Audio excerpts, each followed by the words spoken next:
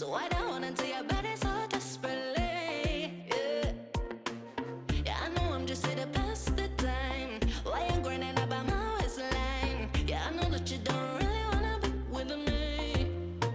So why not run up and into your arms? Like we've been together for years, but it hasn't even been that long. And I don't know why I'm so addicted to your charm. When I know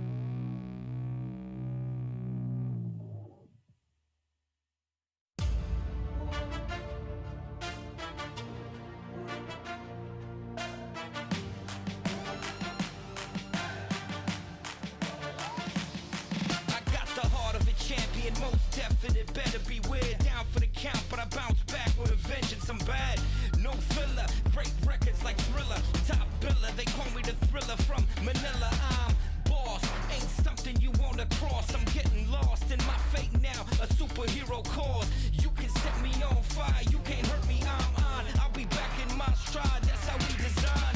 One thing I know, when no back is against that wall, you can bear, we'll be coming back, that's how we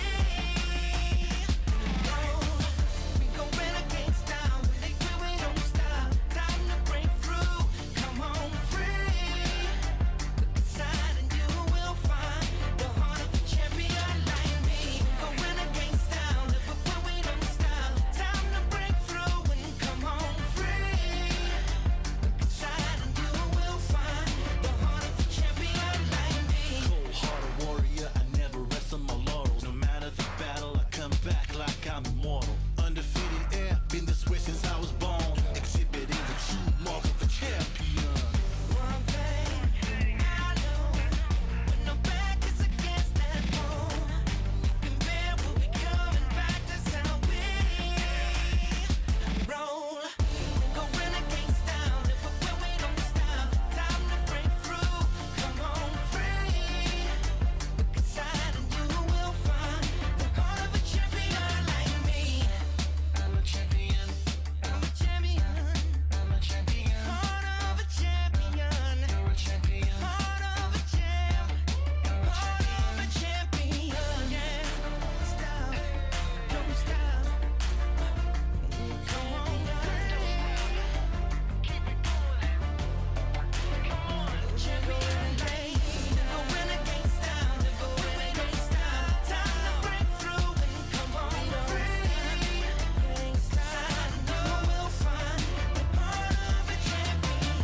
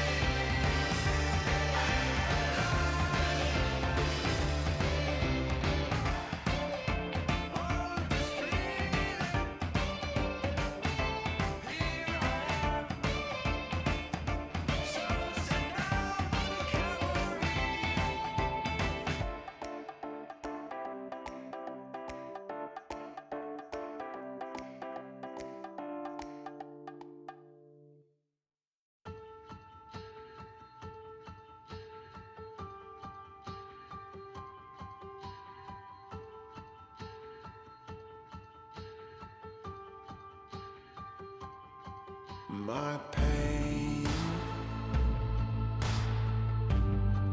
is like water against the dam.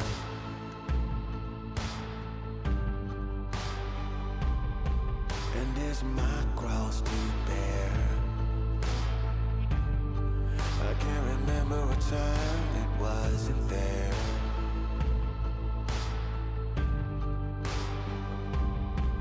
Light a fire so the world can see. the fight and fury I have inside of me. Lord, bring out the fire in me. Shine so everybody can see you. Be anything that you wanna be. Lord, I'm gonna find my way.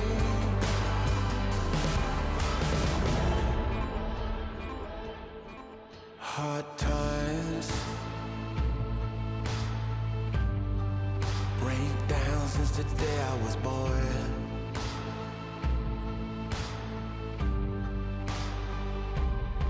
But I never stop running past the point of no return.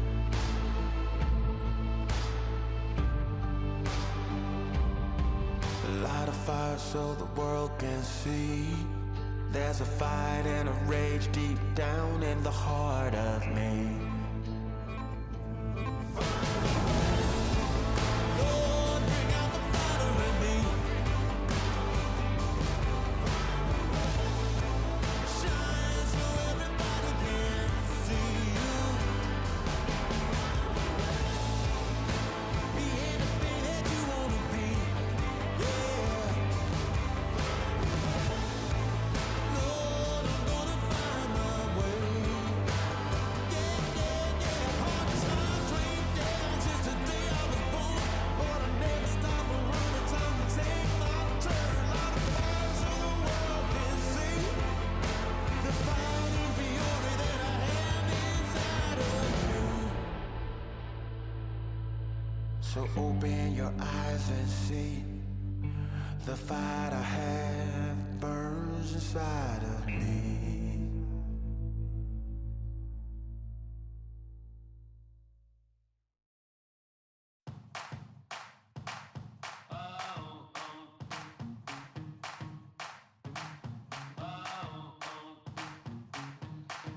Give it to me now, huh?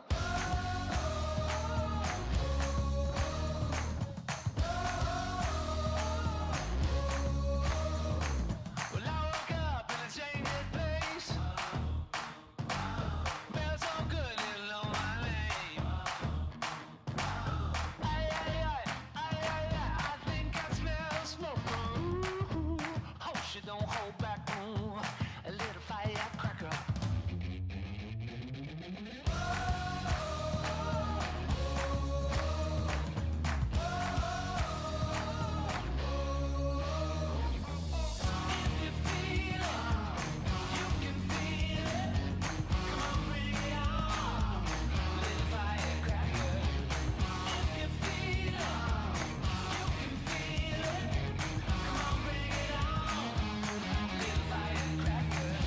Oh, hot damsel in this dress.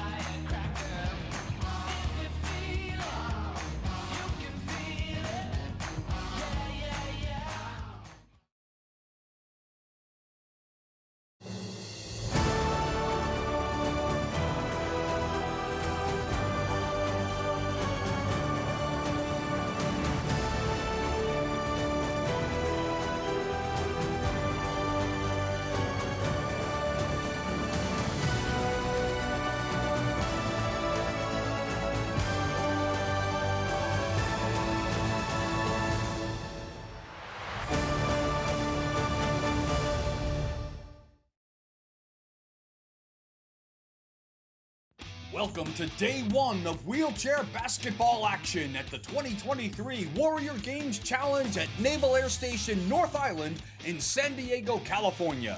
Defending gold medalist Air Force has their sights set on a return trip to the top of the podium, but they'll get all they can handle from Navy, Army, the Marine Corps, and Socom, as all 5 teams will battle it out in preliminary round action. It's day 1 of wheelchair basketball at the Warrior Games Challenge. Coming up next.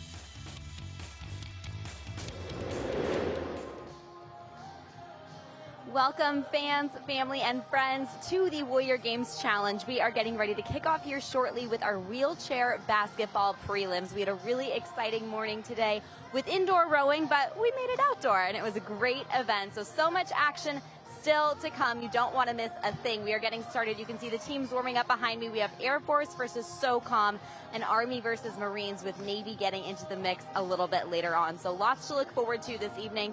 Make sure you're showing off how you guys are celebrating at home too. We want to see all of your photos, all of your videos, cheering on your favorite athletes, your favorite branches. Be sure to tag us on Instagram at DOD Warrior Games and use those hashtags. Hashtag Warrior Games, hashtag WG23, hashtag Warrior Athletes, and hashtag Adaptive Sports. We are getting started in just a few minutes, so don't go anywhere. We will be back in just a brief moment after a message from our host, the U.S. Army. The soldiers of the U.S. Army stand watch around the clock, across the globe. They face a uniquely challenging lifestyle.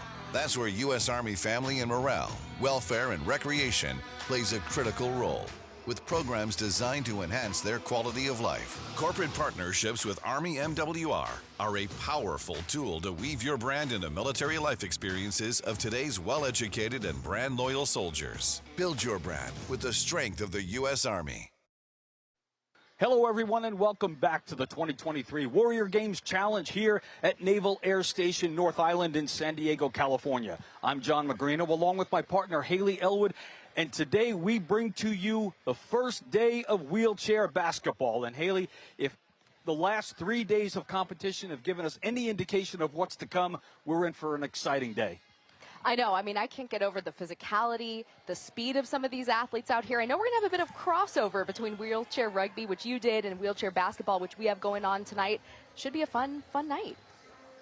Going to be a great day of action. We've got 4 games coming to you today. We're going to start with top-ranked and defending gold medalist Air Force. They'll take on 5th-seeded Socom. We're going to have the opening tip coming up in just a couple of minutes. We're glad you joined us. Day 1 of wheelchair basketball at the 2023 Warrior Games Challenge.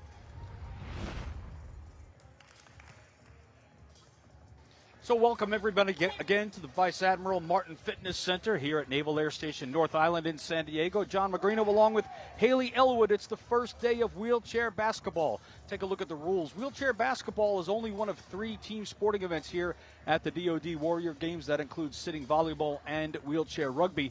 Each team has 10 athletes that have to have either the same or combined genders across 3 classification categories, including minimum, moderate, and maximum.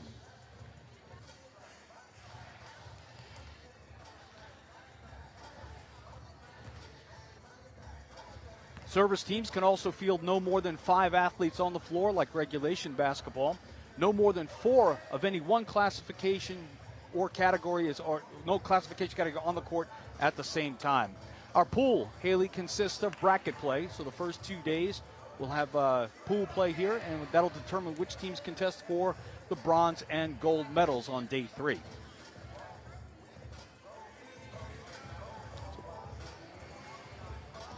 Our starting lineups for Game 1 for Air Force. We have Staff Sergeant Colton Grimm, Staff Sergeant Carly James, Senior Airman Darrell Holly, Tech Sergeant Paul Vermeer, and Staff Sergeant Greg Walker. That's your starting 5 for Team Air Force. Team Socom. Their starting 5 will be Lieutenant Isaiah Staley, Master Sergeant Roger Hopkins, Sergeant First Class Dawn Page, Captain Zach Palega, and Lieutenant Colonel Tony Smith. Here's your starting lineups for both Team Socom and Team Air Force. The battle of the number 1 seed versus the number 5 seed.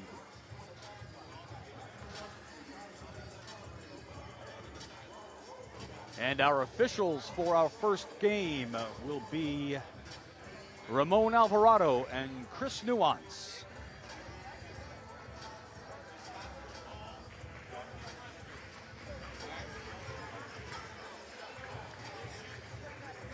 So, Haley, we have got plenty of experienced athletes on the court to start this game. A lot of these guys, as you mentioned in our pregame, crossing over from wheelchair rugby.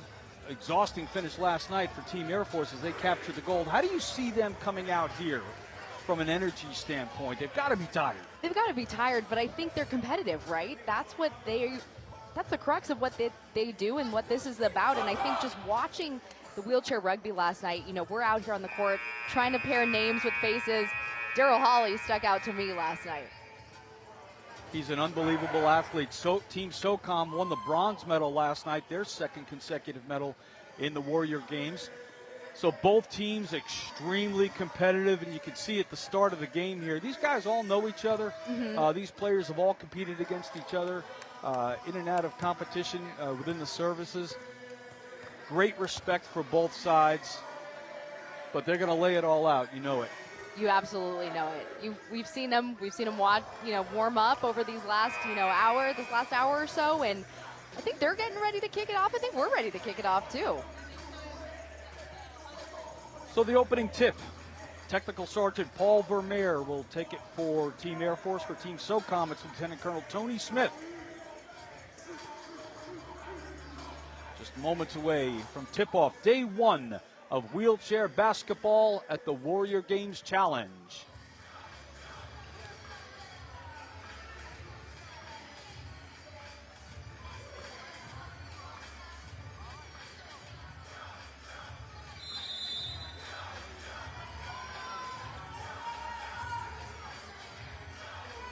Game one. And the opening tip goes into the backcourt. Daryl Hawley gives chase. And a great move, keeping it from going out of bounds, and he sends it up to Colton Grimm. This is Grimm at the top of the key. Baseline to Carly James. Rebound Roger Hopkins of Socom. That ball goes out of bounds, and it'll stay with Socom.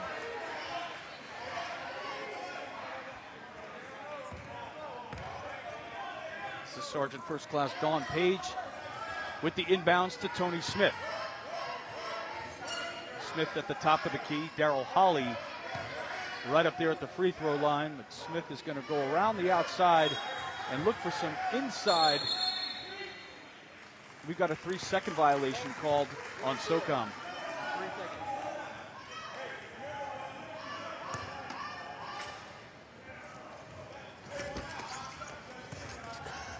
Just underway here in game one of wheelchair basketball at the Warrior Games Challenge. Colton Grimm. And a nice inbounds pass from Carly James, but looked like Daryl Hawley was caught underneath the basket. Tony Smith met by Daryl Hawley, crossed the timeline to Isaiah Staley. This is Tony Smith outside the outside the three-point line. And an inside pass to Zach Palega. Rebound Carly James. First half will have a running 20-minute clock. Stoppages only for fouls and free throws. This is Carly James. Tries to go in baseline. Rebound Palega. Staley gives it to Tony Smith.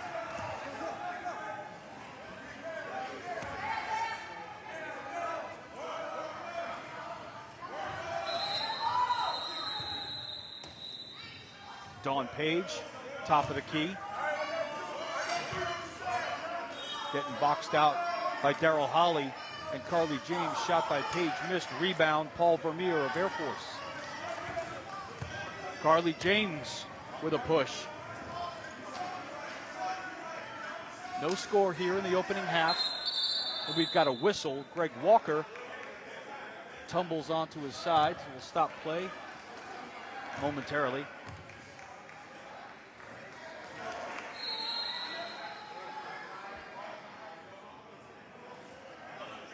Carly was looking like she was feeling it going down to her side of the court.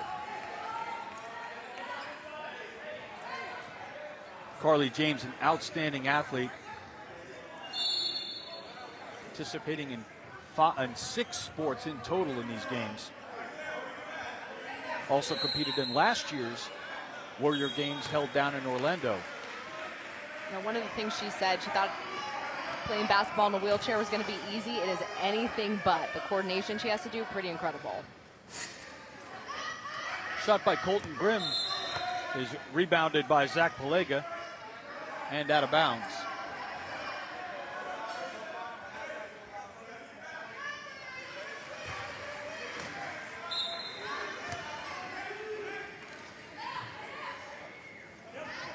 Isaiah Staley with an outlet pass to Tony Smith, and Smith on a breakaway, chased by Grimm. Good defense by Grimm. Smith's shot goes off the rim, and the rebound was punched out of bounds, but that ball will stay with Socom. No score here in the first half. 5th seeded Team Socom, top seeded Air Force. And underneath, Zach Palega, rebound Air Force. This is Colton Grimm. That was Roger Hopkins taking a tumble. Officials blow the whistle and will inbound it, possession to Air Force. This is Daryl Holly. If you watched wheelchair rugby, you know all about Daryl Holly.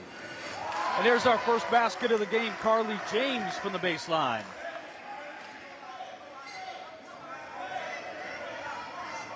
Just kind of felt she was going to score those first points of the game the way she's been attacking this floor out here.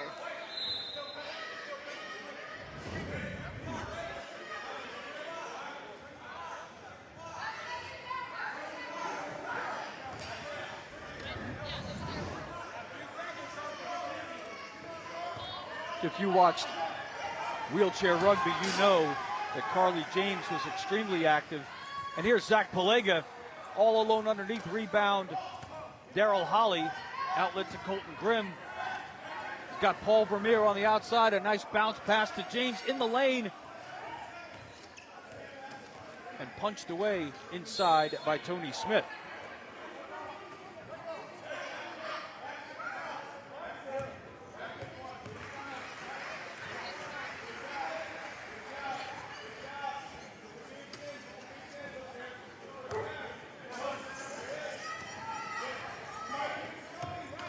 Isaiah Staley for Socom. Inside to Palega. Dawn Page with a short shot. Doesn't go. Here's Daryl Holly on the outlet from Greg Walker. And a behind-the-back pass is a nice attempt on a save there, Haley, but not able to find a teammate. See it, the Holly hustle, if you want to call it. 30-second timeout called by Team Air Force. They lead 2-0, just under 14 minutes to play here in the first half. As we said, running clock in the first half, with the exception of timeouts and fouls.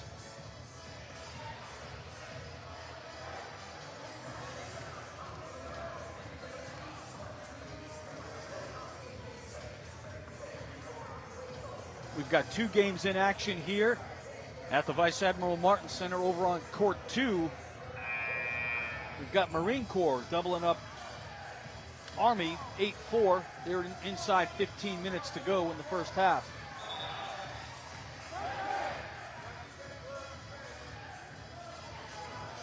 And we'll see the Marine Corps tomorrow here on the broadcast.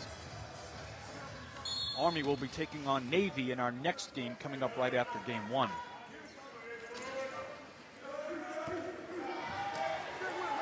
Dawn Page tried to inbound it, but it's stolen by Daryl Holly. And his shot rolls off the rim, rebounded by Page. Here's Zach Palega. And Daryl Holly picks up the ball. Holly dribbling around inside. He's met by Staley. Shot by Colton Grimm.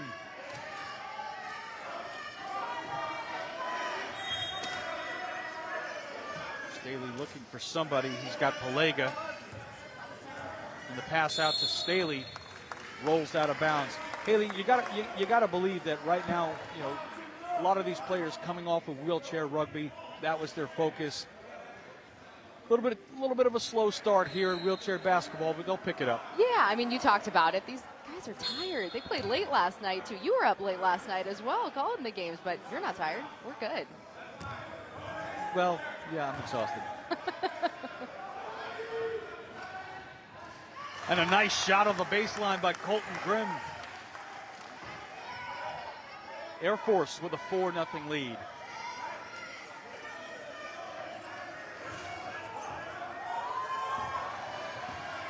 Tony Smith being hounded by Daryl Holly. Finds Staley across the timeline. Roger Hopkins was there but did not see the pass as it rolls out of bounds back to Air Force.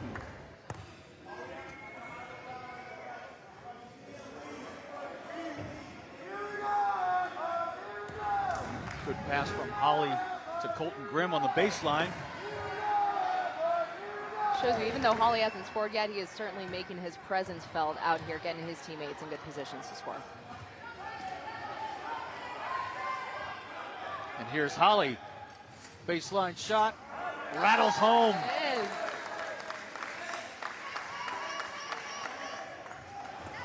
Six-0 lead for Air Force, and here comes almost a turnover, and it is. We've got a stoppage of play here in the backcourt as Greg Walker's chair falls over.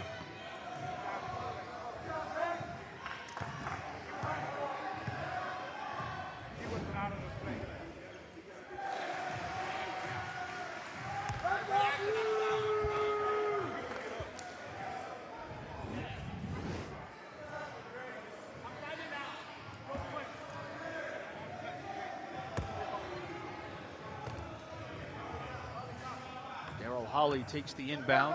Air Force with a 6-0 lead. Carly James. Baseline to Holly. Book it. 4 points for Daryl Holly. Air Force lead grows to 8-0.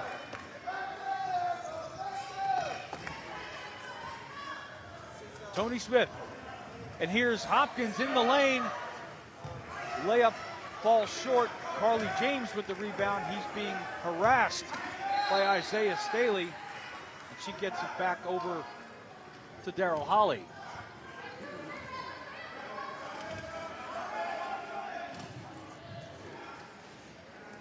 Shot by Holly falls short. Hopkins trying to dig for it. It's going to be picked up by Grimm and batted over to Holly, but that might be a backcourt violation. And it is.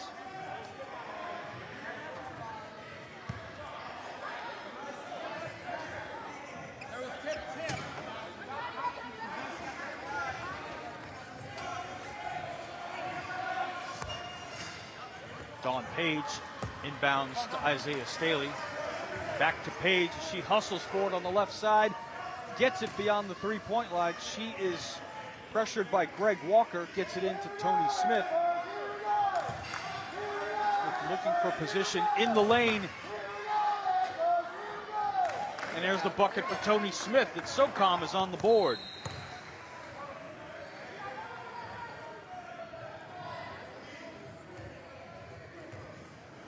Tony Smith competing in 7 competitions here in the Warrior Games. That is incredible to me. Not a day off. A couple of shots by Grimm fall short.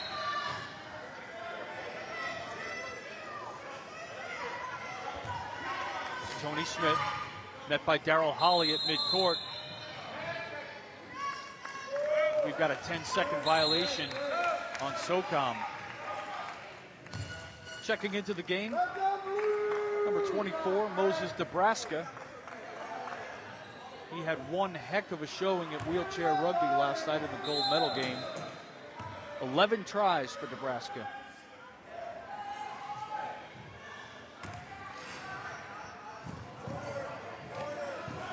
It's Colton Grimm. Rebounded by Adam Fouts. Fouts is going to have difficulty getting over, and there's the 10-second call. So another turnover caused by a pressure defense by Air Force. 8-2 your score. Air Force leading Socom here in the first half.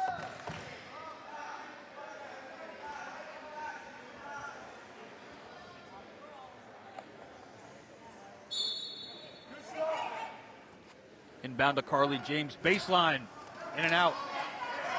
Rebound, Fouts.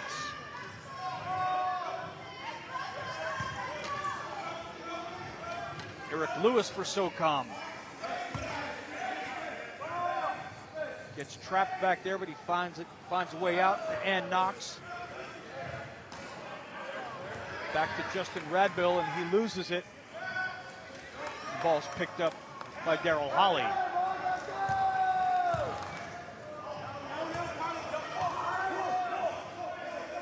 Adam Fouts coming up behind Carly James, and she gets it off to Daryl Holly. A quick move at the top of the key, looking for an opening on the right side. Cross-court pass is batted away by Ann Knox. So a solid defensive effort by Socom.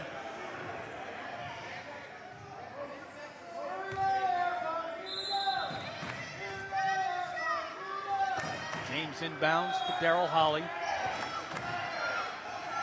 5 seconds on the clock. Here's Grimm. And that's pulled away by Eric Lewis.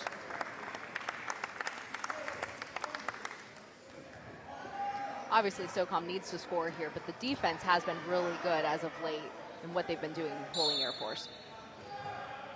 They just can't get any offensive rhythm right now. Air Force very, very stingy on defense. Scramble for the loose ball in the lane. Moses Nebraska of Air Force looks like he's got it. We've got a 3-second violation call on Air Force, so the ball go over to Socom.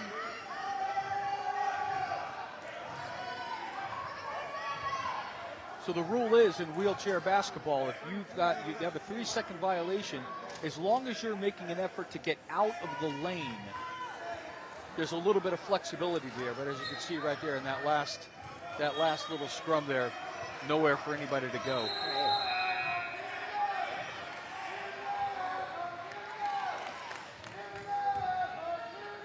This is Paul Vermeer to Colton Grimm. Shot goes in and out. Rebound Socom.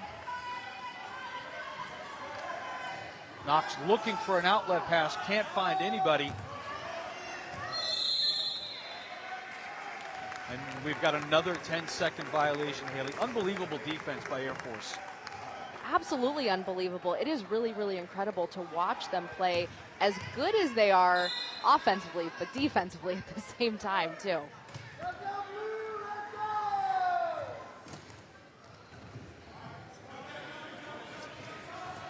Inside 5 minutes to go. Carly James. Rebound Vermeer, and he puts it back. Good rebound and putback by Paul Vermeer. 8-point lead for Air Force. This is Adam Fouts.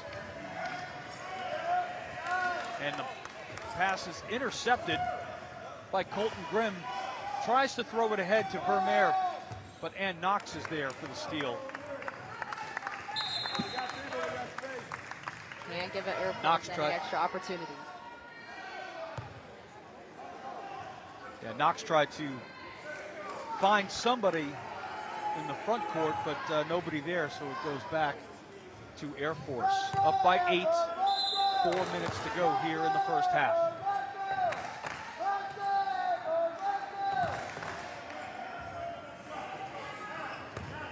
Colton Grimm, one of the MVPs of Air Force's wheelchair rugby squad.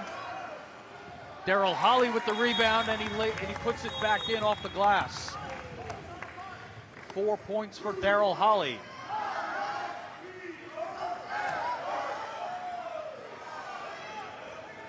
Tony Smith. Tony Smith was met in the lane by Daryl Holly, and it looks like Holly's going to be called for the foul. So first foul on Daryl Holly.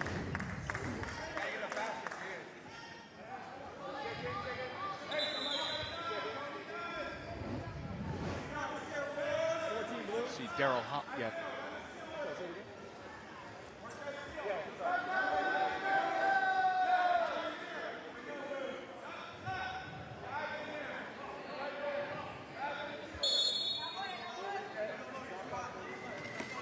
Page will inbound for Socom. Roger Hopkins jockeying for position in the lane. This is Page. Short shot off the rim, rebound Holly. Out to Nebraska.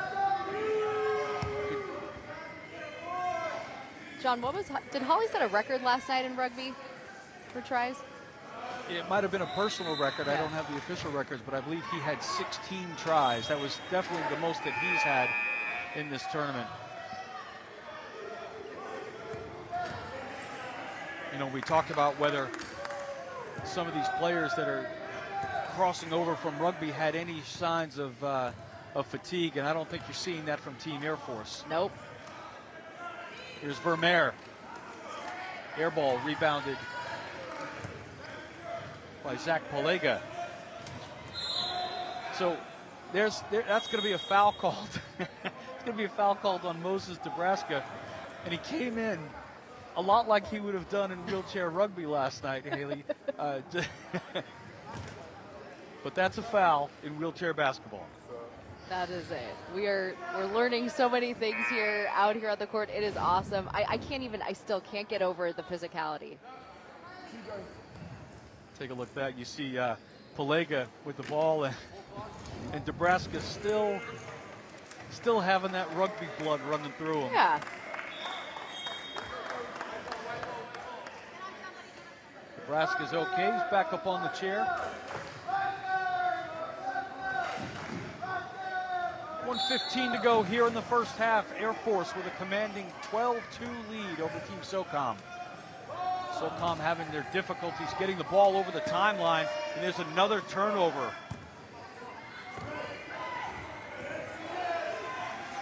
1 minute to play. Daryl Holly tries to get it up off the glass, gets his own rebound, and it falls short. There's another shot by Air Force, Paul Vermeer, and finally a rebound by Socom's Don Page.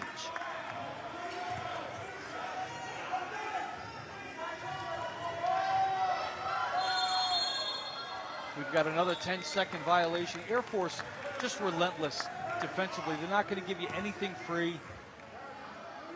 They're really not. I mean, Socom's trying, but they have just been living in Air Force's court this entire first half. So, you know, we got a little under 30 seconds left. We'll see what they can do with it. Maybe they'll regroup in the second half. Going to have to come up with an offensive plan. As you stated, here's Daryl Holly. Inside to Paul Vermeer. Back to Nebraska. He's going to shoot. And that ball was rebounded by Tony Smith. And a quick outlet to Roger Hopkins, and time expires here in the first half. So a 12-2 lead by Air Force. Haley, your observation, did you expect this game to be as, let's call it for what it is, a little bit of a slow start for both teams, but at the end of the day, Air Force found a little bit of rhythm. Certainly they got the defense involved, giving their offense an opportunity to make it. Obviously they're the champs for a reason, right? And we've been able to see what they've been able to do out here. I think it is just extremely imperative, as we said, Socom's got to get something going clearly offensively, and also stopping Air Force defensively. You cannot let Holly get hot in that second half, as he is currently the point leader for Air Force at this time. Take a look at the highlights here from our first half action. Top-ranked Air Force, or I should say top-seeded Air Force, coming in off their gold medal game in wheelchair rugby. Carly James picking up where she left off in wheelchair rugby. She was a star yesterday. 4 points in the first half for Carly James. And Daryl Holly picking up also where he left off yesterday, one of the top players in the tournament for wheelchair rugby. He's got 4 in the first half for Air Force. Defense, really the story of the first half. Air Force just suffocating Socom in the backcourt. And if I'm not mistaken, I counted 5 10-second violations committed by Socom, and that's really what's been triggering Air Force. Let's go courtside with Lizzie Smith. She's interviewing. Let's take a look at who she's interviewing. That's right. I have Justin Wolf here with me from Team Air Force. You are already a gold medal winner out here at Warrior Games Challenge. Tell us about that. Yes, ma'am. I competed in shot put and discus, and fortunately I was able to walk away with gold, so I'm very happy.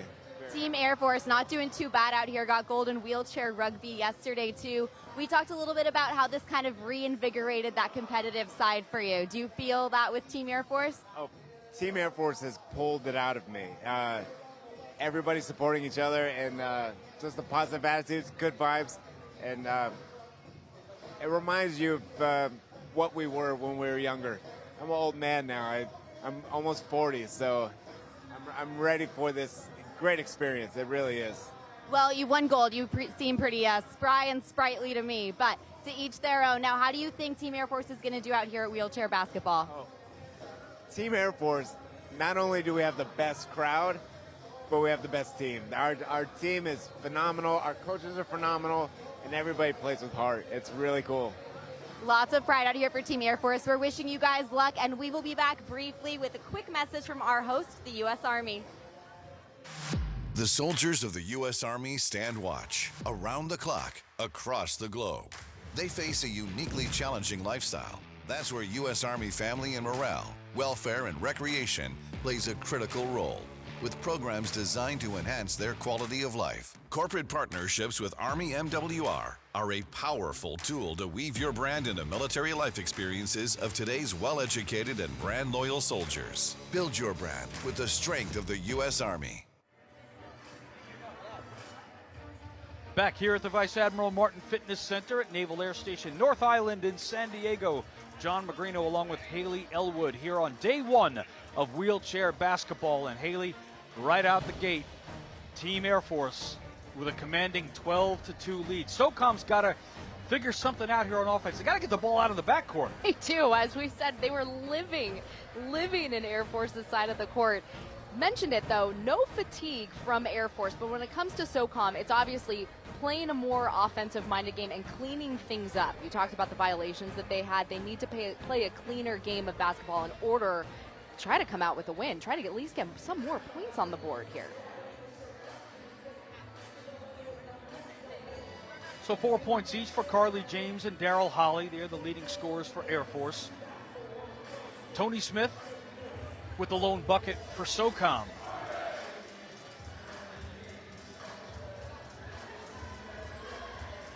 Coming up later on today, we've got Team Navy taking on Team Army. That'll be our next game here on Court 1, followed by Team Air Force and Team Army later on. Scheduled for a 5:30 start here Pacific time. And we'll close out the night with Navy and Socom. Game 4 of our broadcast. Both teams making their way back onto the court.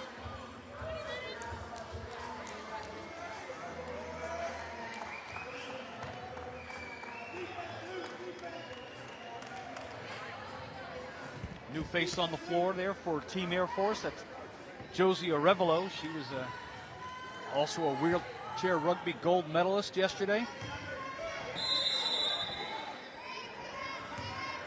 Socom will take the inbound as the second half gets underway. Isaiah Staley.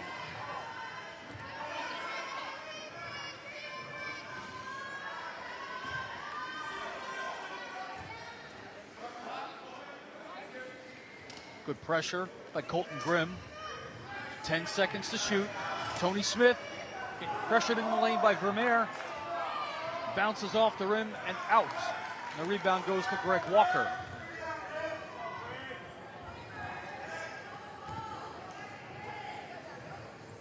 Rules of wheelchair basketball dictate that you have to dribble once for every 2 pushes on the chair. Into the first half on court number 2, Team Marine Corps with a 4-point lead over Army.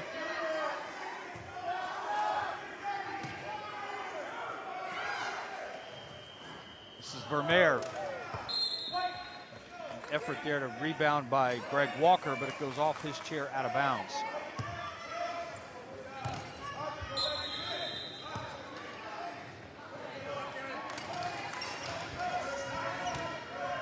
Staley under pressure, and Greg Walker knocks it away. Same defense. There's no reason for Air Force to change. They are playing a sound game right now. We'll see what Socom can do with this possession here, though. Tony Smith, and he's got Zach Palega, and Palega off the rim, rebounded by Arevalo. You gotta make those shots.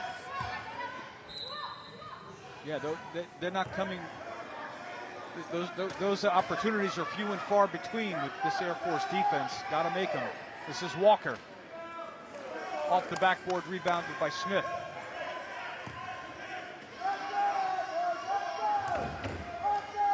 Zach Palega trying to get open in the front court.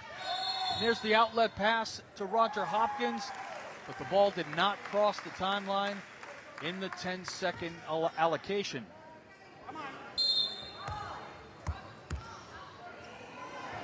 Carly James checks back in for Air Force.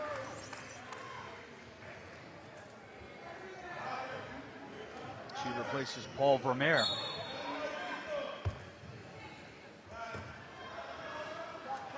This is Colton Grimm, top of the key. Baseline, Carly James. Rebound, Socom. That's going to be a foul called on Daryl Holly. Haley, that's his second foul.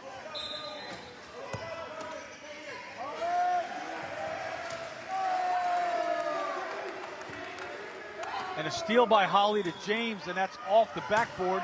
Rebounded by Staley, and a foul is going to be called on Greg Walker.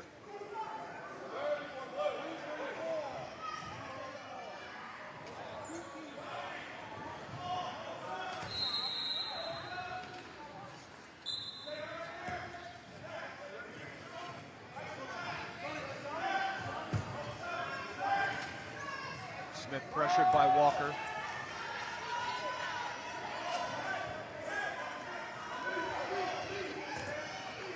Tony Smith met by Arevalo. Open with Dawn Page and can't get it to fall. Who's on the rebound? Daryl Holly.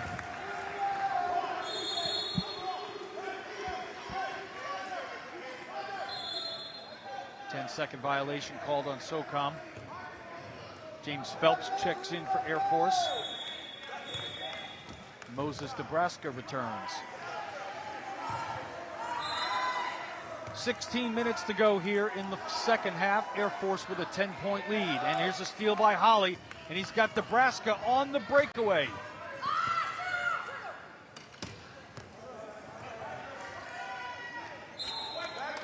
Nebraska couldn't handle it. It goes out of bounds to Socom. Look, they're up 10 right now. Any extra points would be good for them, but here's a closer look Take at a look that. at it. He had it. So, almost like he was looking up at the basket and lost his focus for just a second. Doesn't happen often.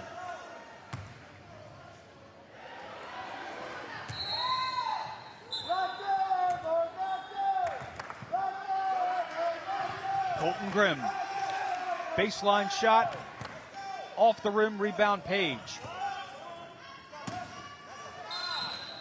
And Nebraska comes in, and he's going to be called for a foul with a rugby-like defensive effort. Picking up where he left off from last night, huh? First foul on Nebraska.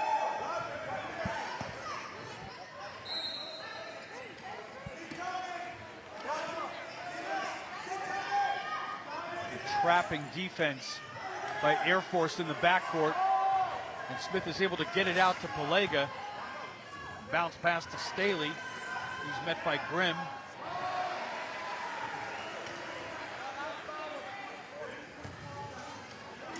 This is Tony Smith. Beyond the three-point line. He's pressured by Holly. Gets it into Pelega with a one-handed shot off the top of the backboard. Rebound, Nebraska. A little bit of a scoring drought here on both sides right now. This is James Phelps for Air Force. And he was forced out of bounds there by Don Page, and the ball will go back over to Socom. And Knox onto the court for Socom.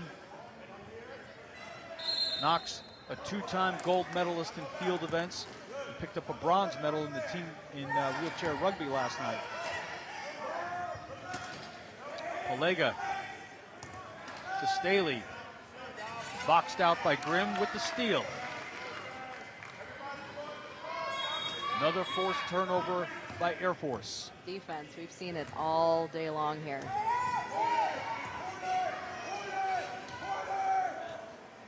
And a nice pass by Holly to Grimm in the lane, and he dumps it in. 4 points for Colton Grimm. First bucket of the second half for Air Force.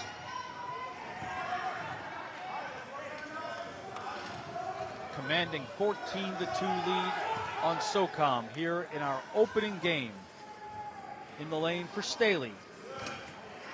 Pelega, pressured by Nebraska, rebound Grimm for Air Force.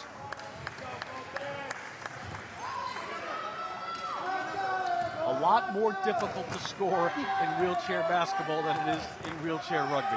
I'm telling you though, I've said it. I said it last night when I watched rugby. There we go. The physicality is super, super impressive. It's a good baseline basket by Colton Grimm. That extends Air Force's lead to 14. 6 points for Colton Grimm.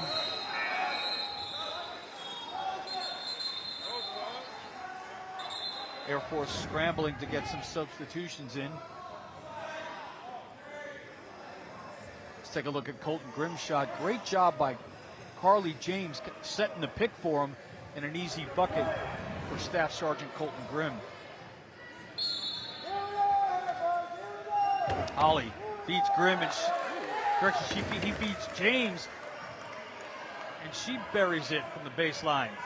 Carly James with 6. A 16-point lead for Air Force.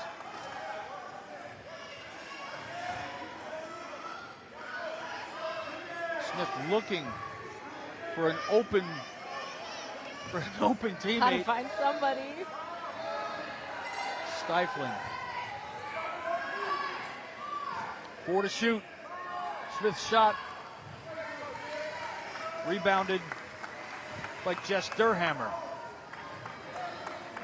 This is Paul Vermeer to Colton Grimm.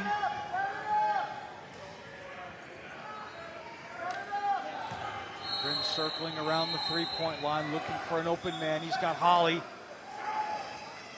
Back to Grimm. Open shot. Count it. Nice. 8 for Grimm.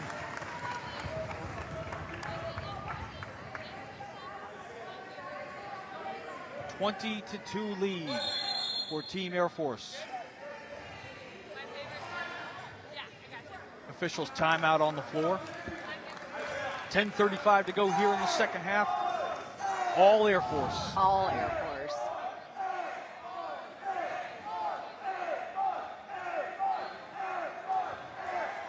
Colton good Grimm team, leading too. the charge. I was going to say, it's been good team basketball, too, like you saw on that pass from Holly to Grimm, even though Grimm right now is dominating the second half.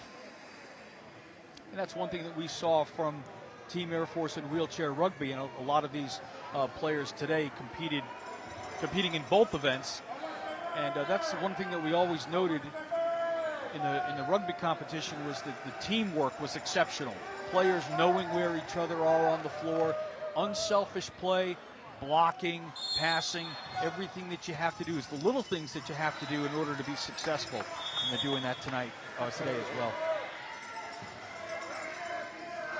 Back in action here, second half. This is Tony Smith for Socom, looking for some type of offensive rhythm. There's an inside pass to Knox. It goes off the backboard, rebounded by Durhammer. Holly with a pass down court. Colton Grimm stops, pops, count it. 10 for Colton Grimm.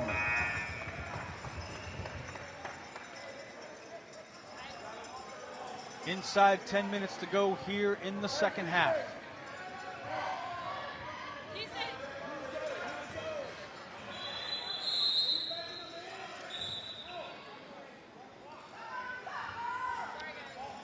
Little substitution confusion. Thought they had clearance to make the changes, but they did not. So they'll have to wait until the next whistle.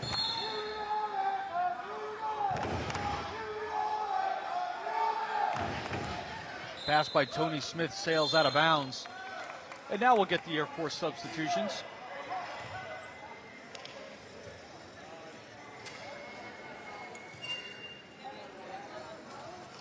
O.J. Chassagne makes his way in. His first action here at wheelchair basketball.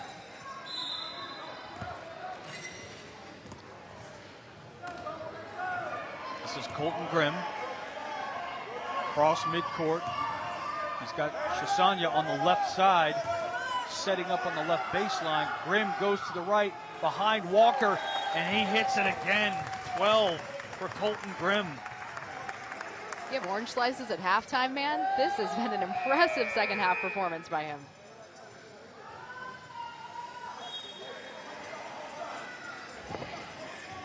A 22-point lead for Team Air Force, completely dominating both ends of the floor. Tony Smith from the free throw line dishes inside to Adam Fouts, and it doesn't go. Rebound, Colton Grimm.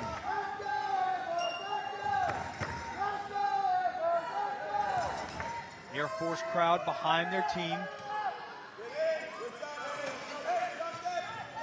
Here's Grimm to Chassagne, off the rim, rebound, and Knox. She gets it out to Justin Radbill, and Pelega is stood up by Grimm and loses possession. Air Force ball.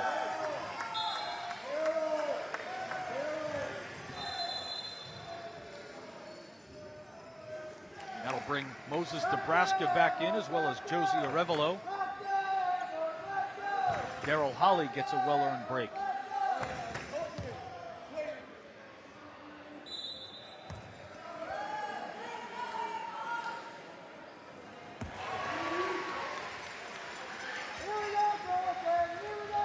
A 22-point lead for top-seeded Air Force. Colton Grimm at the free throw line goes baseline to Moses Nebraska, off the rim, rebounded and knocked out of bounds by Ann Knox. It'll stay with the blue.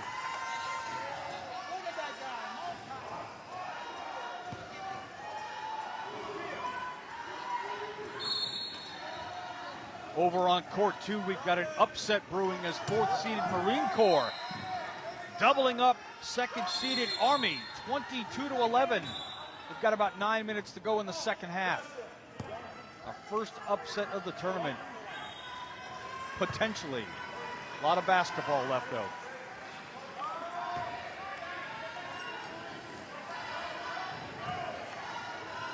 This is Adam Fouts. Guarded by O.J. Chassagne. And stripped by Chassagne. And it's a race, and it looks like Fouts is going to be able to get the ball back, but that's going to be not a backcourt violation. They called it a backcourt violation. Kind of goes to show you, even though Air Force is currently up 22 points, that defense, though, still coming to play right now. I thought that might have not been because it was a strip, but apparently Apparently Fouts touched it after. My eyes are terrible, so what do I know? There's Colton Grimm with a shot off the rim, rebound and Knox, an outlet pass to Zach Palega, and he hustles across the timeline, but a good job by Greg Walker to seal him off. Back to Knox, she's at the free throw line, takes the shot, hits the net, and goes out.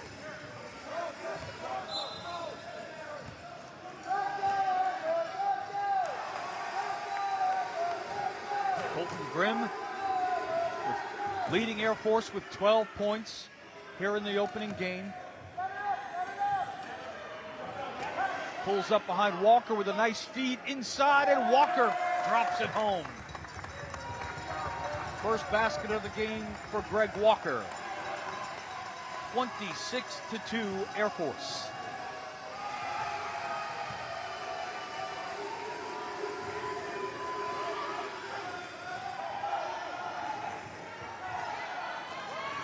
This is Adam Fouts at the three-point line.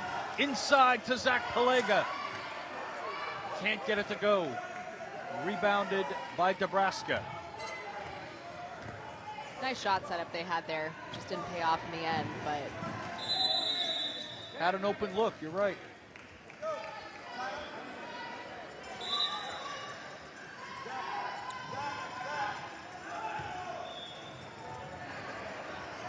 Substitutions here. James Phelps on the court for Air Force. Dustin Burrell checks into the game for Socom.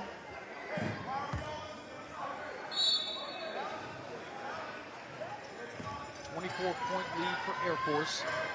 4:18 to go.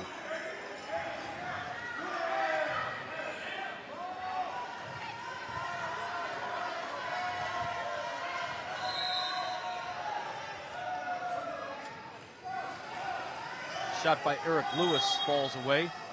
Rebounded by Grimm.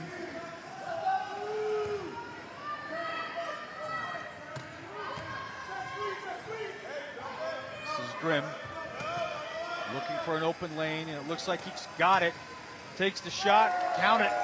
14 for Colton Grimm. Air Force utilizing the pick, utilizing their blocks. Great job executing their offense. it has been impressive to watch. This is Adam Fouts, guarded by Greg Walker.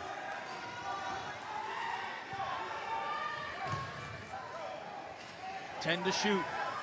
Fouts loses possession. Loose ball, and that's going to be a backcourt violation. Socom can't catch a break, but Air Force is causing a lot of that causing a lot of the problems for them. That's what I was saying. I just can't believe, obviously you want to play to win, right? But you are crushing it right now, and they are not showing any signs of letting up, even as they have this 26-point lead.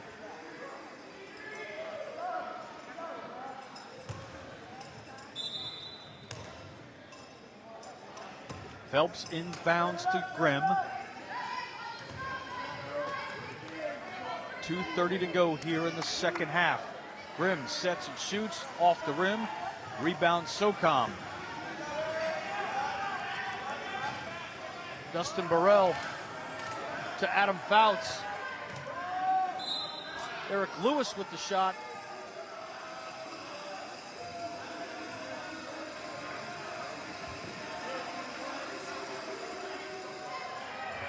We got a foul called on Air Force. Josie Arevalo picks up her first personal. And that'll send Eric Lewis to the line for Socom for 2 shots. 1:53 to go here. Game 1. Lewis sets, shoots. No good. Second shot up. And it's off the back of the iron.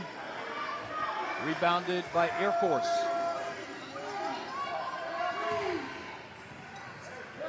.145 left here.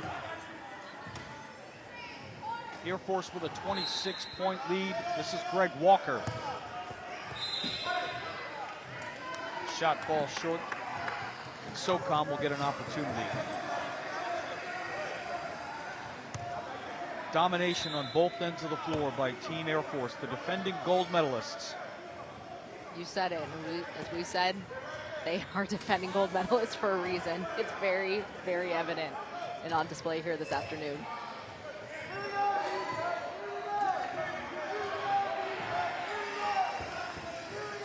This is Fouts. Pressured by Shisanya. And it works again. Another turnover for Team Socom, and Air Force substituting Nebraska and Durhammer in. Paul Vermeer comes back into the game as well. 1:14 to go.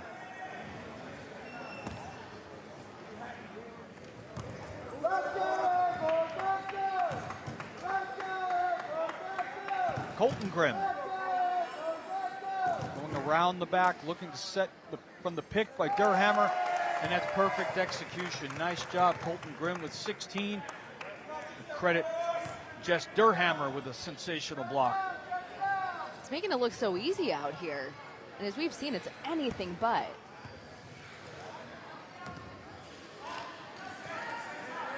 .40 seconds left here in game one. It's been all Air Force. Bounce pass inside the lane is picked off by Grimm.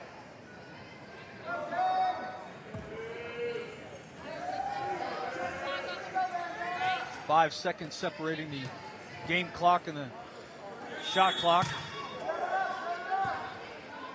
This is Vermeer. Off the backboard, no good. Rebound, Socom. 10 seconds. Eric Lewis. Inside the lane to Justin Radbill. And it falls out, and that is your ball game. So a dominating performance by Team Air Force, and Haley, game one comes to a merciful end for Team Socom. Not the showing that they wanted here in the first game of the tournament, but I think Air Force shows us why they are ranked as high as they are. Yeah, I mean, I said you couldn't let Holly get hot. Well, Grimm, the second half that he had, and just you mentioned it defensively, holding Socom to 0 points in the second half and 2 in the entire game. Just impressive. So game one in the books. Air Force picks up their first victory of the tournament. Not unexpected. Your top players, Daryl Holly with a good game on offense and defense. Socom just could not get it going other than Tony Smith's bucket in the first half. Air Force held them scoreless in the second half, and statistically dominated by Colton Grimm. 16 points for the staff sergeant. He knows how to win the gold medal already. 1-1 with wheelchair rugby, and you could tell he's hungry for another. He had a couple misses in that second half, and it almost was surprising when he didn't make it compared to when he did, because he was just on fire that entire second half.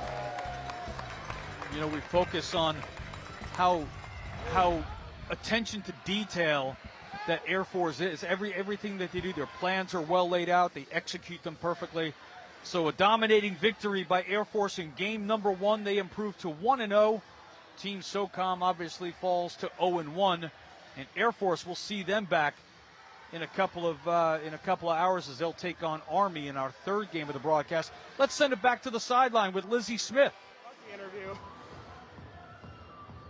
That's right. Thanks, John. I have Colton Grimm here. Now, you have just been absolutely dominating the game today. How does it feel after coming off the wheelchair rugby win yesterday? Oh, we feel awesome today, and we're going to win the next game, too. You are a natural at this sport. Are you practicing a lot? Does basketball just come easy to you? What's going on there? I'm practicing about twice a week with actually Army, 3 of the players on their team I play with. That's huge. Well, I love that. And we also have another special guest here. I have the team captain, Daryl Hurricane Holly. How are you feeling about leading this team to victory once again? It feels great when you don't have to do nothing but give it to Colton. Give it to Colton. That's the gameplay. Give it to Colton. That's so true, though. We're watching you play, and our producer said it almost looks easy. You're just comes naturally to you. Yep. We've been practicing probably once a quarter. We go to trials, and then we had a mini camp, and then we came here. So we've been working as a team for quite a while now, for probably about a year. Well, I hate to give away any trade secrets, but is that the move moving forward? Just pass it to Colton? Yep. Give it to Colton. And Colton, we trust. Carry us to victory, brother. In Colton, we trust. Well, lots more action coming up for you guys later on today. Don't go anywhere. I'm sorry, that was awkward. The soldiers of the U.S. Army stand watch around the clock, across the globe. They face a uniquely challenging lifestyle. That's where U.S. Army family and morale, welfare, and recreation plays a critical role, with programs designed to enhance their quality of life. Corporate partnerships with Army MWR are a powerful tool to weave your brand into military life experiences of today's well-educated and brand-loyal soldiers. Build your brand with the strength of the U.S. Army.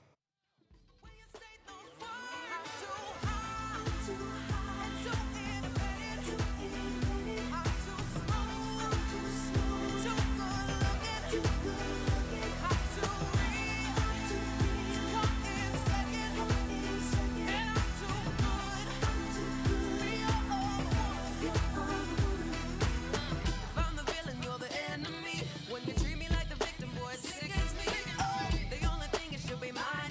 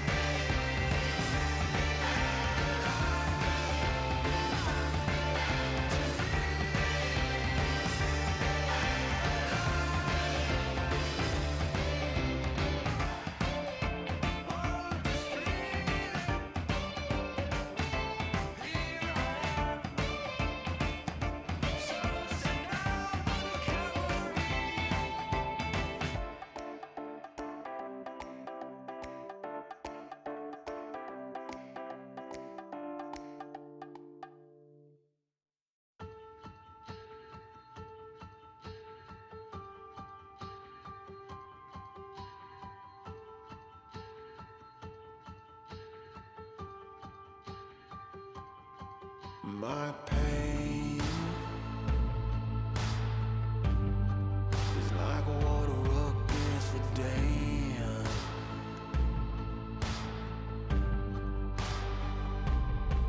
And it's my cross to bear. I can't remember a time it wasn't there.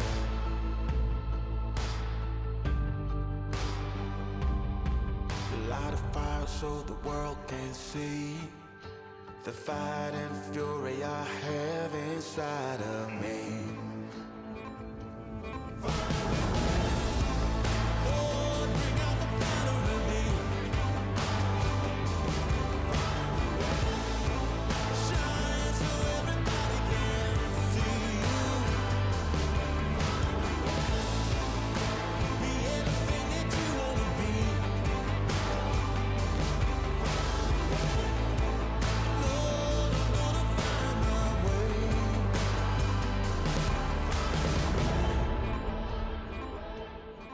Hard times rain down since the day I was born.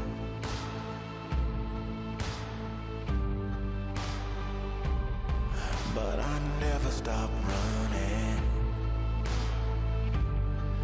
past the point of no return.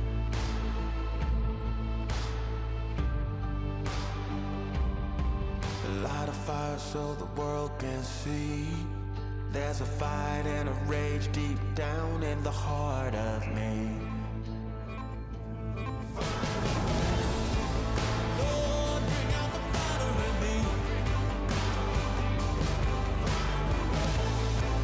Shine so everybody can see you. Be anything that you wanna be. Yeah. Lord, I'm gonna find my way.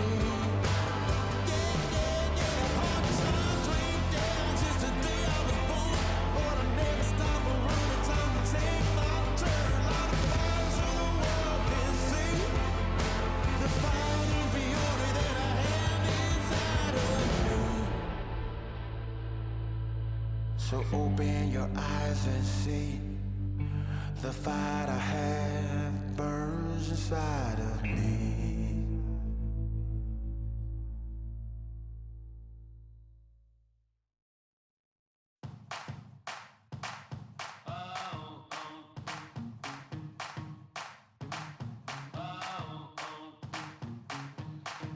Give it to me now, huh?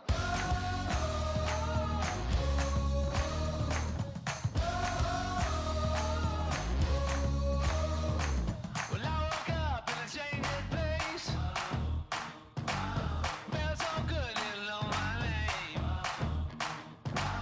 Ay, ay, ay, ay, ay, ay, I think I smell smoke.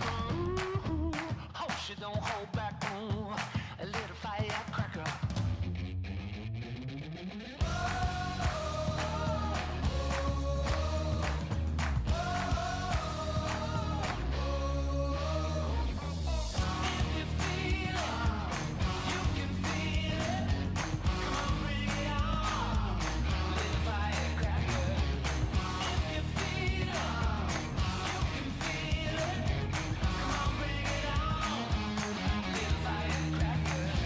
Oh, hot damsel in this dress.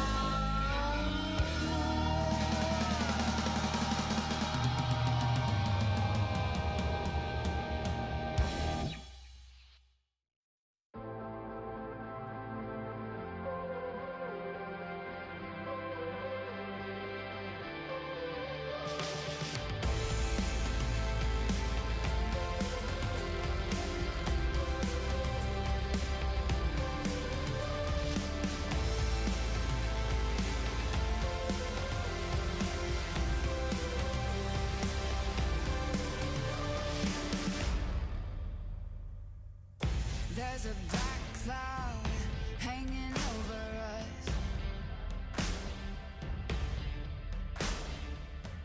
Retribution can be so dangerous. The falling. Welcome back to the Vice Admiral Martin Fitness Center here at Naval Air Station North Island in San Diego for Game 1 of wheelchair basketball at the Department of Defense Warrior Games Challenge. John Magrino, along with my partner Haley Elwood, back on the call for Game 2. Well, we've already got a look at the gold medal winner from last year in Team Air Force with a 30-2 thumping of Socom in the first game. And now we get a look at second-seeded Navy as they'll take on Army. Haley, what do you look for Navy in the outset of this game in their first show?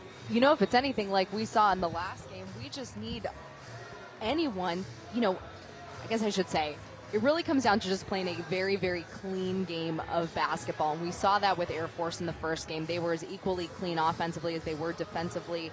So, look, Army obviously has lost already today. They fell to the Marine Corps 26-13. So, obviously a little tighter seeding in this one with the 2 going up against a 3. But for Navy to eke out the win, they just need to kind of keep everything tight, keep everything together, and we'll see. Army comes in as the defending bronze medalist.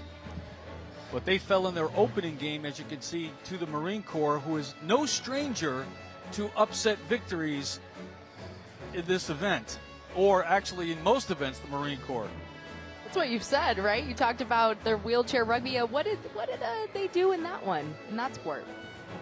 Marine Corps came in as the number 5 seeded team and registered the only upset of the competition, but gave Navy all they could possibly handle in the 2 matches that they played, and one lost to overtime. So Marine Corps no stranger to coming in as an underdog. As a matter of fact, I think they look forward to that. So we'll see what happens here in our second game, number 2 seeded Navy versus number 3 seeded Army. Let's take a look at the starting lineups for Navy. You've got Kayla Saska, Kyle Kitzman, Luis Cervantes, Giselle Rama, Aaron Gomez, rounding out the top 5 for Navy on the floor.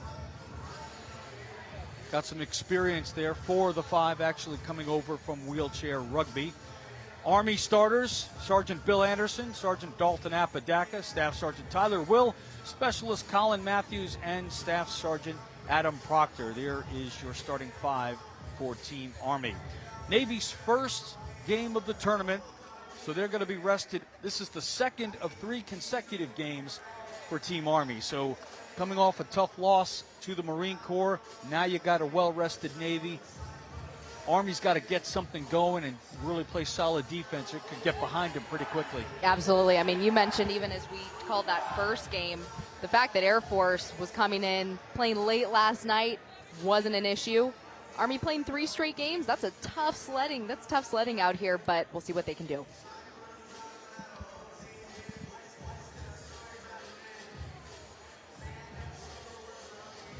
This is game 2 of the first day of wheelchair basketball action.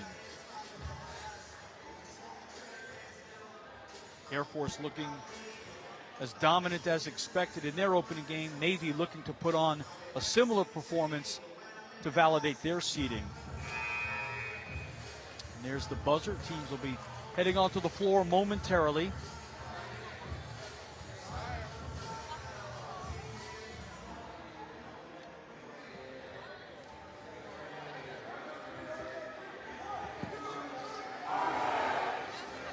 Army huddle very focused.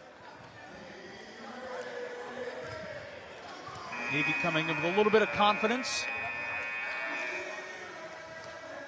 And one of the expectations that I believe we'll have here for Team Navy is, watch number 22, Luis Cervantes, who is just an absolute tremendous athlete for wheelchair rugby. He was essentially the floor general, the point guard, if you will, for rugby's silver medal squad, and I expect him to be in that similar capacity for Team Navy, a sensational athlete. You look at number 23, Aaron Gomez for Navy. He's your muscle. He's a tremendous athlete as well. great effort on the rugby side of things. Different ball game, as we know. Basketball's a lot more finesse than rugby, but I expect Gomez to be perched up under the basket. Hopefully he gets some easy layups for Navy. Other end of the floor, it's going to be interesting to see how Adam Proctor and Colin Matthews both do. I've seen both of them on the rugby side of the competitive field, and both are very good. But I think Bill Anderson, Sergeant Bill Anderson, he's going to be the guy probably in the low posts, setting blocks for outside shots along the baseline, and hopefully there to get some putbacks. Both these teams are are so almost set focused to go right here. now.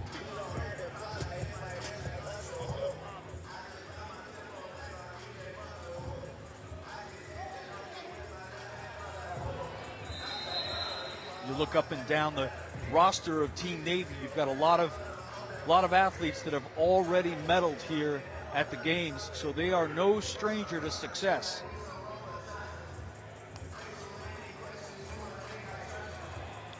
Kayla Saska, the starter for Team Navy, a 3-time medal winner already, double gold in the field events, discus and shot put, and a silver medalist on rugby. She is a phenomenal athlete. And we are just about set to go here. In the circle for the jump, Kyle Kitzman for Navy, and we've got Bill Anderson for Army on the tip-off.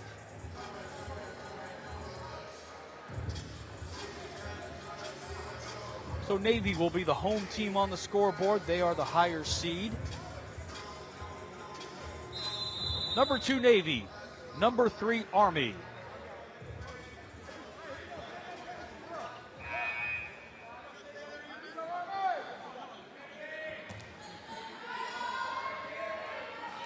And the tip.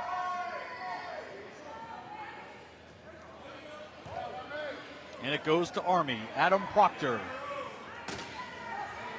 Colin Matthews, long pass on the corner to Tyler Will. Will gets inside, but Cervantes comes in and blocks out Bill Anderson, and it's a turnover for Navy. Cervantes surveys the floor to Aaron Gomez. Gomez looking for an opening. From the three-point line, creeps in. 8 to shoot. This is Rama. 2 to shoot, 1. And officials agree that's a shot clock violation. Defense on display already out here.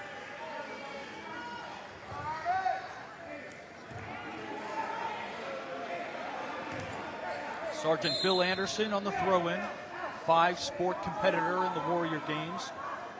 Seen him in powerlifting, rowing, and the field events.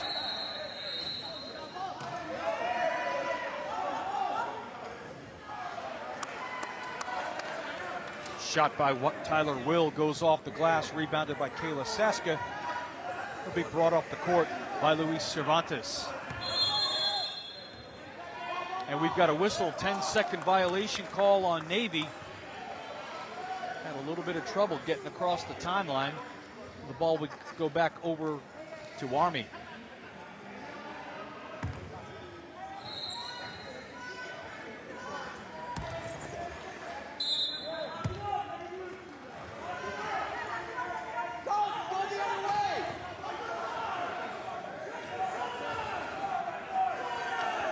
Colin Matthews, long shot off the glass, rebounded by Navy.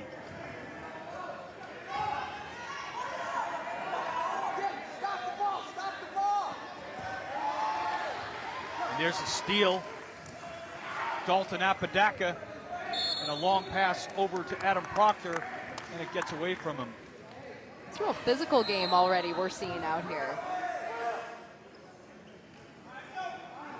As we stated, Navy coming in, this is their first game. It might take a little bit of time to get themselves acclimated to the field.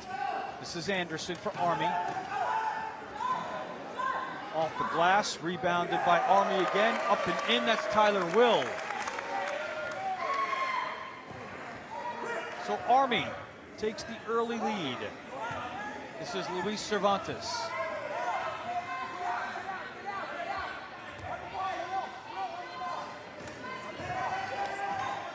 Good block by Kayla Saska to Gomez in the lane.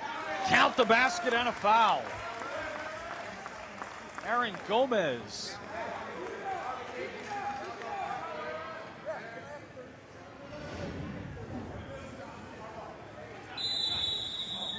Let's take a look at the shot here. Nice job by Gomez to get in the lane. He lays it in.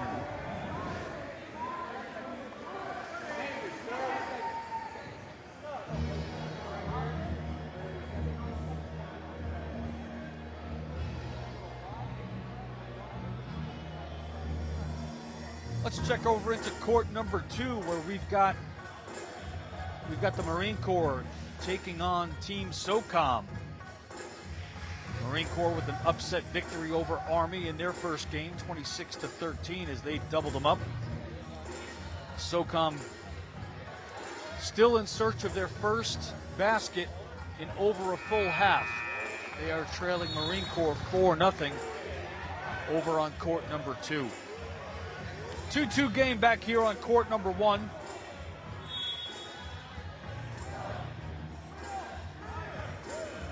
Aaron Gomez will go to the line for the and one.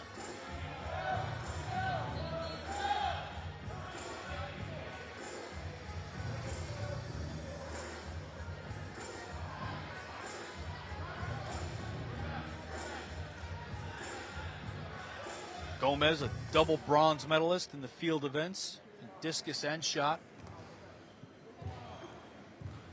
Settles in, up, and it's no good.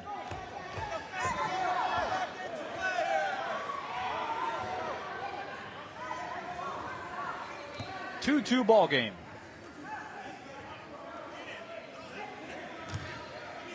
We talked about these teams being closer in seeding. Not really a surprise it's knotted where it is right now.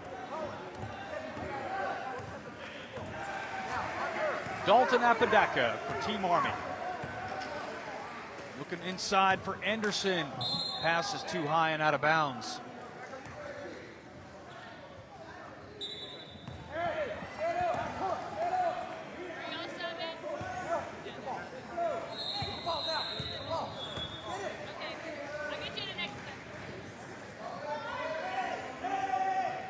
Cervantes in the lane for Gomez. Wide open, Kayla Saska, and she can't hit it.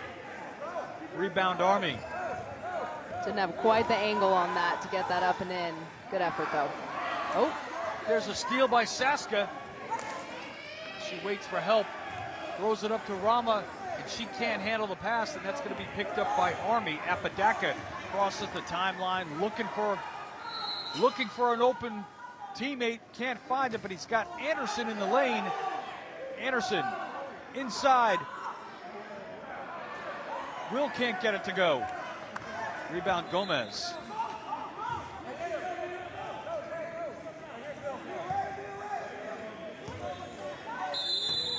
Hey. 10-second violation called on Team Navy. Gomez doesn't like the call. Checking in for Navy, we've got Christopher Lawrence and Kaylin Bettle.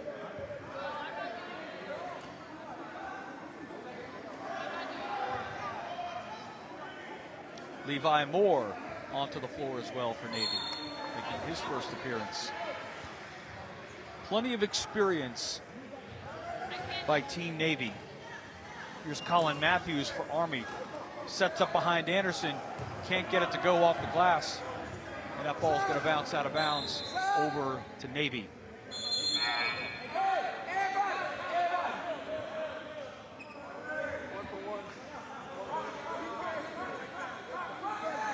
First time on the floor, we'll see Derek Thompson for Army. He checks in, so too Finlay Cortez with her debut here in wheelchair basketball, along with Kevin Reyes. So wholesale substitutions on both sides. Navy looks to get the ball across midcourt. Cervantes does just that. Met by Kevin Reyes. We got a backcourt violation. Good job by Kevin Reyes defensively for Army. You want to talk about the definition of this game so far? It is defense. 2-2. Just ticking under 14 minutes here. Nice job by Reyes to poke it away. And Cervantes touched it last for the backcourt violation. So Reyes takes pride in his defensive effort, as he should. And here's Reyes from the right side. Can't get it to go. Rebound by Navy. And unfortunately, Kaylin Bettel, her momentum took her out of bounds, so ball will stay with Army.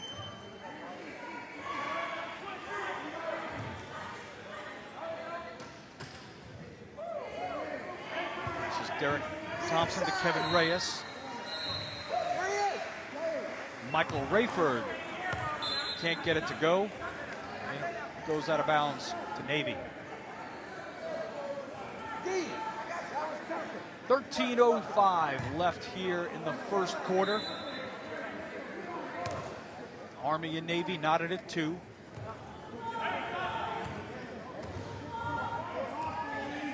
Cervantes. Again, the rules are you have to bounce the basketball for every 2 pushes on the chair. Aaron Gomez with a shot, and it's rebounded by Army. Derek Thompson pulls it down. And he outlets to Kevin Reyes with a strong surge, and he's met by Luis Cervantes. He'll need to be tended to. Cervantes, a outstanding wheelchair rugby player, showing those skills right here. I was gonna say.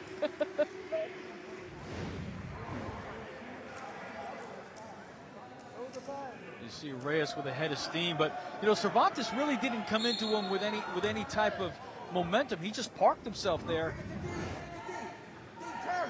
So a good job defensively. Here's Reyes with a touch on the right side. He gives Army a 4-2 lead. Kevin Reyes with his first bucket of the game.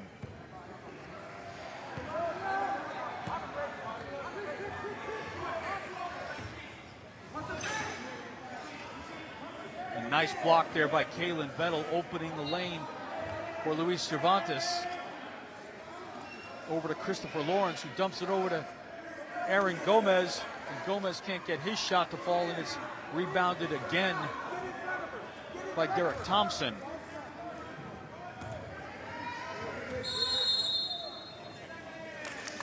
And a quick 10-second call on Army. That'll give the ball back to Navy as Kayla Saska checks back in, along with Kyle Kitzman.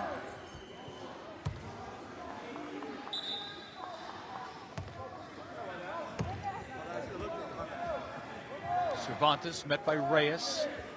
Good pressure applied. Here's Gomez, top of the key. Swing pass all the way to the right corner. Kyle Kitzman can't get it to go. And a rebound by Deion Jones.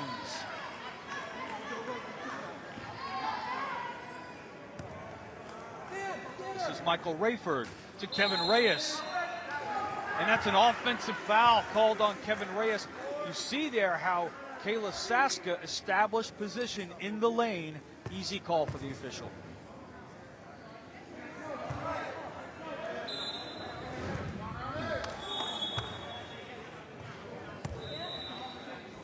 Let's take a look at it right here. Saska establishing her spot, and Reyes called for the charge. This is Kitzman for Navy. Long shot doesn't go. Rebound Army. 4-2 lead for Army, looking to add to it. Michael Rayford caught the pass, but we're going to have a holding call. It gets called on Luis Cervantes, his first foul.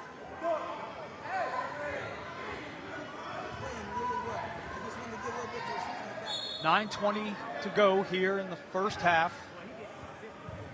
Army with a 2-point lead and the ball.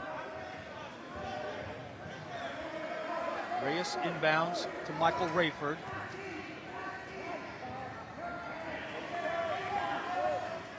Along the right side. And the shot is an air ball, but it's recovered by Reyes to Cortez and shot. Nice dish to Michael Rayford, who knocks it home. Rayford's first bucket of the game, 6-2 Army. And we've got a timeout on the floor. With 8:49 to go in the first half, 4-point lead for Team Army.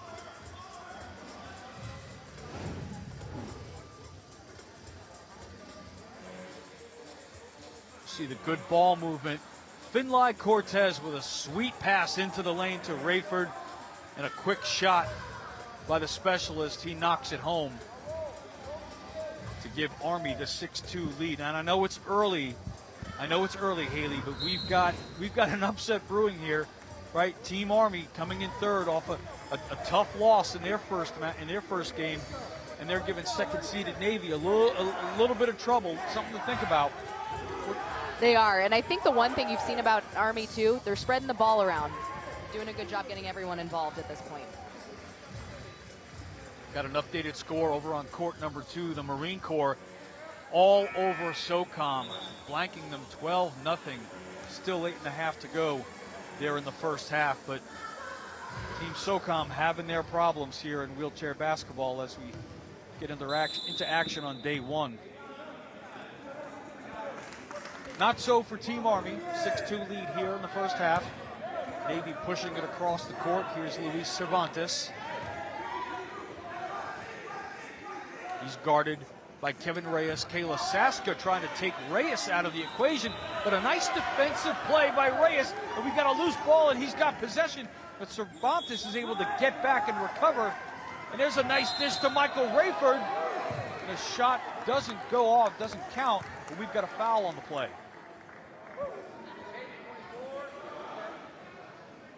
And that foul's going to go on Levi Moore of Navy. Let's take a look at that. A good deflection by Reyes, and you see the hold called on Levi Moore.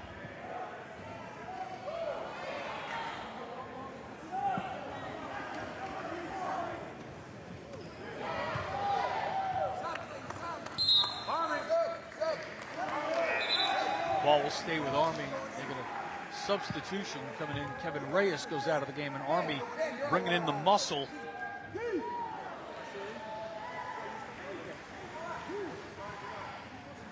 Bill Anderson checks back in.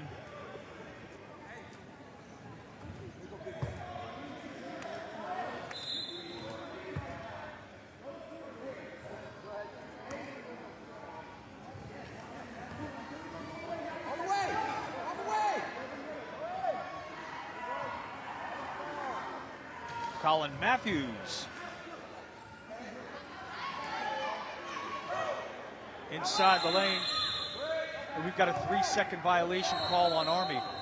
Able to move the ball around, but Navy's defense suffocating. Navy's only down 4 at this point, but they are playing incredible defense, at least right now, at the same time.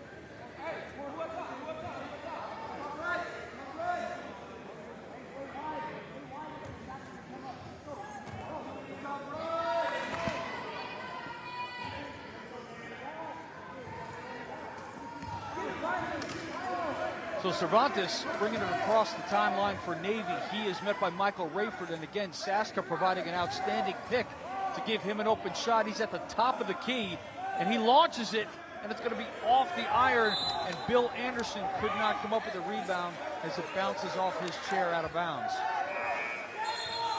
Navy screaming at the officials for a substitution as they're able to get Chris Lawrence back onto the court, as well as Giselle Rama. Giving both Aaron Gomez a break and Luis Cervantes. 5:45 to go here in the first half. 4-point lead for Army. shot doesn't fall for Kyle Kitzman. And Army has an opportunity to build on their lead. Be interesting if they can get something up here and sort of pull away. This is Colin Matthews.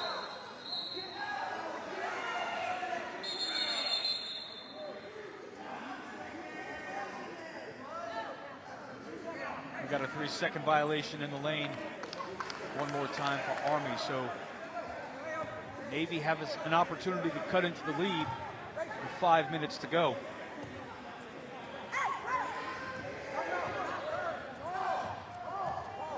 This is Chris Lawrence, bronze medalist in discus and shot, and a silver medalist for wheelchair rugby. Here's Kayla Saska with a short shot, doesn't fall. And looks like we've got a foul. I should say we had a deflection on the shot, no foul call. This is Lawrence. 23 to shoot on the shot clock. This is Kitzman from the left side. Rebounded by Army.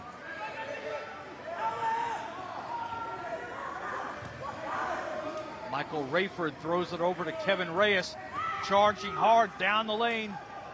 He hits Colin Matthews, and Matthews buries it. First bucket of the game for Colin Matthews. That pushes Army's lead to 8-2. Good ball movement by Army on the offensive end.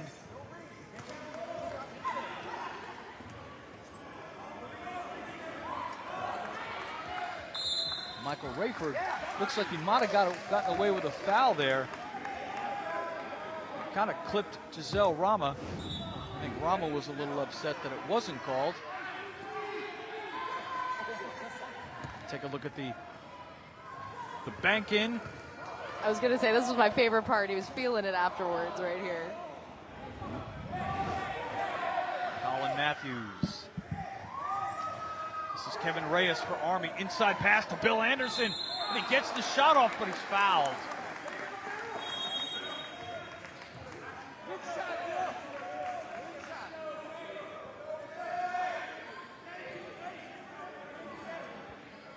Kayla Saska picks up the personal foul, and that sends Bill Anderson to the line for 2. Anderson, sergeant in the Army, competing in 5 different events: archery, field, rowing, powerlifting, and shooting.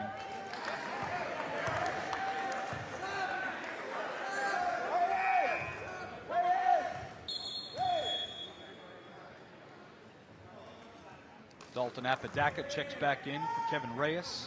Good job on the defensive end by Reyes. Anderson's shot.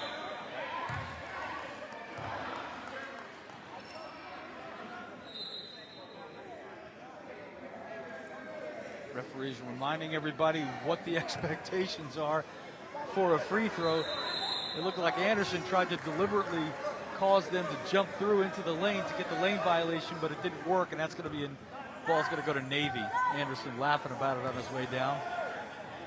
As serious as it's been out here, these guys are certainly having a lot of fun, you can tell.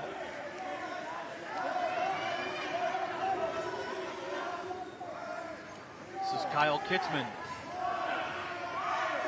8 seconds to shoot. Kitzman looking for an opening. Saska in the lane. Here's Lawrence.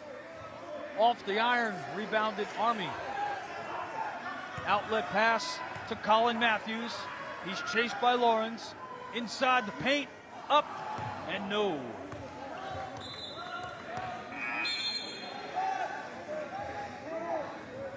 Navy's looking to get Luis Cervantes back on the court. He's basically their point guard, along with Aaron Gomez, who's always the presence in the lane. Saska inbounds to Gomez. Coming up on 2 minutes to play here in the first half. Navy with a 6-point lead. And almost a steal by Dalton Apodaca, but recovered by Gomez. This is Cervantes. Gomez with the give and go in the lane, and he can't get it to fall. Stays with Navy.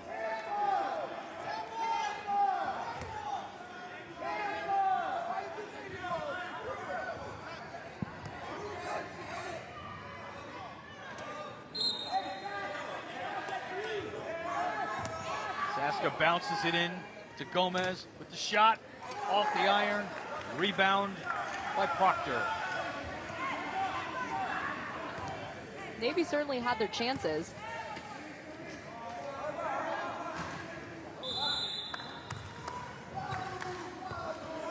Proctor's shot off the glass doesn't go. We've got a foul call on Kayla Saska. That looks like her second personal. Saska, an aggressive defender. This is Adam Proctor at the line for Army. He'll shoot two.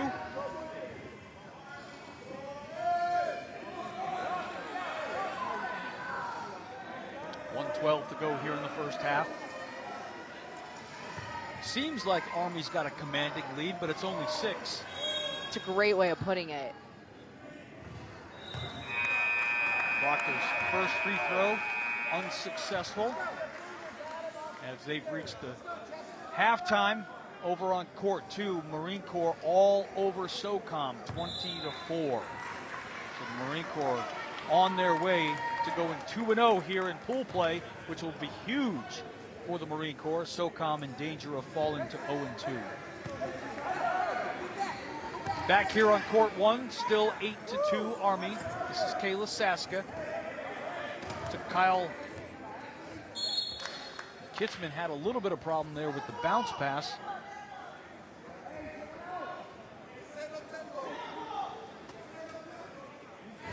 See Luis Cervantes yelling at his teammates, trying to get them organized.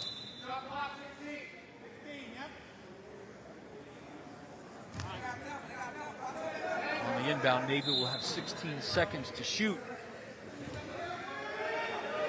Gomez with a rifle pass to Cervantes, and he can't handle it as it sails out of bounds. I like the call. Good effort. The play was there, just too hot to handle on the pass. Kind of feels like that's been the story of Navy this first half.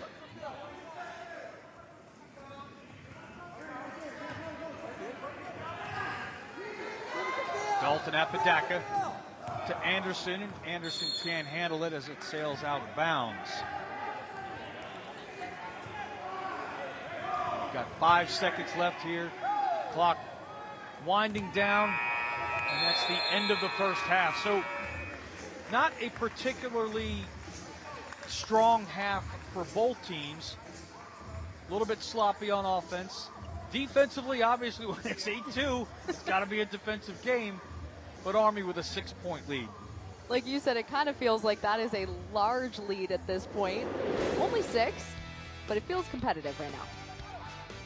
And you got to feel good if you're Team Navy. I mean, honestly, you haven't played well. You know that. No one's lying to you there. But at this stage of the game, you're only down by 6. With a very good Army team, you've got an opportunity to get yourself back in the game. So really only one bucket by Navy. Aaron Gomez with the lone score. Army getting it done with 3 field goals from Rayford and Reyes and Tyler Willis. You see the defense just stifling inside the lane. Rayford with a good showing. Rayford has actually done very well handling the basketball here in the first half, and we'll see if he gets more involved in the offense in the second half. Colin Matthews also with a bucket for Army. A bucket and a shimmy. 8-2 is your score here at halftime in game number 2. We're going to send you to the sideline with Lizzie Smith. I have Kaylin here from Team Army. She's actually a sub for wheelchair basketball today. How are you feeling about watching your team out there so far? Hey, I love it. My guys are killing it. We're doing great. I'm so happy. And you have a few other competitions coming up yourself, right? Yes, I do. I have swimming, archery, as well as volleyball. Ooh, busy. What are you looking forward to the most? Volleyball. I love volleyball, yeah. And as well as swimming. Well, we're excited to watch you and cheer you on. You think Army's going to pull out the win at today's game? Of course. Let's go Army. You know we strong over here. Army Pride, love to hear it. Any words of encouragement you want to give to your team out there? Yes, guys. Let's keep going. Let's keep pushing. We got this. We're going to close out and be strong with it. Go Army. Love to hear it. Go Army. And while we're on that note, let's take a brief moment to listen to a message from our host, the U.S. Army. The soldiers of the U.S. Army stand watch, around the clock, across the globe. They face a uniquely challenging lifestyle. That's where U.S. Army family and morale, welfare, and recreation plays a critical role, with programs designed to enhance their quality of life. Corporate partnerships with Army MWR are a powerful tool to weave your brand into military life experiences of today's well-educated and brand-loyal soldiers. Build your brand with the strength of the U.S. Army. Back to the Vice Admiral Martin Fitness Center at Naval Air Station North Island in San Diego, California. John Magrino along with Haley Elwood. First half action, not a lot of highlights. Defense really told the story, Haley. You nailed it right there. And I think as a fan watching this game, you want someone to pull away. And maybe it's just because of the first game that we saw between Air Force and Socom. I don't know, maybe someone from Army might turn it on in the second half and have a similar game as we saw from Grimm in that first half, but in that first game, but it is tight, and we talked about it. This is a 2 seed going up against a 3 seed. It has that vibe, it has that feel, but it'll be interesting if one of these two teams can sort of maybe lock it in a little bit more offensively and try to pull away in the second half here. Tremendous athletes on both sides, and I know the competitiveness of Navy, they're going to figure things out, get things going here. Army, really honestly, Army offensively, they've got 4 different weapons, right? They've had 4 different players get their names in the scorebook, so I expect them to be able to spread the ball out like they've done already in the first half. Navy's just got to get somebody to score. You got to score to win. No, I think the impressive thing about Army, too, is the fact that they've already played a game today. This is their second game. Not showing any signs of being fatigued, tired, anything like that.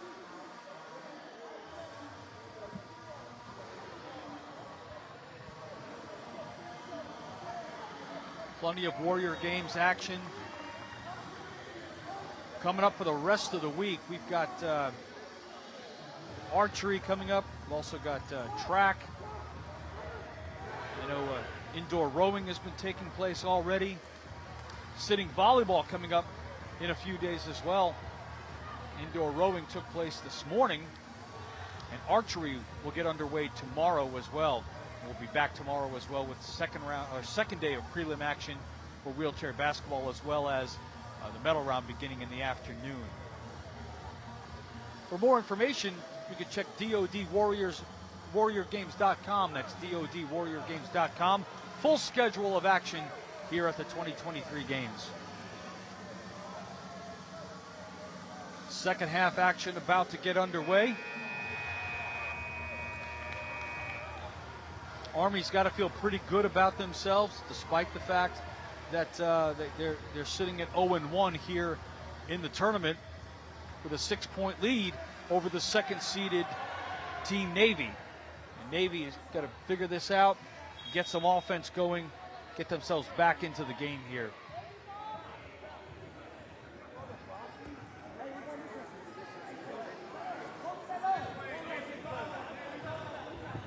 So Army takes possession in the alternating, Navy takes possession with the alternating possession rule. And Cervantes will inbound to Aaron Gomez. Gomez met by Reyes. Nowhere to go for Gomez. Outstanding defensive pressure by Reyes. Gets a pick from Cervantes. 15 to shoot for Navy. Over to Cervantes. Creeps his way in, top of the key, off the glass, no good. Rebounded by Derek Thompson. A 10-second clock, almost, and it did. 10-second violation. Army very frustrated.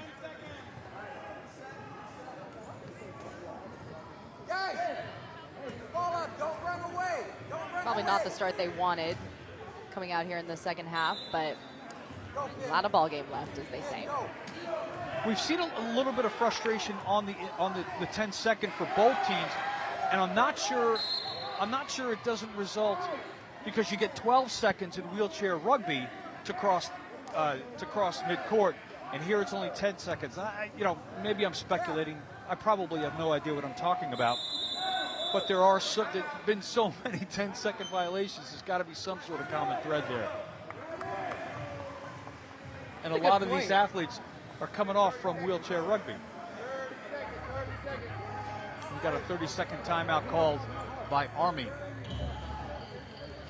18:45 here to play in the second half. Army with an 8-2 lead.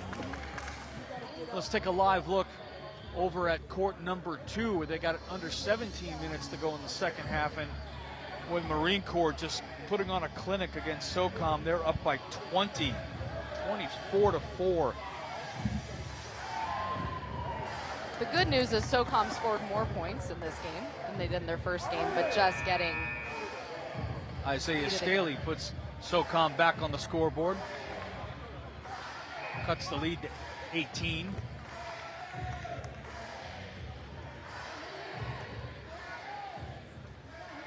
So it's all Marine Corps over on court 2. Back here on court 1. See the Navy fans trying to rally their team, get them back here in the offensive flow of things. Defense, they're doing fine. And here's Kevin Reyes, who gets behind Cervantes. He'll try to lay it up and in. Doesn't go, but the foul is called.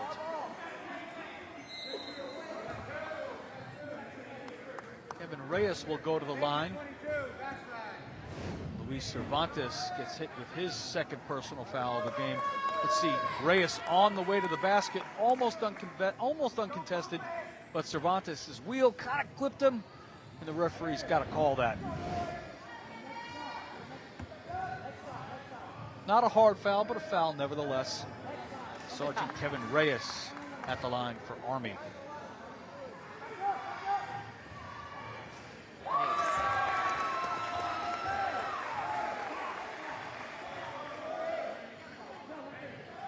Reyes hits the first. 5-sport athlete in the games, participated in cycling, field events, and we'll see him back for sitting volleyball as well. As the rebound comes back to Army, and Reyes' layup attempt is no good, rebounded by Cervantes. And he tries to get the outlet to Saska, but it slips away from her, and it's picked up by Dion Jones. Here's Finlay Cortez over to Reyes. Inside to Tyler Will. And it doesn't go. 7-point lead for Army.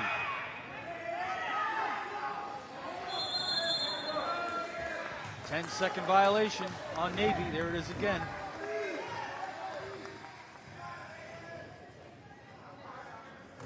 Good effort here by Tyler Will, wide open inside the lane.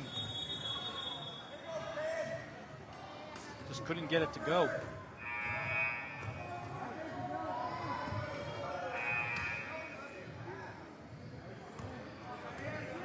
This is Reyes, met by Saska. 15 to shoot. Inside to Cortez. The pass is picked off by Kyle Kitzman. Kayla Saska looking for some support, and here's Cervantes met by Reyes. And the ball is intercepted by Army. And here's Tyler Will. He's not going to get around Saska. She's too strong of a defender. Able to get it to Reyes, and off the glass, a no good rebound, Cervantes. So plenty of action here in the second half. I didn't know that. I didn't know that. I didn't know that.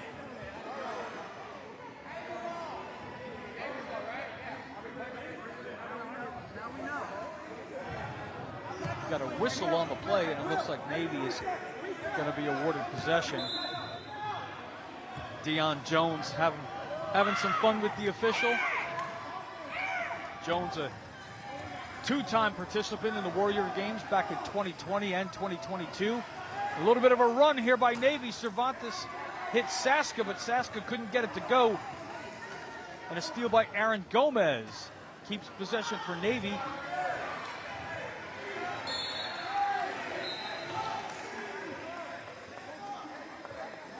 Ball will stay with Navy.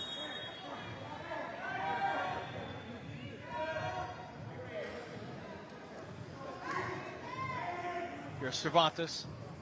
Drops it in. Good bucket for Luis Cervantes. Only the second basket for Team Navy here. And we're 5 minutes into the second half. 9-4 Army. Kevin Reyes looking for some room, and he slides right past Gomez and can't get the layup to fall. Rebound Saska. Aaron Gomez pushing it up the floor. Cervantes takes the pass, and he's wide open on the right side, and he can't get it to go in. Shots are there. Just not quite working out for either of these two teams at the moment on those back-to-back plays, but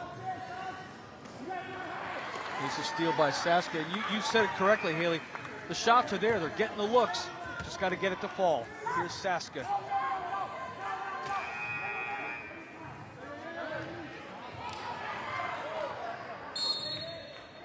Ball's going to go out of bounds to Army. Navy can't catch a break.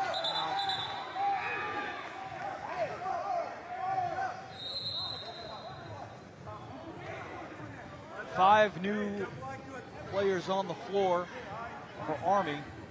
Full substitutions. Navy's going to check in Kalen Bettel.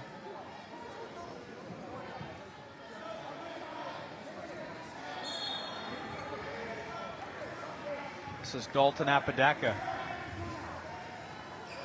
Over to Colin Matthews. Bill Anderson setting up in the lane, calling for the ball, and Matthews can't get it to him. But here's Apodaca. Can't get it to go. Anderson with the rebound on the putback. Bill Anderson with his first score of the game.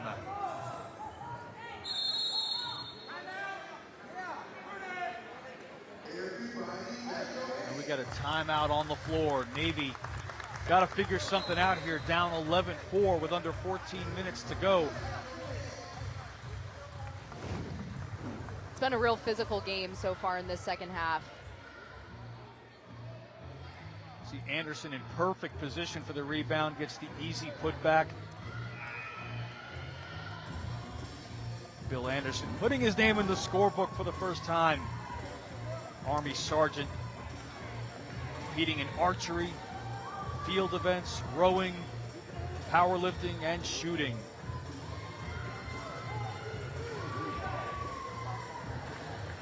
Balanced scoring for Team Army. Kevin Reyes leads the way with 3 points, 4 other players with just 2. Luis Cervantes and Aaron Gomez, I should say, the only buckets for Team Navy.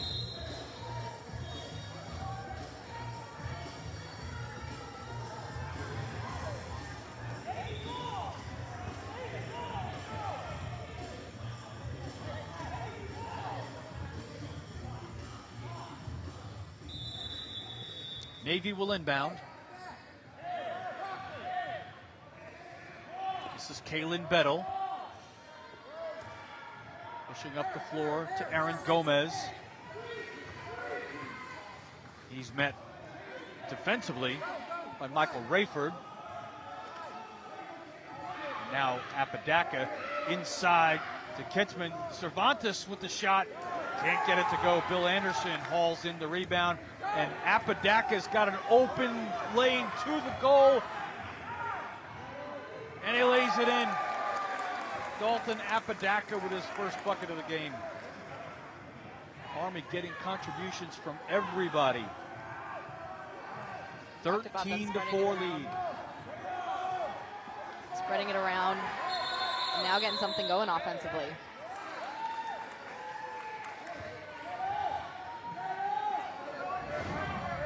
A solid defensive effort there by Michael Rayford. Enough to get the 10-second call on Navy. See Apodaca get behind the defense. Great job, nice touch. 13-4 lead for Army. This is Colin Matthews and Army pouring it on. Nice setup by Apodaca there, too. 4 points for Colin Matthews. 15-4 Army lead.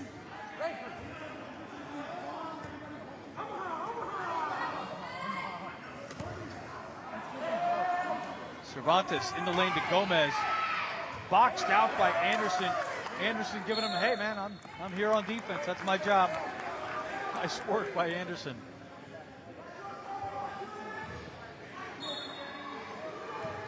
Saska inbounds to Luis Cervantes. Trapping defense by Navy. Apodaca.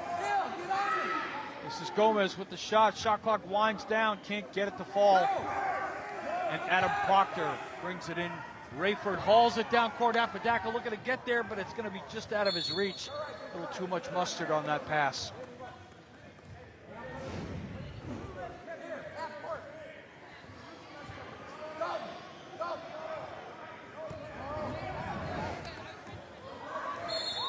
See right there was Gomez trying to go for the shot. Anderson was in front of him, couldn't let him get any further.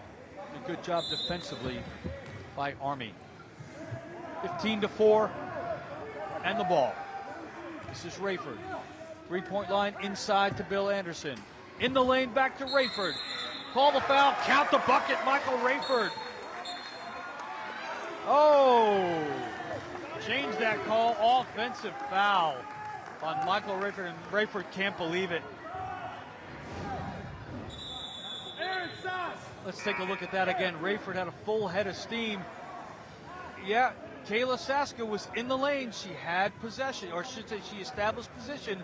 That's the right call. Rayford thought he had the and one. So 15-4 Army. Navy looking to get something going here with 10:40 to go.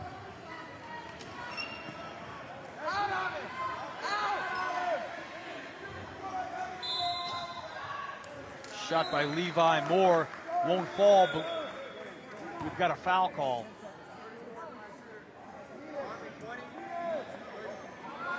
Foul's going to be called on Adam Proctor, his first. Levi Moore at the line for Navy, shooting 2.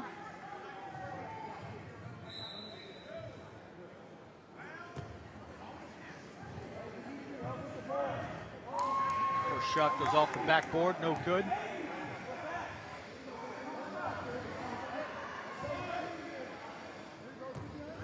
The difficulty of shooting a free throw without being able to use your legs. Right. Right? You can't get any balance. There's no, and Moore banks in the second shot. You want to talk about core strength? Take some core strength right there. Here's Apodaca. Inside to Rayford. He muscles in the pass, but he can't get it to fall.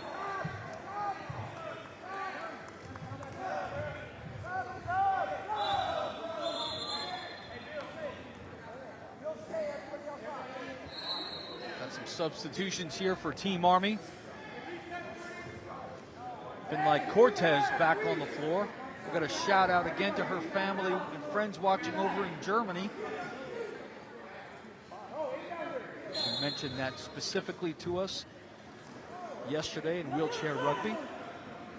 Good to have her family's support. Bill Anderson.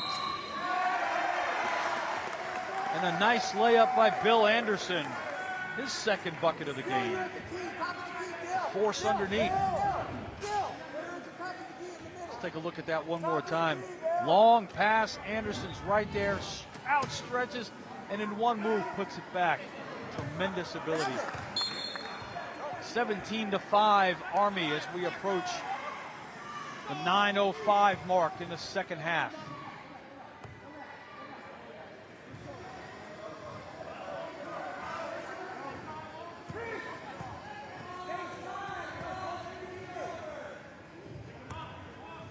Michael Rayford inside to Anderson. Shot can't fall. Rebound Navy, but Cervantes' momentum took him out of bounds. It'll stay with Army. And they get a fresh 30.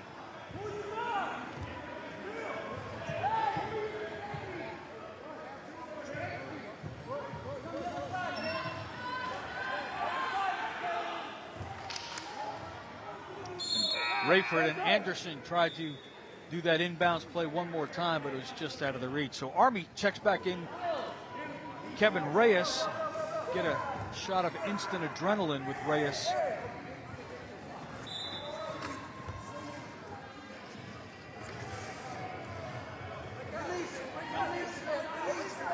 Cervantes gets it over the line, and Reyes trying to come over and help support. It's been like Cortez defensively for Army.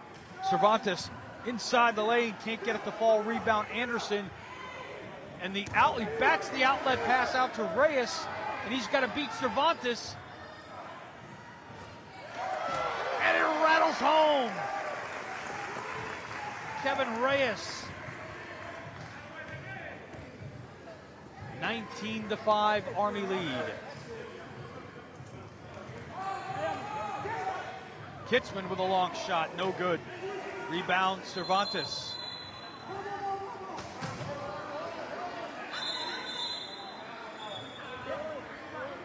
Maybe 24. Grab.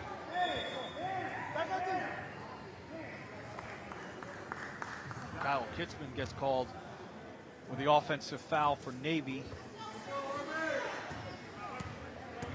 Army looking to build its lead already. 14 points, almost insurmountable at this point. Inside the lane, we've got a 3-second violation.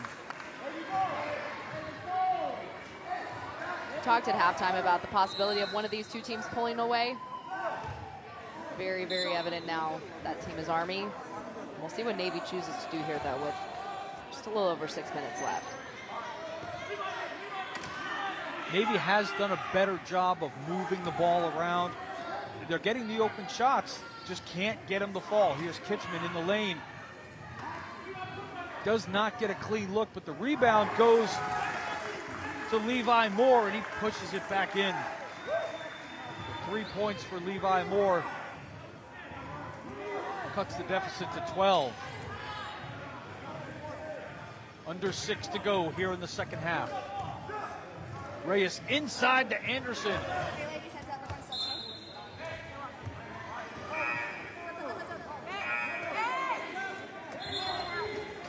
Kayla Saska back on the court for Navy, along with Aaron Gomez. Colin Matthews turns to action for Army. Army leads 19-7. Over on court 2, they're inside a minute and a half to play, and the Marine Corps doubling up Socom.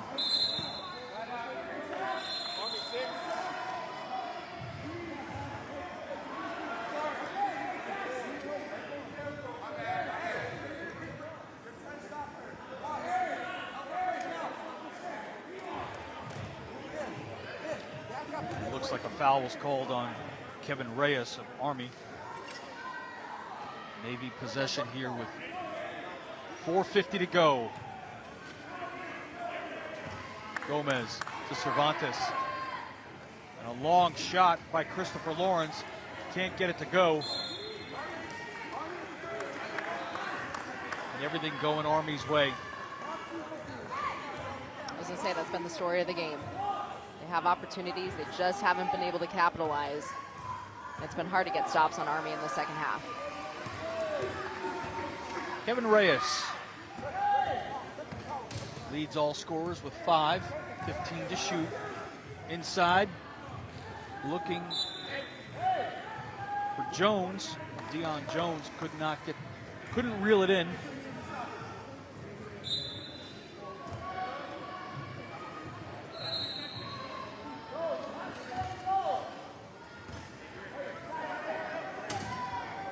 Gomez. Got plenty of momentum, comes in the lane, stops in front of Jones, can't get it to go. Rebound Thompson. And a collision by Reyes and Gomez. The officials conferring whose ball it will be. And going to call a jump ball, and the possession arrow will go to Navy. Correction, back to Army. Possession goes to Army.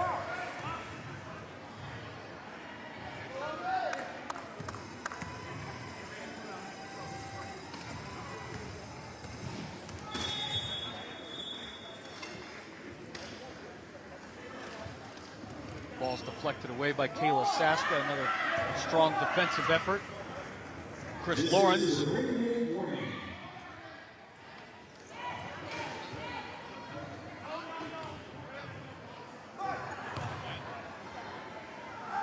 Army rebounds, long outlet pass. This is Deion Jones. He gets a good block by Matthews, and Jones puts it home.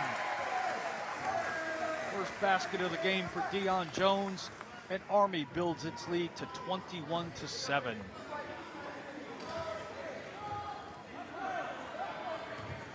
So looks like we're going to have our second upset on day one of preliminary round action.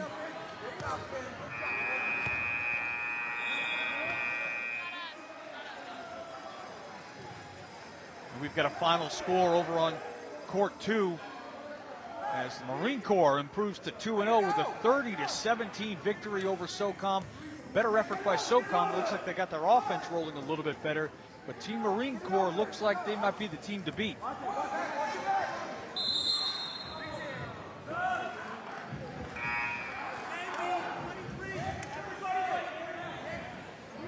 No, I'll say this. Kitzman returns.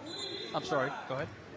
No, you're good. I was going to say Army certainly has pulled away, but there still is a physicality to this game that still tight, still has that tenor. Like it's a much closer game than it actually is, despite Navy still being very, very down and not much time obviously left. But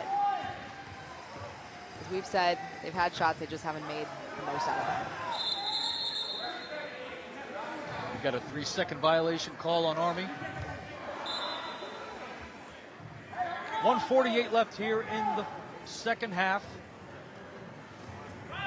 Army pulling away, led by only 6 at the half. Their lead is now 14. And a steal by Reyes. It doesn't matter if they're up by 14. Kevin Reyes is going to give you 100%. He's still hustling on defense. Instant adrenaline.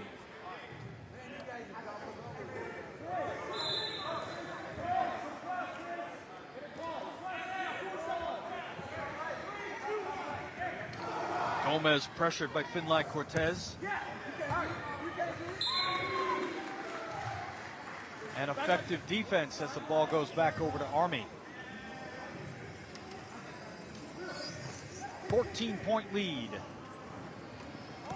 for third-seeded Army. Loft pass from Rayford inside, and Jones can't get it to drop. Rebound Kitzman for Navy, and that pass sails out of bounds.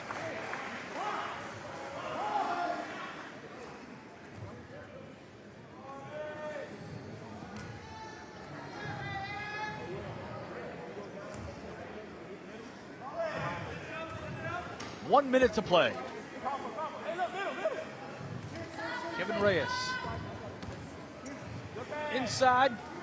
Great pass to Jones. Can't get it to fall. We got a whistle.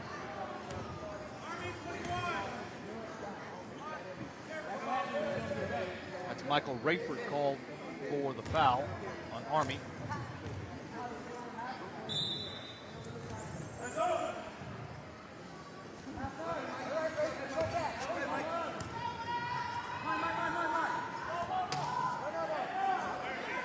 Good defensive effort by Reyes there. And Gomez, Kitzman, back to Gomez, looking for the shot from the free throw line, in and out.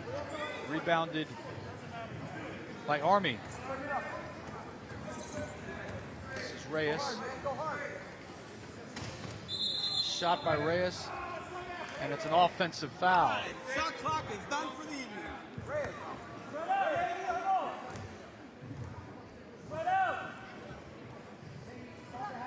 Deion Jones called for the offensive foul on Army.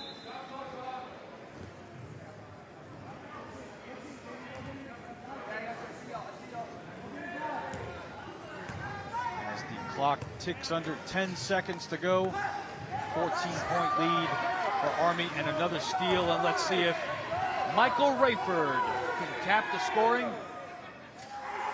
And no. So time expires here on court number 1 as game 2 is in the books. Army with an impressive 21-7 victory over Team Navy.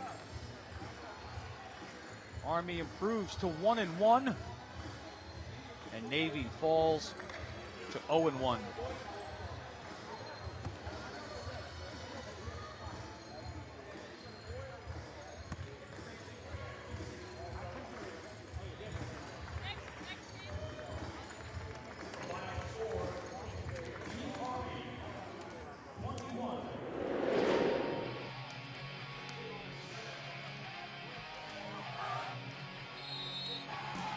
So a thorough victory for Team Army. Take a look at some of the highlights here, Haley. You got to be impressed by the way Army was able to distribute the basketball with 7 different scorers. So you can't really focus on one player. So good job executing their offense. They got really into the groove in the second half. They were able to push the ball into the front court and establish some sort of presence inside the lane with Bill Anderson. That's what you talked about. We were waiting for one of these two teams to kind of pull away despite Army still being up in that first half. But that 6-point lead, obviously they blew it open in the second. Like you said, good sharing, good team effort all around. It was just a really, really nice win by Army for sure. Offensively, Army led by Kevin Reyes with 5 points. Bill Anderson knocked down 4, so too did Colin Matthews.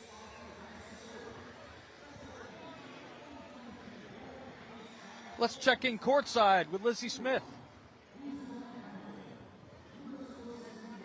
Thanks, John. I'm here with the head coach for Team Army, Rodney Williams. Quite the game today. A bit of back and forth in that first half.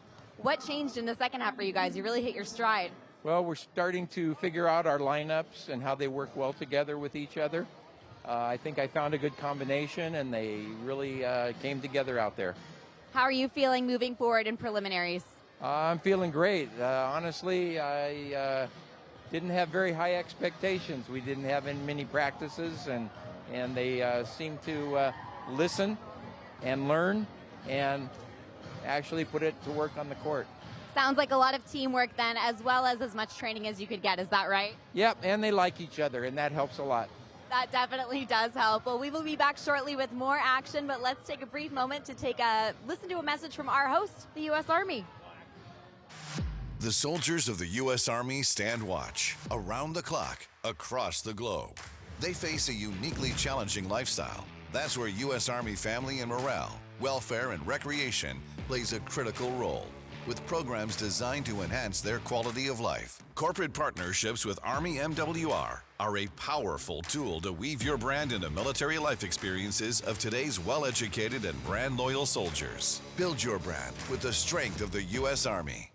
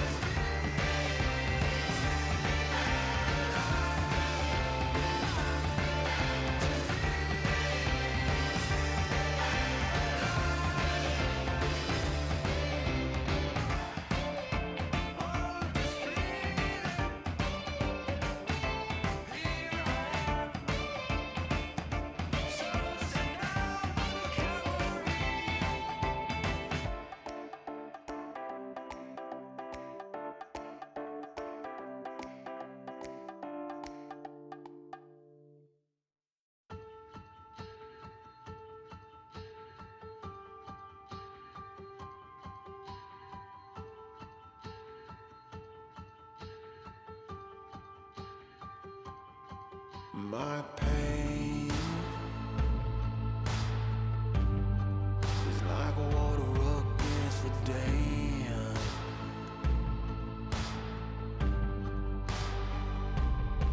And it's my cross to bear.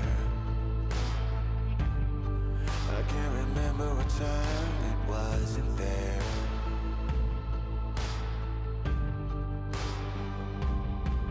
Light a fire so the world can see the fight and fury I have inside of me.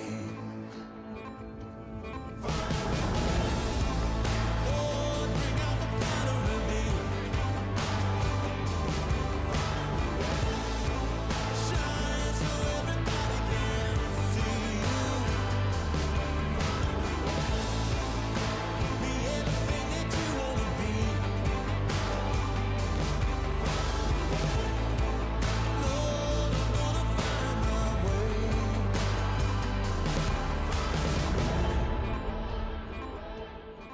Hard times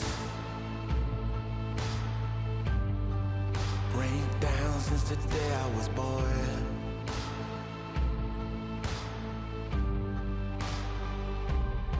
But I never stop running past the point of no return.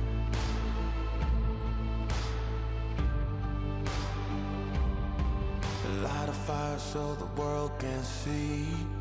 There's a fight and a rage deep down in the heart of me. Lord, bring out the fire in me. Shine so everybody can see you. Be anything that you wanna be. Yeah.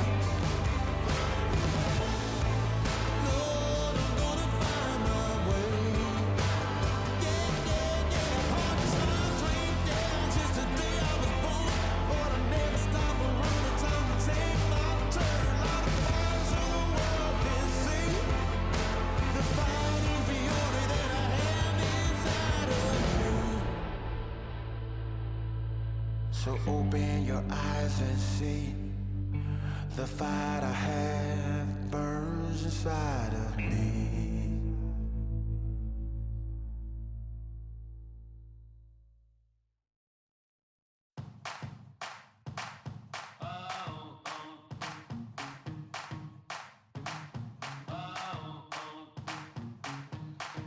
Give it to me now, huh?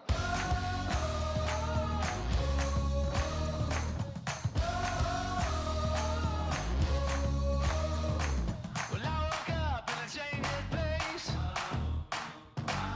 Felt so good, little on my name. Ay, ay, ay, ay, ay, ay, I think I smell smoke. Ooh, hope she don't hold back. Ooh, a little firecracker.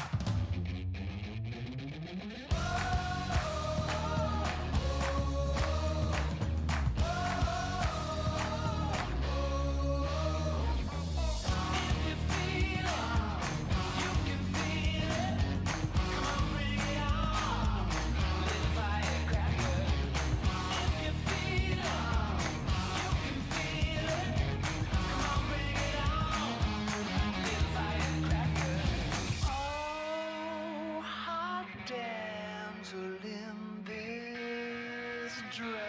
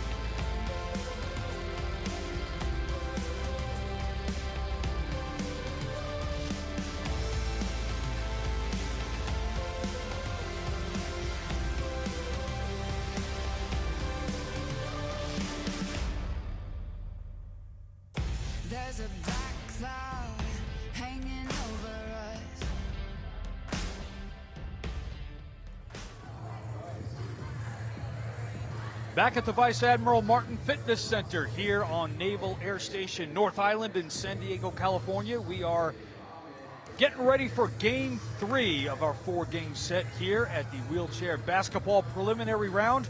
John Magrino along with Haley Elwood. And, you know, Haley, this matchup really is intriguing. You've got Team Air Force, as we know, the number 1 seed coming back in against Team Army, the number 3 seed. So we've got 2 teams that are coming in with a head of steam. Air Force with a huge victory in their first game over Socom. Air Force with a dominating victory, and Army now playing their 3rd consecutive game of the afternoon slate here. But they showed no signs of fatigue in that last game with their win over Navy 21-7. This should be a good one. I mean, we've kind of seen the 2 games that we have called now. We've seen a certain team pull away in either of those. But this game now with both of these teams, it'll be interesting to see if one of them can come out on top and with a dominating force. Take a look at the starters for Team Army. Sergeant Bill Anderson, Sergeant Dalton Apodaca, Staff Sergeant Tyler Will, Specialist Colin Matthews, and Captain Anna Walker gets the call for Team Army as well.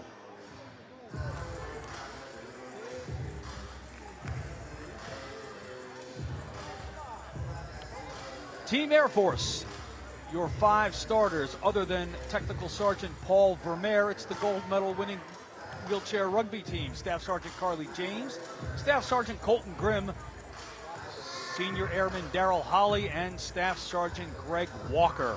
A talented starting 5 for Team Air Force.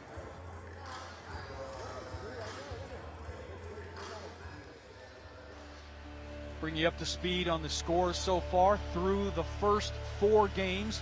As you can see, Air Force with a dominating victory over Socom.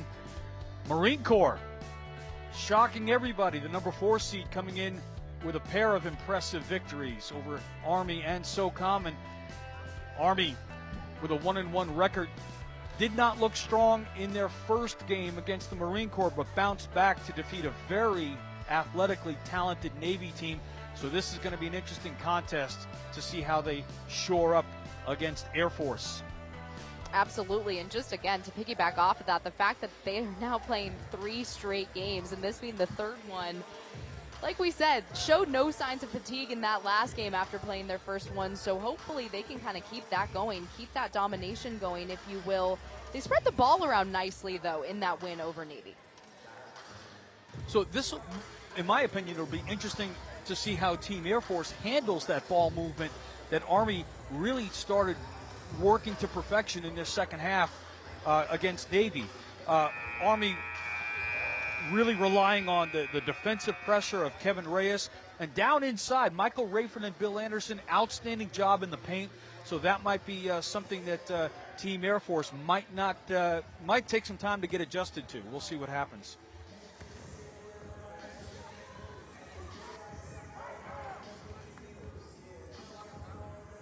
And our officials for our 3rd game, Ramon Alvarado and Chris Nuances.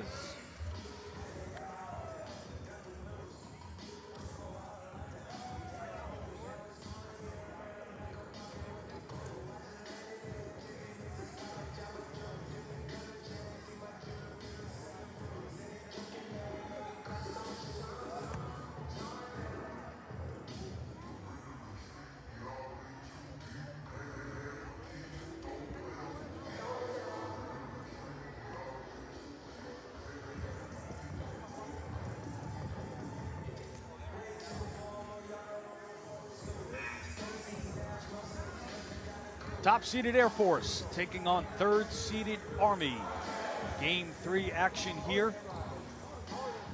Wheelchair basketball.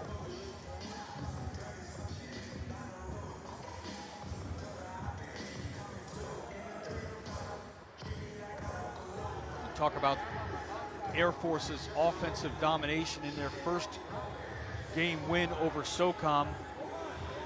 Colton Grimm just put on a clinic. I mean, if you were listening to Lizzie's post-game interview, Daryl Holly said it best, and Colton we trust. Give it to Colton. We'll see if he can continue his dominating performance in this game as he did in that first one.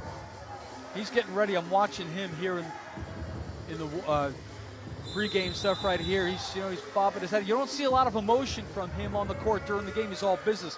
Good to see him relaxing and enjoying himself here as he gets ready to face off against Dalton Apodaca of Army. Here's the tip. Deion Jones and Paul Vermeer, and the tip rolls out of bounds.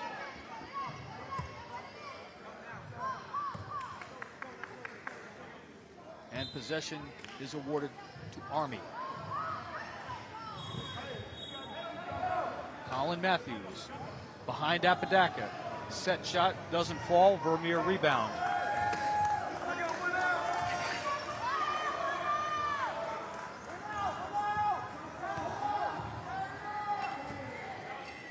This is Daryl Holly. Holly with a nice spin move over to Colton Grimm with an easy shot. Count it. Great shot by Colton Grimm. We're going to see that combination frequently today. This is Apodaca getting trapped in the backcourt. Walker and James bottling him up. And that's a 10-second violation. Here's that Air Force pressure that they exhibited so successfully in the first game, and they're carrying it over against Army.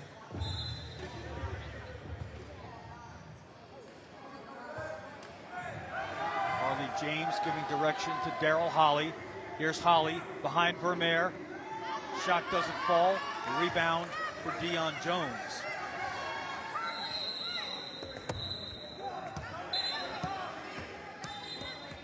And an errant pass goes out of bounds. Back over to Air Force. Don't worry about it. Don't worry about it. It's all good. We all need a Klondike bar, you know what I'm saying? All need a moment. Daryl Holly, your point guard. He's met by Apodaca. Driving in the right side of the paint. Pass across the key to James. And that's out of bounds to Army.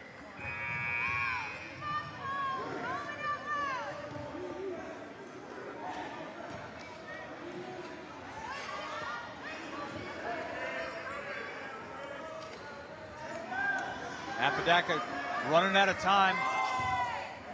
And he does get it into James, but he's met in the lane by Colton Grimm, and that's going to be an offensive foul called on Deion Jones. Outstanding work by Colton Grimm to to establish position in the lane. Let's take a look at it. Here's Jones. He got there. I mean, I agree with the call, but it borderline. Looks like they got there at about the same time, but they give the nod to Colton Grimm for the effort. He does it all, offensively, defensively. He's been a star out here today.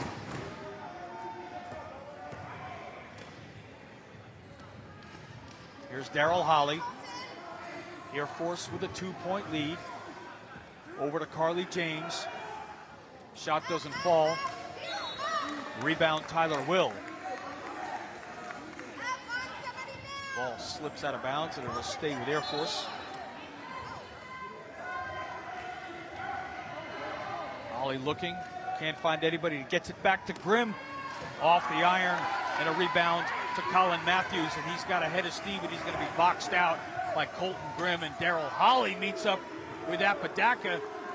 But that frees open Deion Jones, and he can't get it to go. 2 shots, can't fall. And there's the outlet pass. Unbelievable play by Greg Walker to find Colton Grimm, and he's going to lay it up and off the glass, and it doesn't go.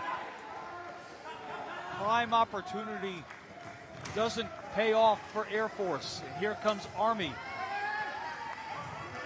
Back and forth we go. Carly James tries to find Paul Vermeer, and the pass is too long. Both teams had opportunities on those possessions. Get it up, get it in. Back and forth action we go.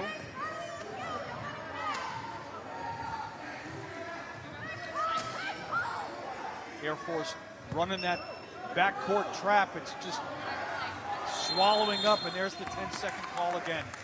Very frustrating when you've got two players boxing you in like that, can't get somebody open. Good defensive effort again by Air Force. That's their MO.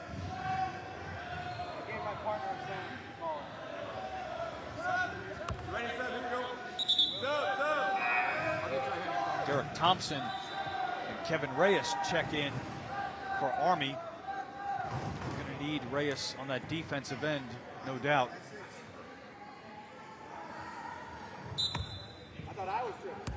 James will inbound it to Holly.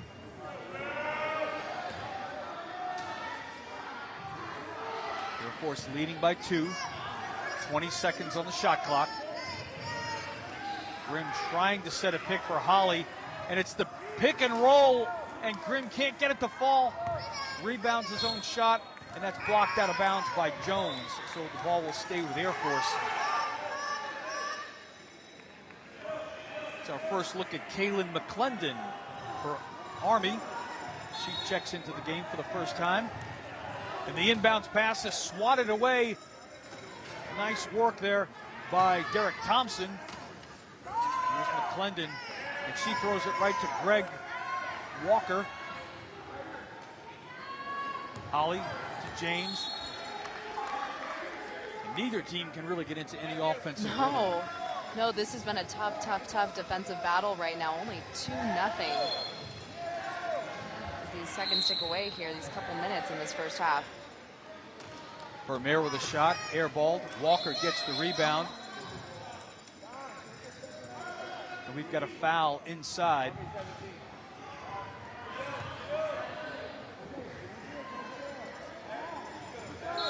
It's Colin Matthews called for the personal foul.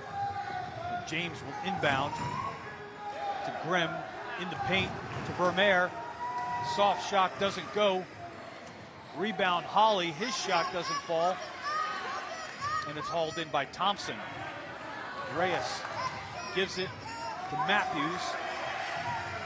Gets it to Jones. Kayla McClendon with a nice feed to Kevin Reyes, and he can't get it to drop. It was there. You get behind Air Force's defense, you have to capitalize. Here's Holly in the lane. Turns around, shoot, no good. Out of bounds, it'll stay with Air Force.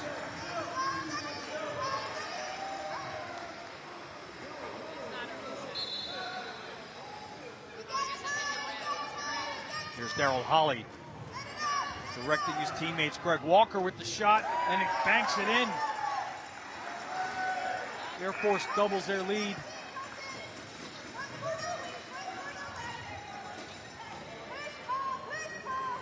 Four 0 Air Force, 12 minutes to go here in the first half. Reyes to Matthews, getting pressured by Carly James. And the toss over to Reyes gets intercepted by Colton Grimm. We've got a foul called in the backcourt. And that foul's going to go on Kevin Reyes. His first. Air Force, the #1 seed here in the tournament. Army.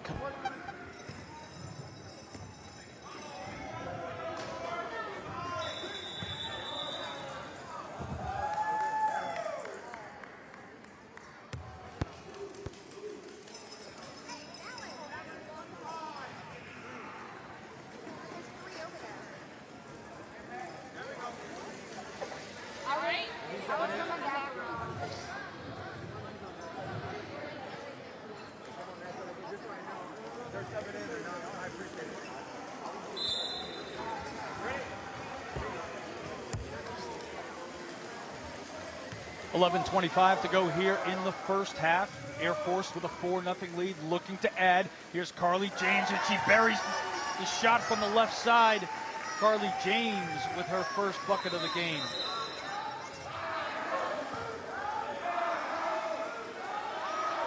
.6-0 Air Force lead.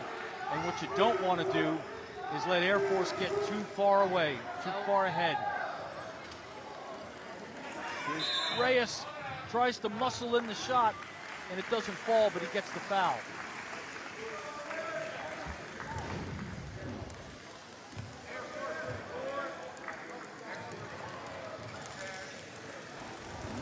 Nice jump by, or nice shot by Carly James with the short shot from the left side.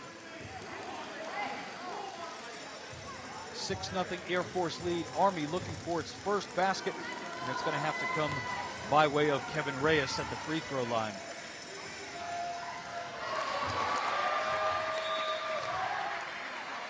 Makes the first.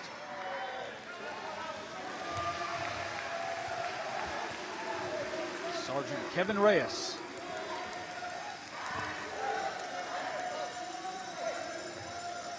Back end. Gets it to rattle home. Look, there's a lot of game left here, but kind of can't overstate the importance of those 2 free throws, not only to get Army on the board, but to cut in to Air Force's lead at this point. Give them a little something going. Good job by Kaylin McClendon to scoop up the loose ball. Let's see if Army can capitalize. Here's McClendon. Back to the top. Thompson inside to Reyes, and he does the job. He gets it in.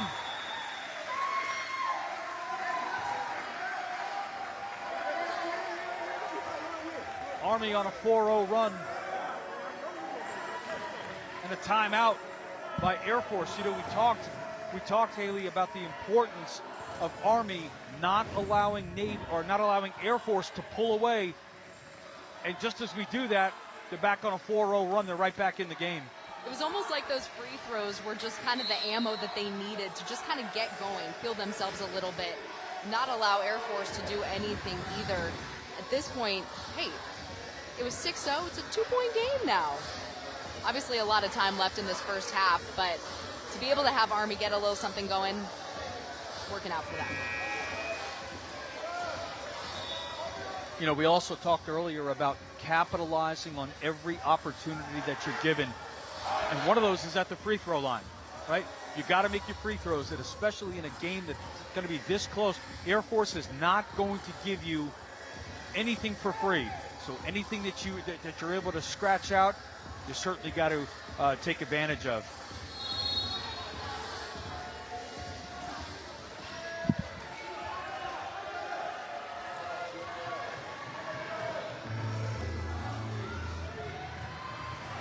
Back in action, here's Daryl Holly, and they run their same play that they run all the time so well. It doesn't pay off right there, but you always see Colton Grimm on the right side of the paint. He gets fed the ball. He's always going to get an easy shot.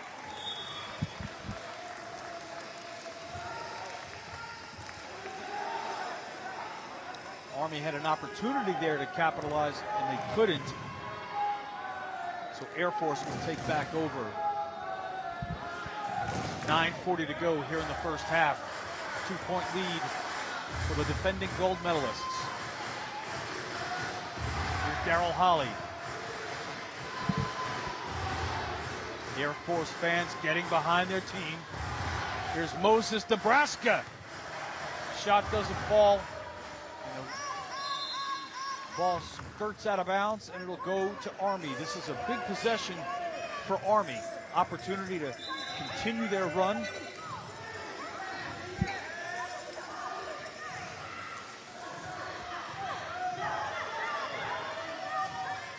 Army setting their half-court trap, and that's going to result. That I think that went off Air Force. Yes, it's going to stay with Army. Good fortune for Army as the 10-second clock was ticking down, and had it not hit off Daryl Holly, that would have been another turnover.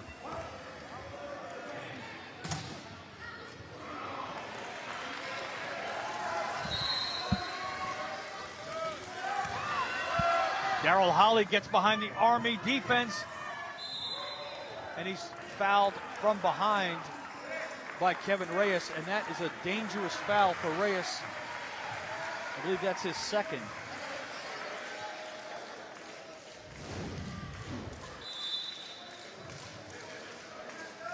Take a look at it right here. He's not going to concede the easy bucket. I understand the foul, but Reyes is a very important player offensively and defensively. Maybe not worth the risk. We'll see how that translates moving forward. 8 minutes to go here in the first half. Air Force nursing a 2-point lead. Army with the ball on a 4-0 run. Here's Reyes. Picks up the ball from Jones. Here's McClendon. And no basket, 3-second violation is called on Army. And that's a shame. Michael Rayford looked like he had a clean shot to the basket, but the 3-second call is made. Here's Colton Grimm. Met hard by Reyes. Nice dish to Carly James. Soft touch doesn't go. Rebound Thompson. Out to Reyes. Guarded by James. Nebraska comes in. Here's Rayford. Grimm gets back on defense. James closes off the lane from Reyes. Nebraska tries to get in and is able to affect Deion Jones' shot enough to where it doesn't fall. Really nice setup there by Army, just couldn't go at the end. Here's Holly to James. Can't get it. Nothing falling for either team. Thompson tried to get out to Deion James, but unsuccessfully, as Colton Grimm is in the right place at the right time, as he is all the time. Here's Carly James. Back to Grimm. No. Reyes pulls it in.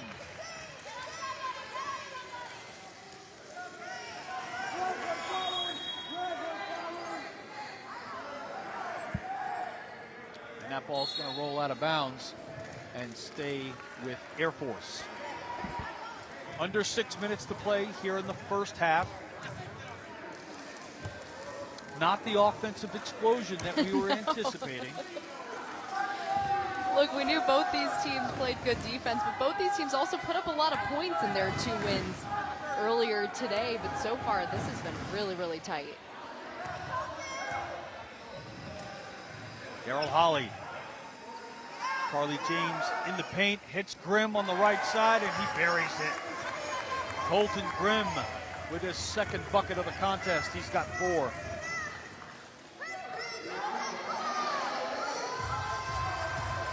Outlet pass to Kayla McClendon, but she's got help on the left side by Deion Jones. Reyes in the paint. Count it. Kevin Reyes. All 6 points for Army. Air Force with an 8-6 lead. Daryl Holly brings it up. Carly James from the free throw line. And Greg Walker hits the deck as the whistle blows.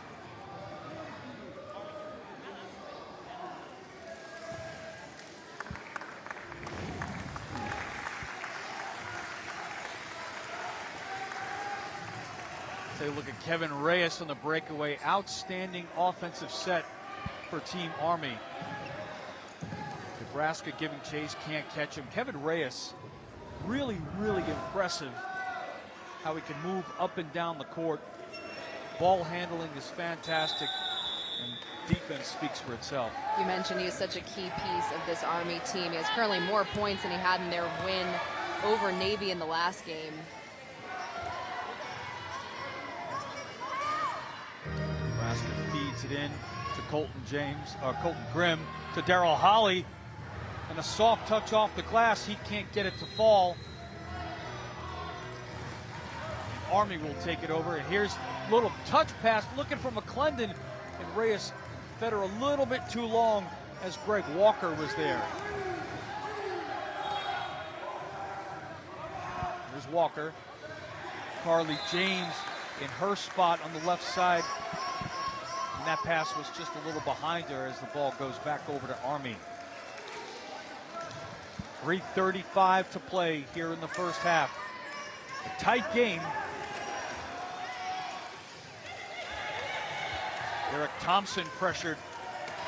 Rayford down deep to Jones, and Deion Jones trying to get around Greg Walker, and he can't do it. 18 to shoot. Jones to Rayford, pressured by Holly. This is Jones. Almost a jump ball. Good play by Greg Walker, and there's the feed into the lane for Rayford, and he can't handle it. Ball's going to stay with Army with 4 to shoot, but Kevin Reyes had a great eye. Good feed, just couldn't handle it.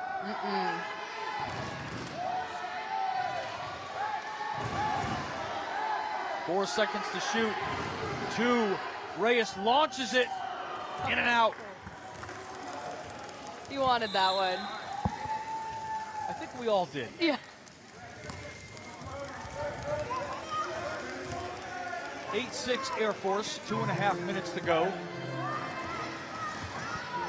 Carly James brings it up over the timeline. Has it batted away by Reyes.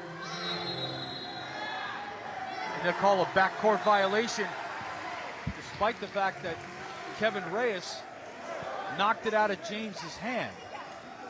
They call the backcourt.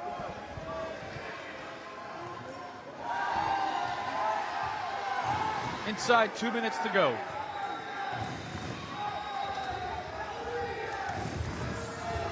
Army down by 2. Reyes looking for a shot. Gets it inside to Thompson, and it falls in. Derek Thompson. And we've got a tie ball game. Here's Carly James. 1:30 to go. Nebraska trying to set position inside the lane. Here's Grimm. Can't get it to go. Rebound Reyes.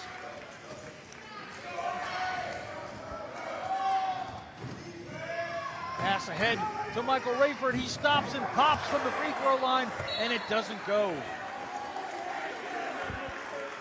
So a golden opportunity for Army, and they can't capitalize. The way this game's going, you need to take advantage of plays like that.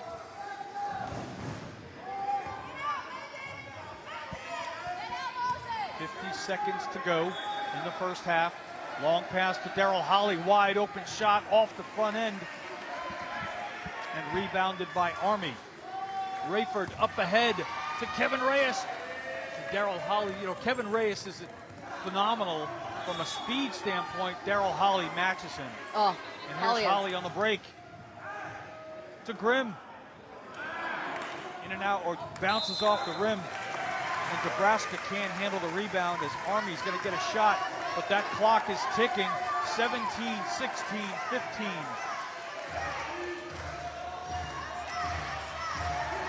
Good backcourt pressure by Air Force, not allowing him to get a shot. And that pass is deflected, but here's Rayford.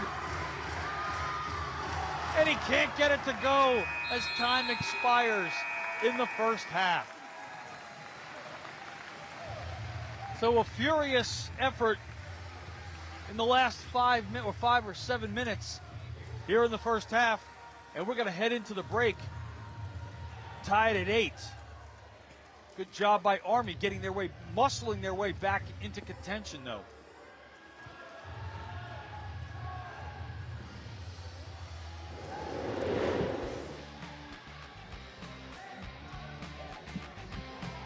See the set plays by Air Force, Carly James and Colton Grimm. You've got Grimm on the right side, James on the left side. That's what they do. They get in position for the easy shots. And then when you've got a distributor like Darryl Holly, just sets you up for success. Army with a great job here coming back with Kevin Reyes. 6 of Army's 8 points in the first half. And we've got a tie ball game. So the second half promises to be just as exciting as the first, as both teams really felt each other out a little bit, got kind of accustomed to see what they're doing on defense. And if you can run your sets, see a great play here by Army in the middle, Derek Thompson. If you're able to run your set plays in a close game like this, that's going to pay dividends down the road. Because it's not a back and forth game. Scoring is not, we're not going to run anybody out of the gym in this game. So you got to make your plays when you can.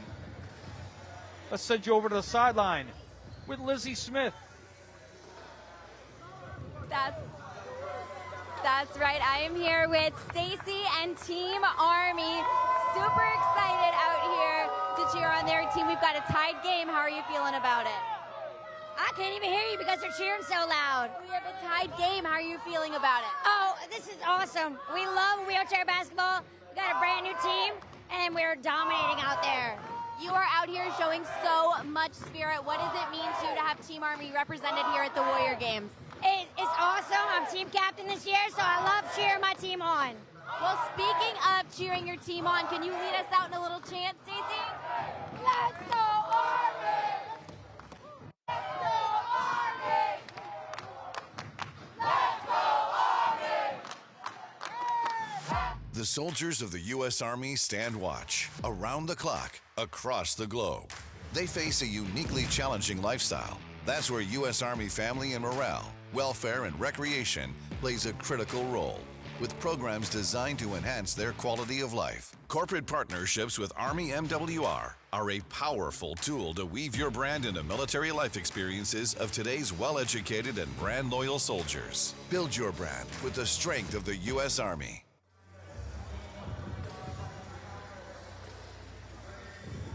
Back at the Warrior Games Challenge here on Naval Air Station North Island in San Diego. John Magrino along with Haley Elwood. And a furious ending to the first half as Team Army battled back from a 6-point deficit to tie the game at 8-8. And, I don't think you can look any further than Kevin Reyes' effort on both offense and defense, Haley, for bringing them back. That's what I was going to say. When you looked at the last game that Army played, they certainly spread the ball around a lot. But in this game, it is Reyes who is dominating, leading his team with 6 points. It's more of Air Force that's kind of doing the share the wealth sort of situation here. You talked about the impact, though, that Reyes has both defensively but now also offensively, putting those points up, getting those buckets for his team, and tying this game, bringing them back. We said it started with those free throws. Certainly did. Colton Grimm leading the way for Air Force with 4 of his team's 8 points. Those set plays that Air Force runs with so deliberate, so disciplined, Army's got to figure out a way in the second half to counter that. I mean, Army's strength is in the paint. Army's strength is getting Kevin Reyes down, dropping it down low, getting the layups.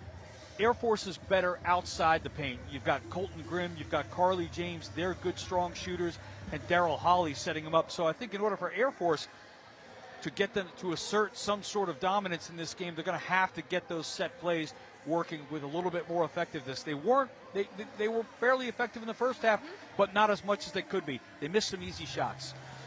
You're absolutely right about that, and I know you talked about the speed of Daryl Holly earlier, and I just want to mention that for a second because he has incredible speed and incredible movement in his chair to set up some of those shots. I think this will be a good second half. I'm not sure if we're going to have someone pull away or maybe it'll come down to the wire, but overall, it's a fun one out here right now.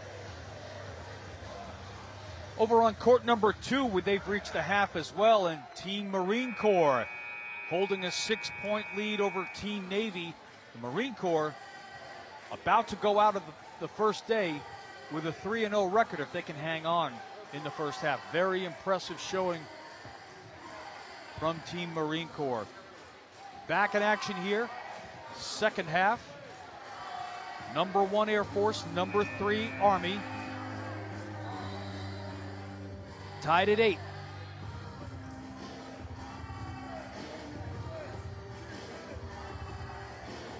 Carly James will inbound it for Air Force.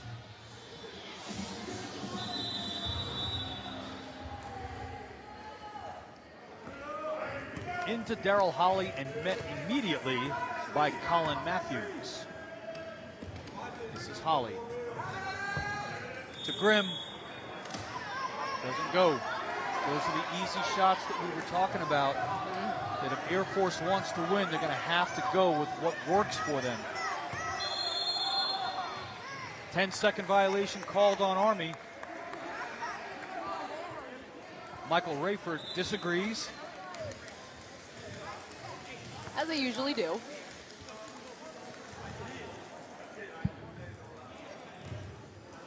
See Deion Jones just raise his hands like, hey man, what are you gonna do? 10 seconds is 10 seconds.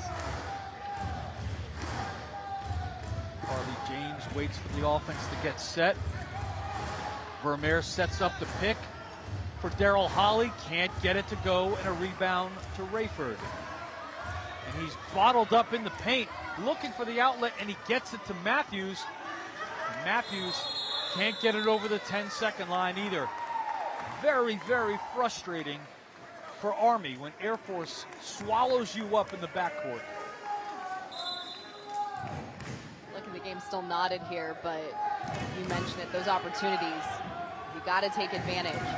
Team doesn't score, you got to get that ball across. Air Force trying to set their offense, and the pass to Vermeer gets knocked away and recovered by Army, and Matthews looks to McClendon. She gets over, and she's got Deion Jones, and he can't handle it. Jones looked like he had an easy shot for a layup. He is so much fun. Deion Jones talks to the bench, talks to the table. He's having a great time. Carly James. Doesn't work.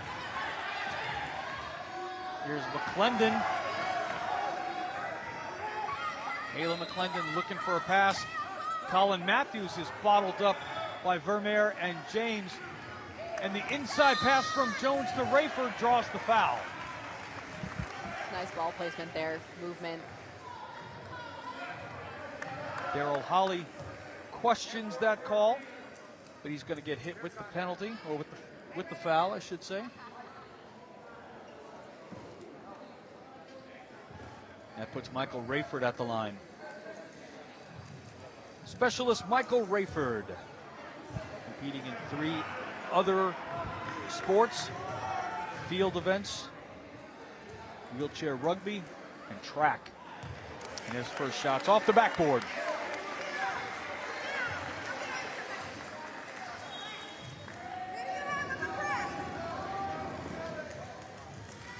I think the referee was giving him something there. Yeah. Second shot is no good. But the rebound up and in.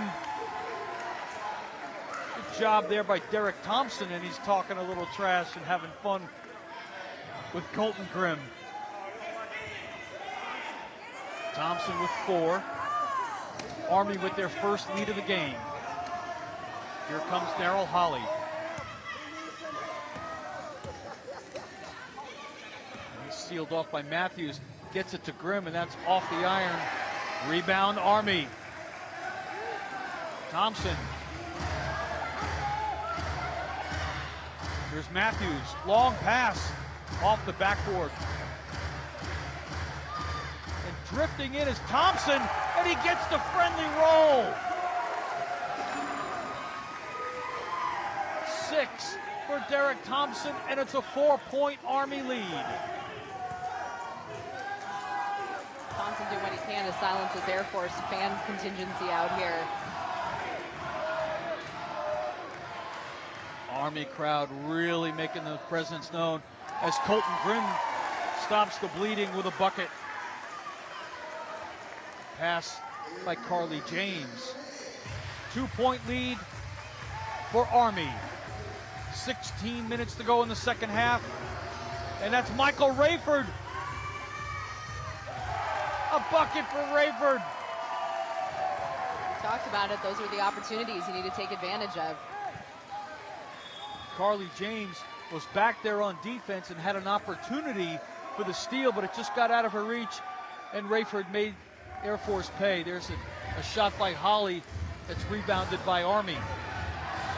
Army getting out on the break, and here's Deion Jones. Holly can't get him, but he gets the rebound.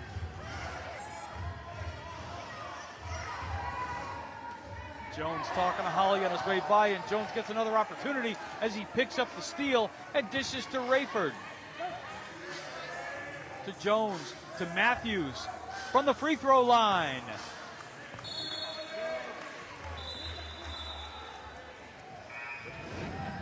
substitution on the court. Air Force will bring in Moses Nebraska.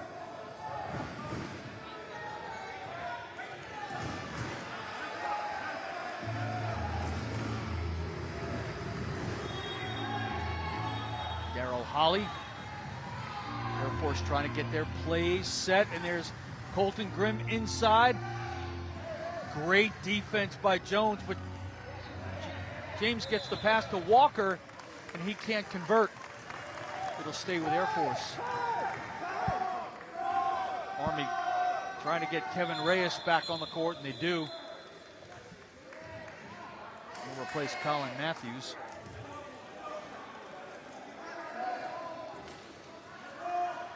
Almost 6 minutes gone here in the second half, and a sensational effort by Army as they built their lead to 4, and they get the rebound off the miss by Grimm. It's Jones. He's met by Grimm, gets it to Reyes. And a nice bounce pass to Rayford by Reyes, but he is upended in the lane, and that foul is going to be called on Moses Nebraska.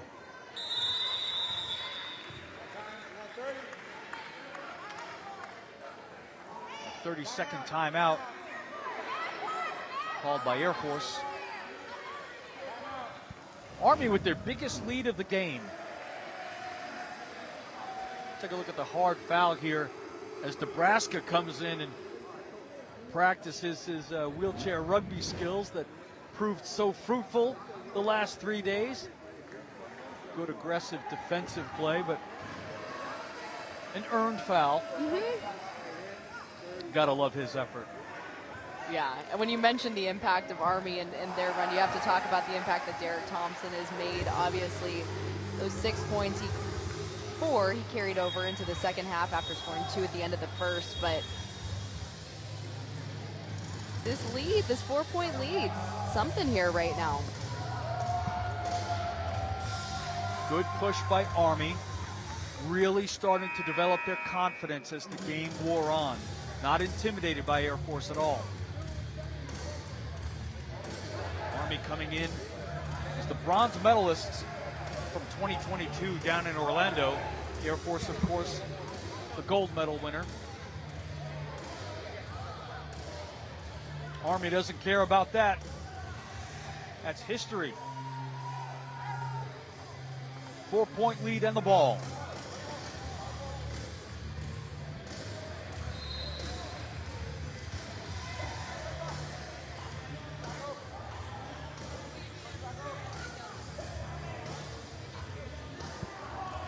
Officials conferring here, trying to determine where the inbounds should take place.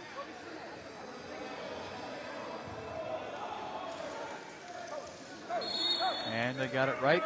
McClendon will throw it into Reyes.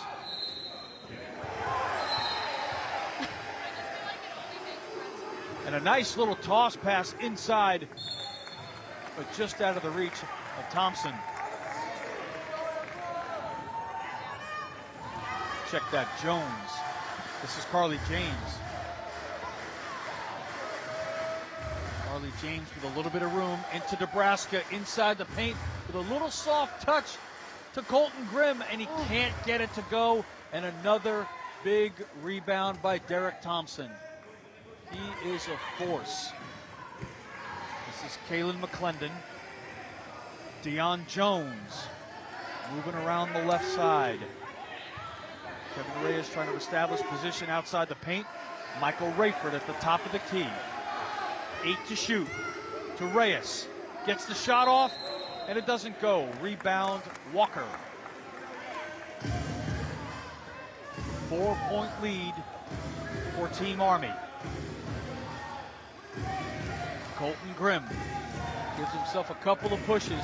Gets inside, outside the paint, and he banks it in. And they're waving the basket off. Heartbreaking. And those were those opportunities we talked about that they need to capitalize on. Just a bummer that couldn't go.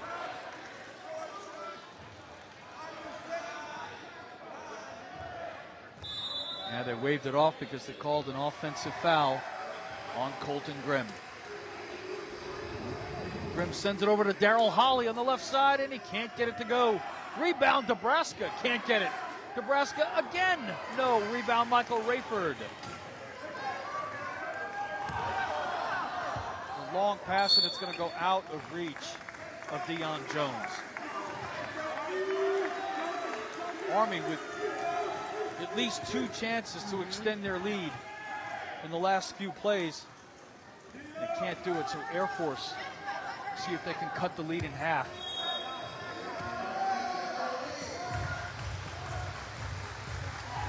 Here's Holly. The set play to Grimm, and it doesn't go, but the rebound goes to Walker. And it looks like we're going to have a reach-in foul on Army. Derek Thompson gets called for the reach-in. The ball will stay with Air Force. 11:13 to go here in the second half. Harley James. Daryl Holly. Inside to Nebraska. In the paint, tries to make a move on Jones. He draws the foul. And Nebraska and Deion Jones share a good laugh.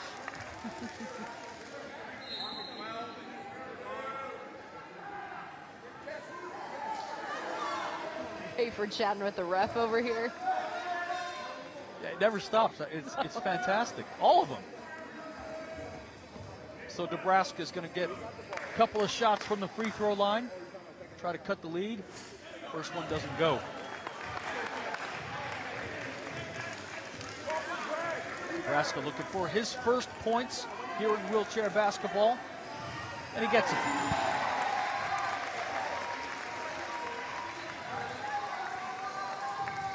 Three-point ball game. Kevin Reyes for Army. He's got Rayford driving into the paint, looking for an open, doesn't get it, back out to Reyes. Feeds Kayla McClendon. And Derek Thompson with the shot inside the paint, doesn't go. Nebraska rebounds. We have yet to see a three-point try. It's true. I'm waiting for it. I'm waiting for the three. Daryl Holly, so skilled with his cuts. Carly James can't get it to go. What a great look. And McClendon bounces it ahead, little too much muscle, and that's going to go back over to Air Force.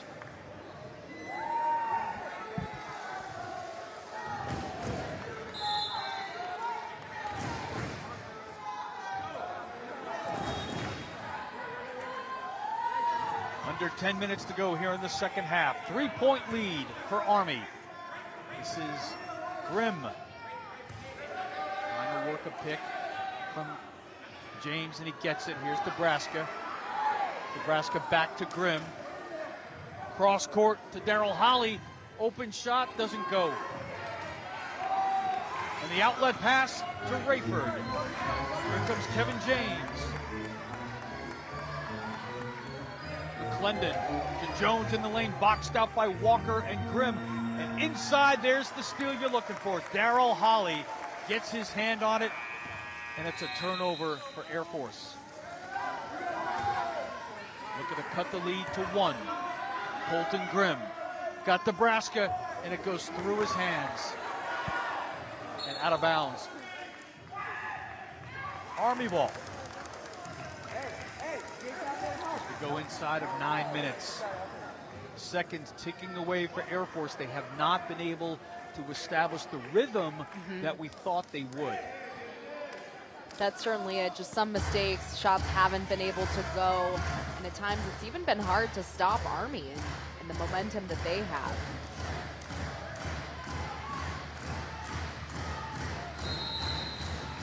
Top of the key, Michael Rayford. Shot good. Big bucket by Michael Rayford. He's got 4.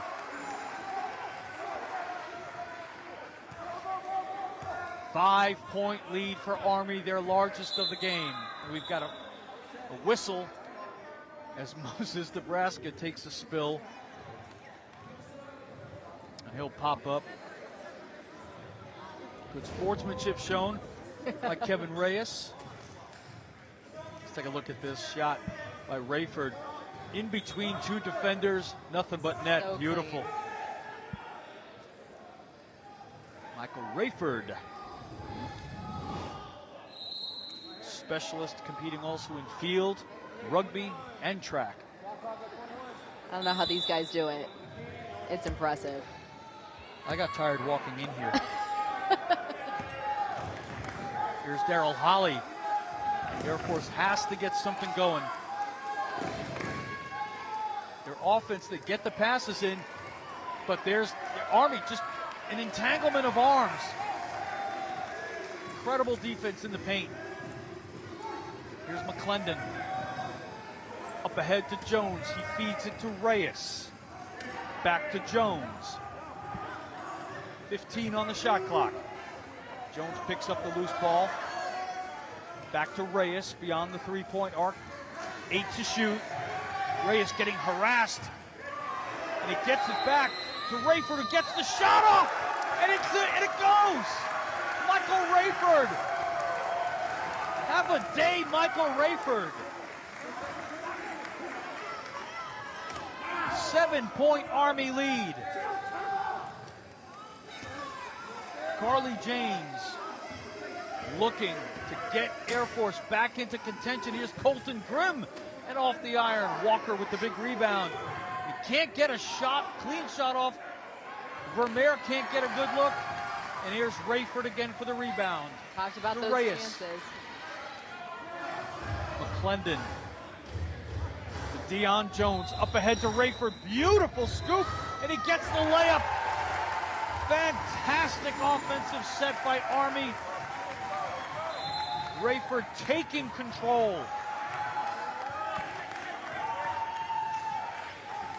Got a foul in the backcourt called on Kevin Reyes. I believe that's his third. Army flexing its muscles, a 9-point lead with 6:15 to go. Air Force cannot figure out that Army defense. Here's Grimm, open shot. It's a good look, 8 for Grimm. Cuts the lead to 7.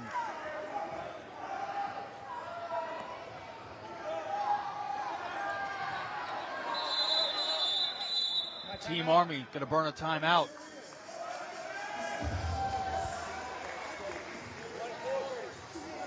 It's a smart move by the Army coach, getting trapped in the backcourt.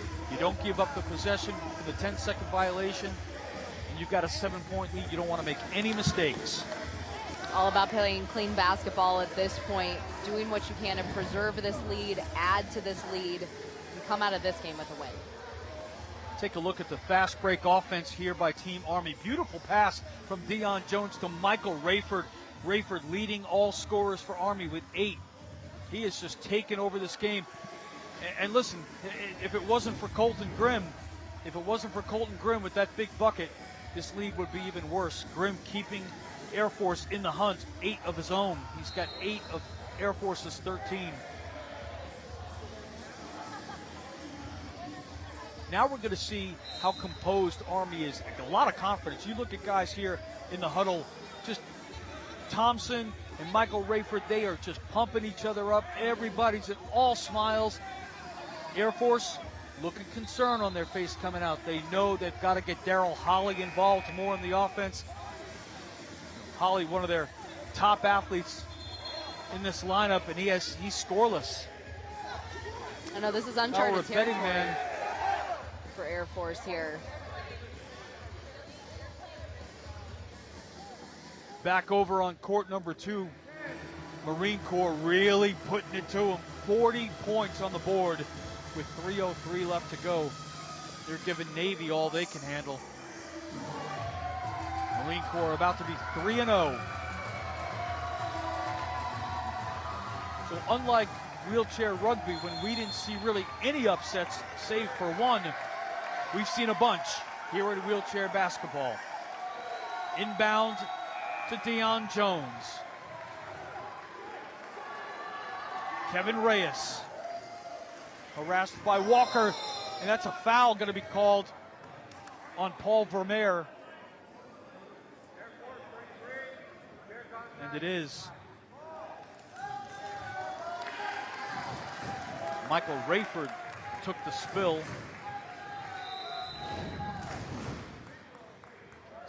Take another look at that as Rayford with a full head of steam coming in, and Vermeer just says, yeah, I don't think so.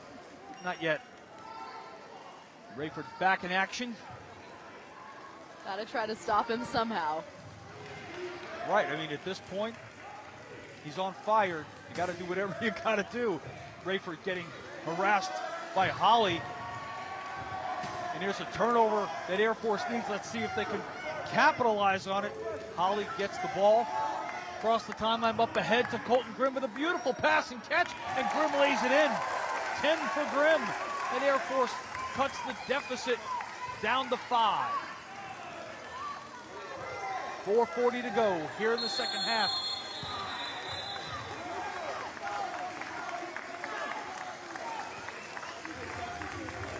Army coaches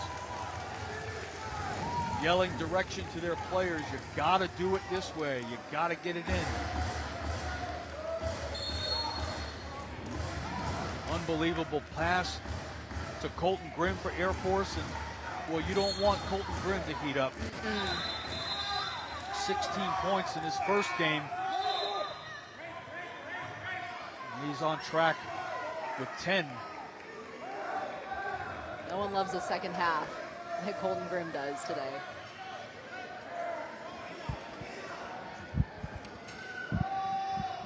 Inbound to Jones, to Thompson, across the timeline from McClendon, and he's wide open. Kevin Reyes, and he can't convert. Rebound Grimm, 3:40 to go. Grimm with a couple of pushes, bounces over the timeline. 15 on the shot clock.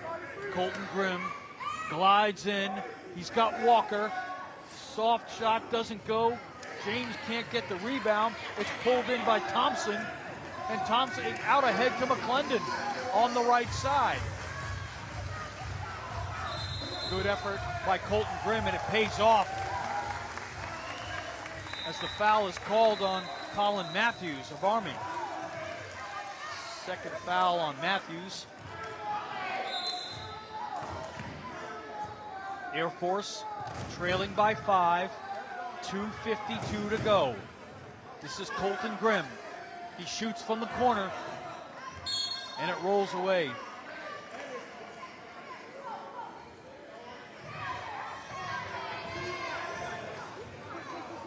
Army can take as much time off the clock as they want. Play defense. McClendon getting bottled up, and that ball gets away, and it looks like Colton Grimm and Daryl Holly are going to get it. Holly picks it up. There's an opportunity for Air Force. And that's Vermeer under the basket all alone, and he banks it off, but it doesn't go. McClendon with the big rebound, and here's Derek Thompson the other way. Can't get it to go, rebound James. 2 minutes to go. Here's Colton Grimm. Big possession, they need this. It's a 2-on-1. McClendon lets it go in, and Grimm can't convert. Rebounded by Matthews. McClendon takes it over the line.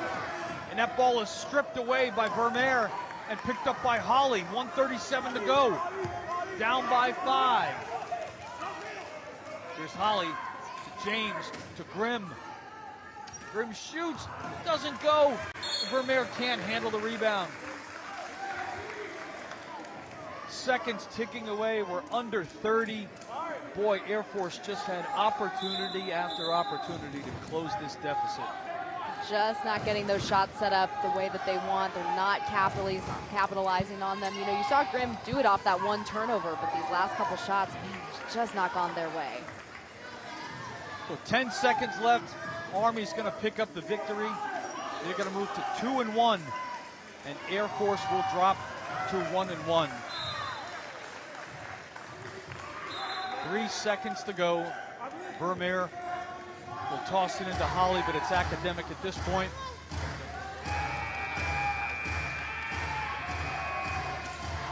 So your final score over on court number 2, the Marine Corps with a 40-22 victory over Navy. Impressive showing by Marine Corps. They move to 3-0 in the tournament, and Team Navy falls to 0-2.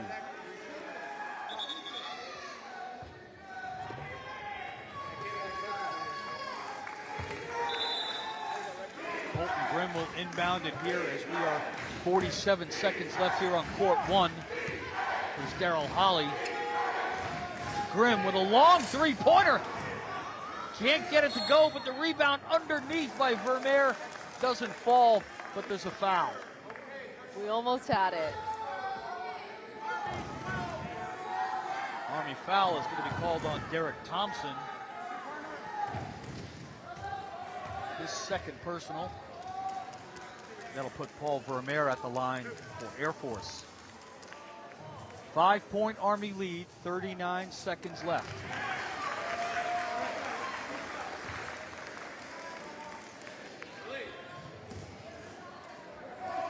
Vermeer's second shot. Can't get it to go. Rebound Army.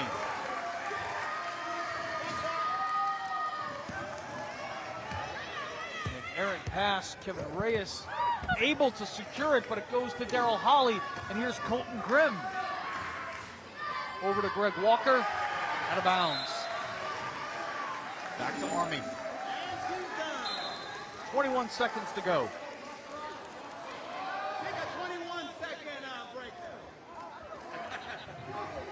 This is Deion Jones.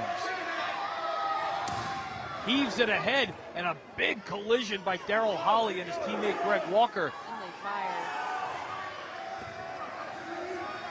Feed inside to Vermeer, can't get it to go. Daryl Holly can't get the putback. Twice he can't get it, and it's tipped out and away, and that's the ball game. Army fans erupt in celebration with a huge victory over Air Force. 20-15, Army takes down the number 1 seed.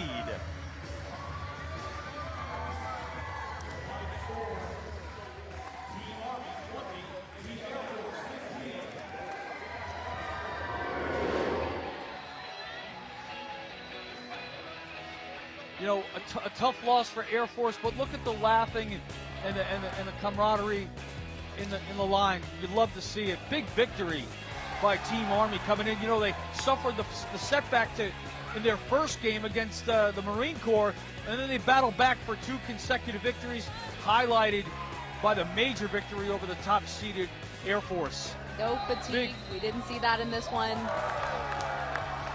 Great movement all around, ball sharing it all around. It's been really, really fun afternoon. This was a fun one. We knew it was going to be tight. It was tight. Came down at the end, but Army just slightly better over Air Force. Balanced scoring by Team Army. Michael Rayford with 8, 6 points each for Derek Thompson and Kevin Reyes.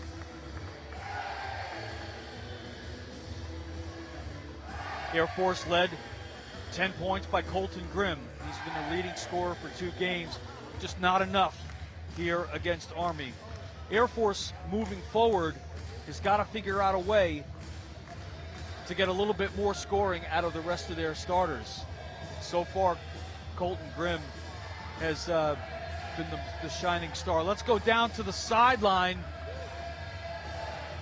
And Lizzie Smith has got a special guest in Michael Rayford. I do. I'm here with Michael Rayford from Team Army. That was quite the game. You guys are already exhausted from the game before this. How'd you pull out that win? Played as a team. We communicated. We executed. You know, stuck to the game plan what Coach gave us, and we worked as a unit, as one, and we got the job done.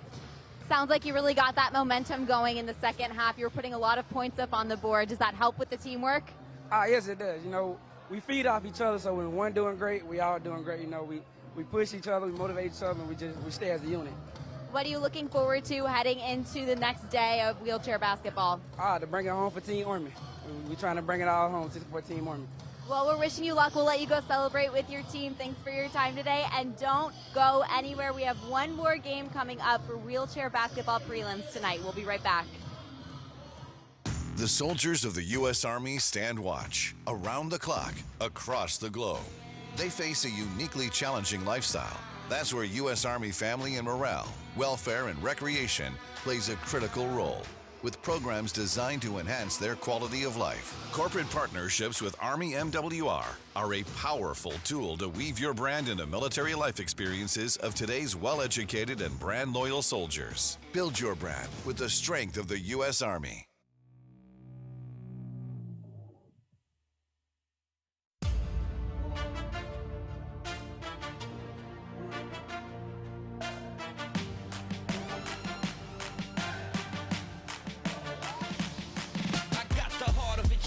Most definite, better beware. Down for the count, but I bounce back with a vengeance. I'm bad, no filler. Break records like Thriller. Top biller, they call me the Thriller from Manila. I'm boss, ain't something you wanna cross. I'm getting lost in my fate now, a superhero cause. You can set me on fire, you can't hurt me, I'm on. I'll be back in my stride, that's how we design. One thing I know, when the back is against that wall.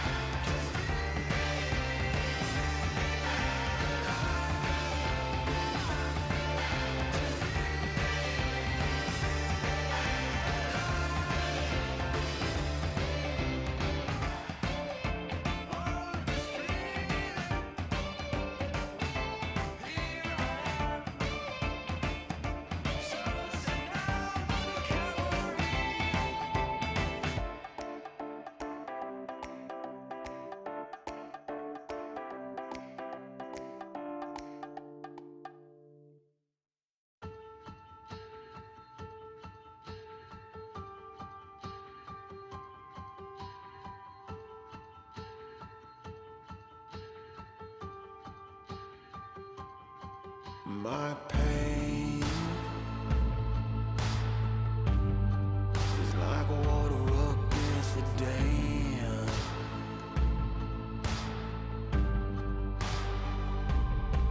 And it's my cross to bear. I can't remember a time it wasn't there.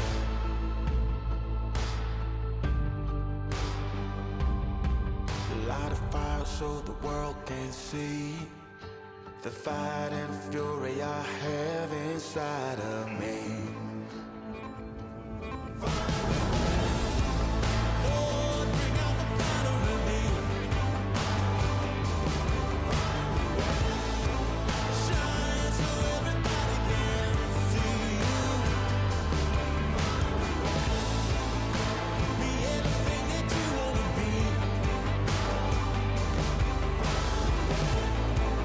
Lord, I'm gonna find my way.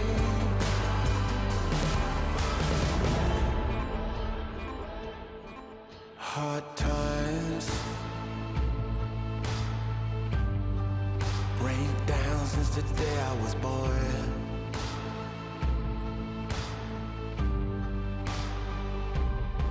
But I never stop running past the point of no return.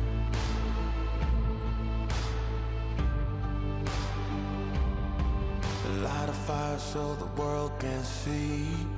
There's a fight and a rage deep down in the heart of me.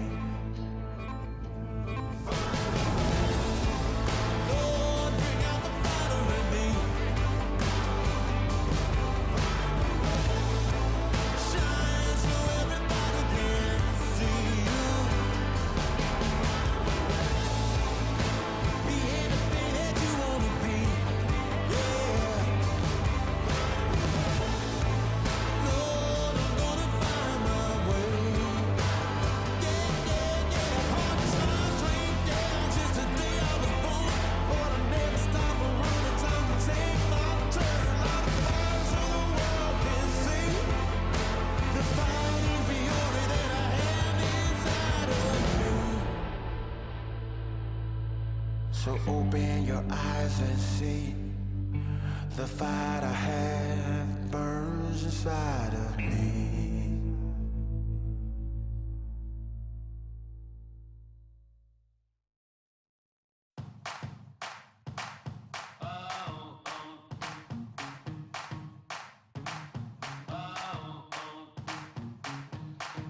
Give it to me now, huh?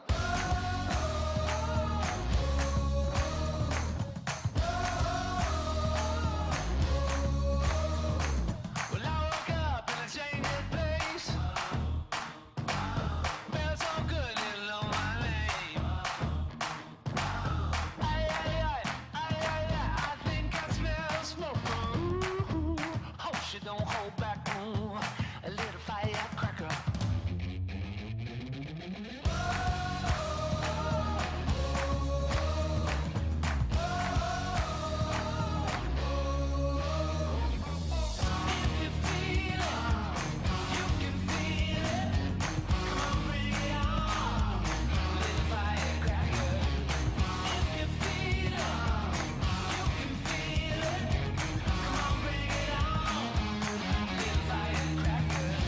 Oh, hot damsel in this dress.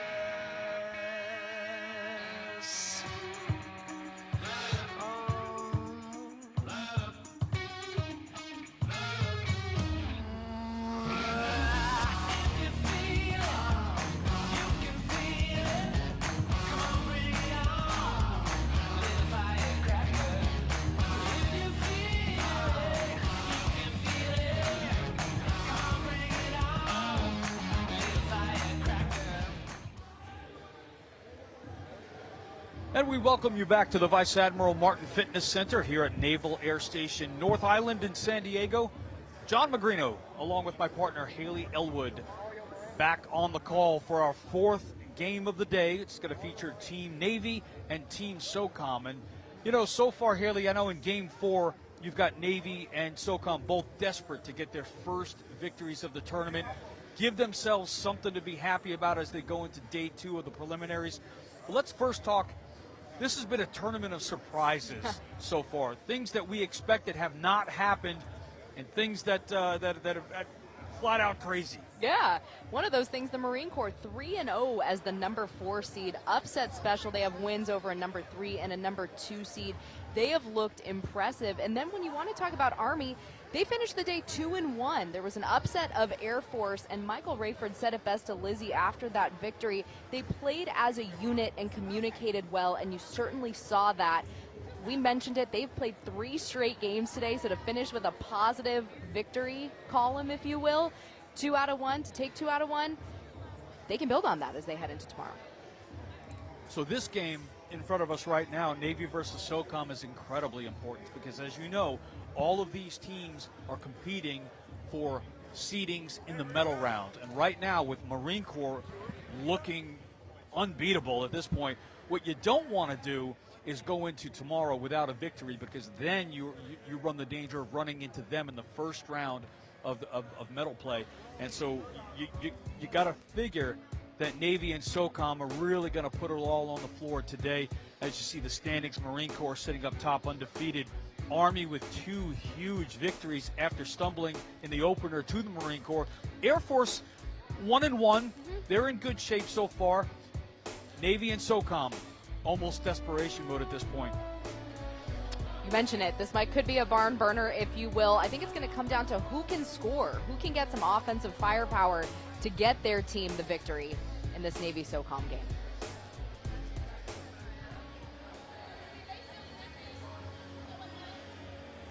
Team Navy looking for their first victory here in wheelchair basketball. Navy's just got to find a little bit of rhythm here on offense. They've got talented athletes all over. Cervantes, phenomenal player. Garcia, tremendous talent. Got your Kayla Saska, who is an outstanding defender and solid on offense as well.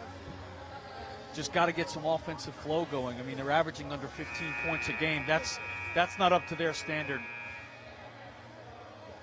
It's getting in rhythm, getting everyone on the same page, doing those things that Rayford talked about Army did so well in the last game to get that victory. Socom struggling to find some rhythm on offense. They, unfortunately, they're averaging less than 10 points a game. You know, the abysmal showing in the opening rounds, but they recovered with a better performance in their second game. They were able to put 17 on the Marine Corps, but again, they just ran into a juggernaut. So it'll be interesting to see how they rebound here in game number 3. So we're getting ready for the tip. Team Navy and Team Socom. Taking the tip for Team Navy. It's going to be Kyle Kitzman, Naval Air Crewman second class. And for Team Socom, it's going to go to Captain Zach Polega.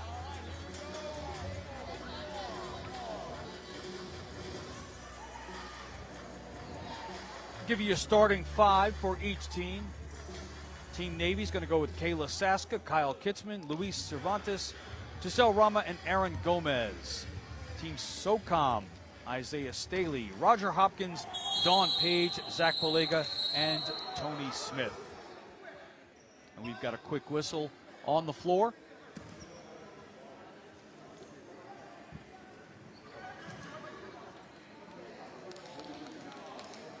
Kayla Saska taking a spill here in the opening tip. She's back and ready.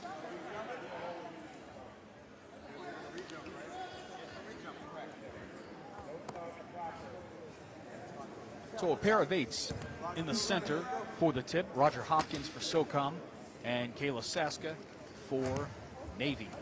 And the tip goes to Cervantes of Navy.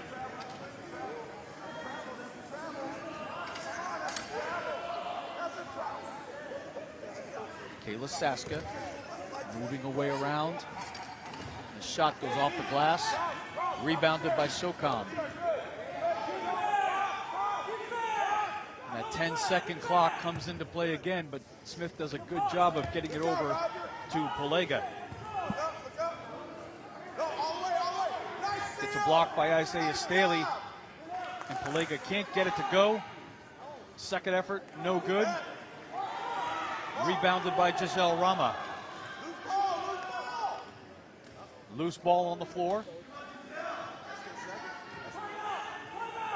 Rama picks it up, and Navy wisely calls timeout.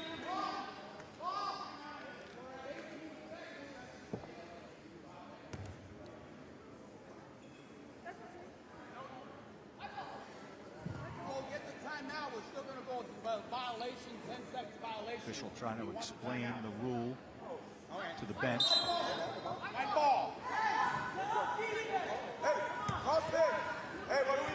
So Socom will take it out. Dawn Page.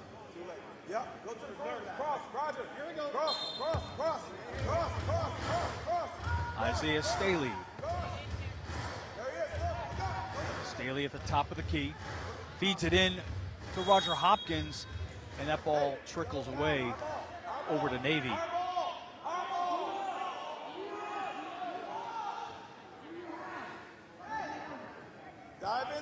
Check that. The ball's going to stay with Socom.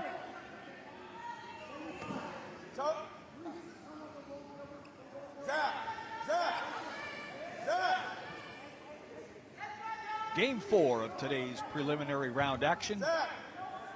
Socom versus Navy. Each team looking for their first victory in the tournament. This is Tony Smith in the lane, and he banks it in. And he gets the foul call as well. Foul was going to be called on Giselle Rama, her first. Good job by Tony Smith in the paint. Let's take a look at the replay. Calls for the pass, and he gets it right in the lane. Takes his time, soft touch off the glass.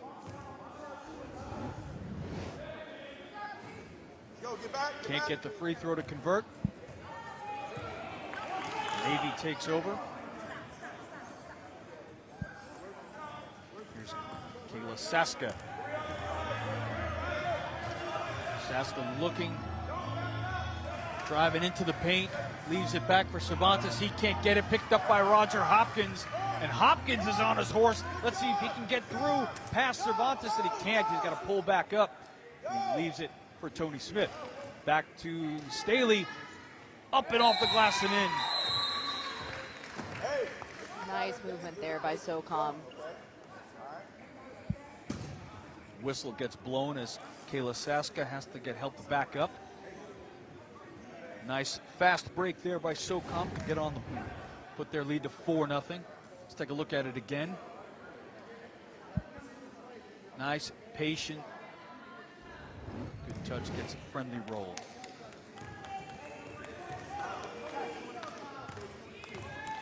Kayla Saska for Team Navy.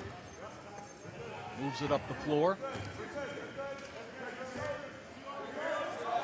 The free throw line, pressured by Hopkins. 15 to shoot. Shot by Gomez. Doesn't go. Out of bounds to Socom. So we talked a little bit earlier, Haley, about how Socom needed to find some sort of rhythm. And I think they're doing that with slowing down their offense a little bit, getting the open shots, waiting for players to get into position. Patience is a virtue, right? That's what they say. It's paying off for them so far. There's Tony Smith. Nice soft pass. Zach Pelega can't get it to go. Rebounded by Hopkins. Back to Staley. Staley to Smith. In the paint. Tries to get around Rama. And he can't get it to go. And it's going to go out of bounds to Navy. Smith just beat the shot clock. 1 second to go. Kayla Saska moving it up the court.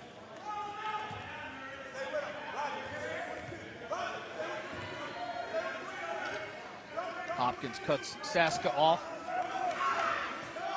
Here's Gomez. Back to Saska. To Cervantes. Sets the pick by Saska, and the shot by Cervantes says go. Rebound Pelega, and he banks it home. Zach Pelega. Navy gets on the scoreboard.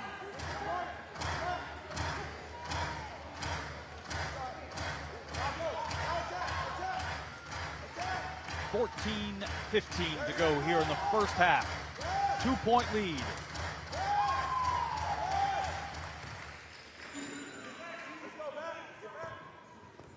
Good basket by Socom. It stretches their lead to 6-2. Second basket of the game, 4 points for Zach Palega. 6-2 lead for Socom.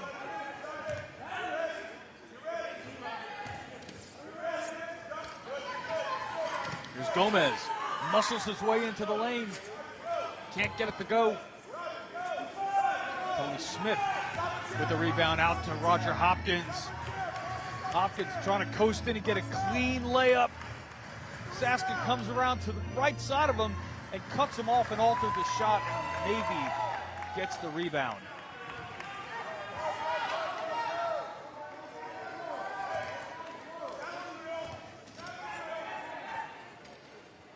Gomez with the shot. Air ball goes out of bounds. Back to Socom.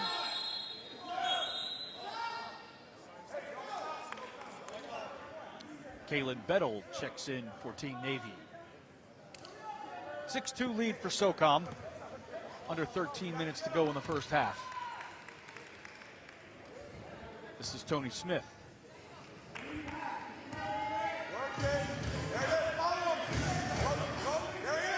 Hopkins cutting across the lane, and it's an inside pass. Nice job by Zach Palega. Third basket of the game for Captain Zach Palega. Socom out to an 8-2 lead.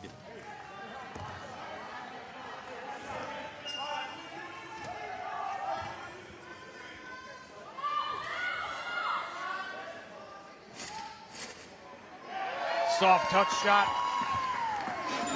Kyle Kitzman with his second bucket. 8-4 Socom.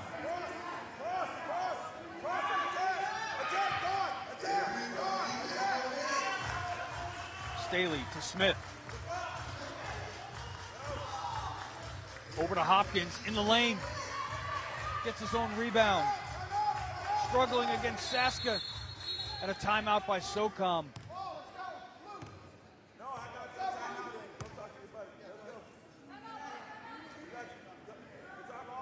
11:45 to play here in the first half. Team Socom is saying they got the timeout before the turnover. Doing a great job trying to convince the officiating crew. Let's see how successful they are. As they confer whether or not the timeout was called before the ball went out. Good, strong start by Team Socom. I have to say I'm impressed with them so far and what we've seen from them. Their patience on display, getting shots set up, taking baskets. It might take a little longer than maybe they anticipate, but at least they are getting them in. It's been good to see. You'd like to see the progression. They came out and had a disastrous performance against Air Force, only scoring 2 points.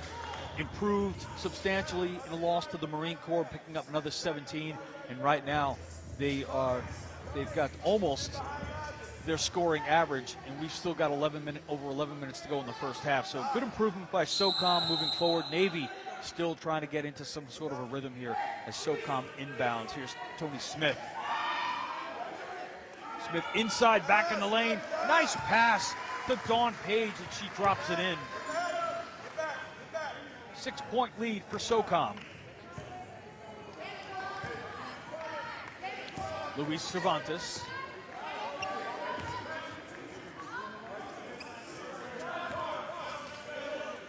Looking for some sort of opening. Stingy defense by Team Socom. Roger Hopkins gets in it, but Cervantes buries it from 15 feet. We've got a whistle.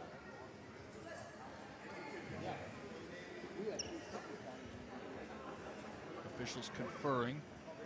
11:24 to go here in the first half. So they count the basket for Cervantes. Take a look at that shot right here. Cervantes turns around. Roger Hopkins tries to get in his way, but he launches it just outside the free throw line. And that cuts the Socom lead to 4. Cervantes picks it up. Navy trying to get some sort of a push.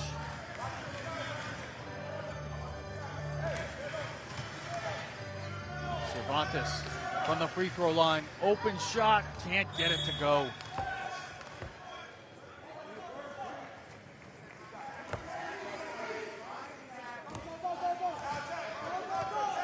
10:40 to go. 4-point lead for Socom. Tony Smith moving up the right side. He's met by Bettel. Hopkins trying to set a pick. Smith gets it inside to Polega. To Page. Soft shot from the baseline, doesn't go. Rebound, Cervantes.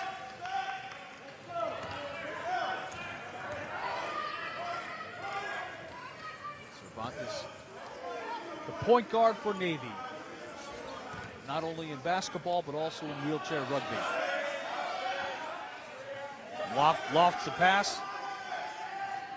Gomez doesn't go. Rebound, Tony Smith.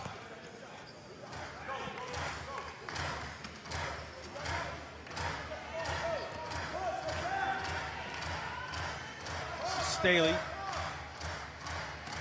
Roger Hopkins. Back to Page. Tony Smith. Just outside the paint, and the soft shot goes. Tony Smith with his second bucket of the game. Socom doubling up Navy. 9:22 to go. Great improvement by Socom. I was just going to say, put up 12 right now in this first half. Really, really good work by them rebounding after the first 2 games. Feed inside from Cervantes to Gomez, and he banks it in. Aaron Gomez with his first bucket. Loose ball in the backcourt, picked up by Tony Smith, feeds it to Dawn Page. She's chased by Aaron Gomez outside the three-point line. Inside to Roger Hopkins. Gets the shot off, and it can't go. Tony Smith with the rebound. It doesn't go. And Jesse Tamares hauls in the board. Here comes Navy on the push. Luis Cervantes gets his offense set. Here's Aaron Gomez drifting into the lane, and it's stripped away by Dawn Page, but picked up by Tamares. No shot. And we got a 3-second violation. So a great opportunity for Navy goes awry. Kind of feels like that's the story of this first half so far. They've had some chances, just haven't capitalized on them, and Socom is doing their part to get points on the board. This is Eric Lewis.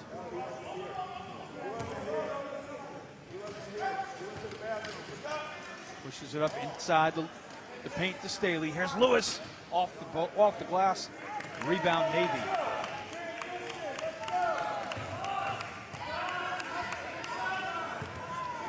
Kyle Kitzman to Gomez.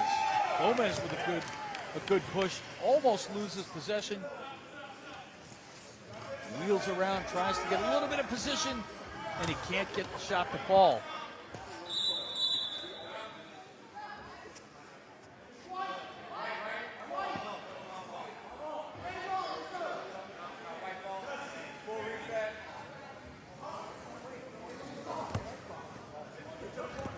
Navy keeps possession. You gotta love the banter between, but not only the coaches on each side, but they're also chatting with the officials. It's fantastic. We have the front row seat to that. Isaiah Staley in the lane, and 3-second violation called on Socom again. Socom has had opportunities to pull this game away and just can't seem to do it. Both teams have had great looks. 12-8 Socom. Coming up on 6:20 to go here in the first half.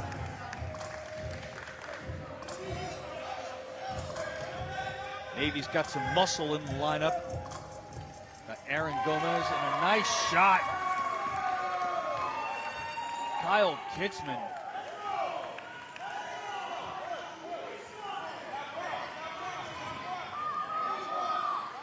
Socom's lead now down to 2.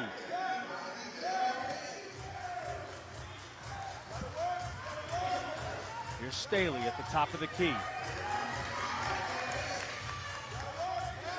10 to shoot. Trying to get some offense inside to Ann Knox, and she gets the roll. That was what they needed. Ann Knox with her first basket of the game. Socom's lead back to 4.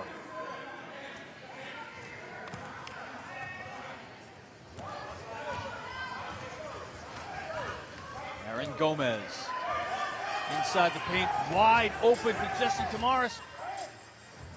And he can't get it to go as Jamie Lopez, check that, Justin Radbill closed in the paint, which altered the shot. Here's Socom on the offensive end.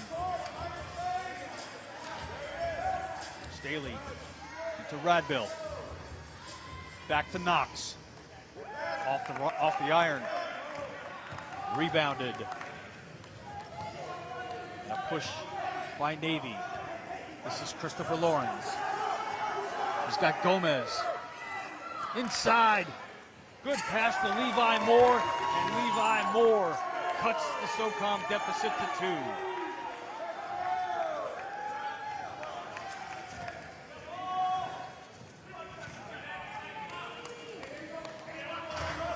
.420 to go here in the first half. 2-point lead for Team Socom. Both teams looking for their first victory here in the preliminary rounds. Here's a quick shot by Ann Knox, and she buries it. 4 points for Ann Knox.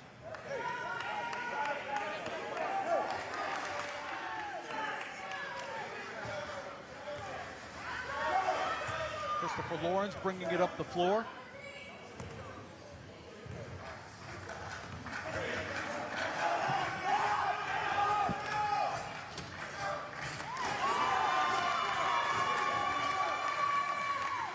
Good look by Aaron Gomez, who lays it up and in. 4 points for Gomez.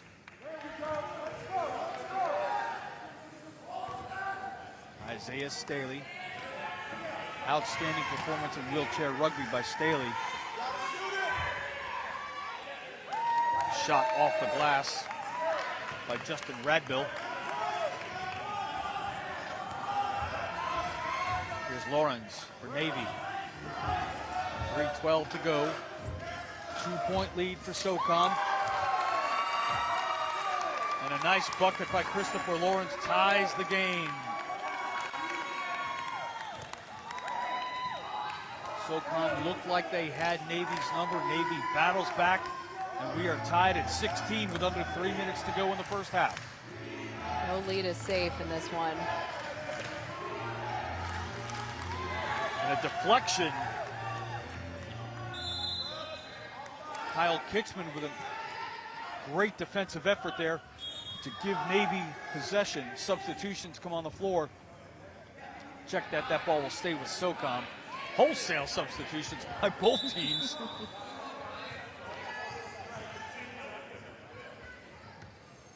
So Socom will inbound the ball with 9 seconds to go on the shot clock. Tie game. Coming up on 2:10 to go in the first half. Running clock here, with the exception of fouls and timeouts.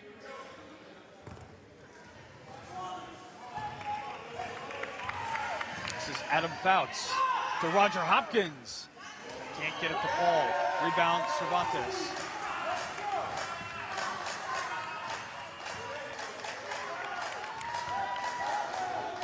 Intensity picking up here as we reach the closing seconds of the first half. Cervantes with a shot.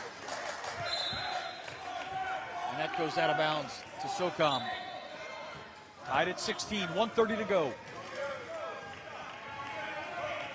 Adam Fouts.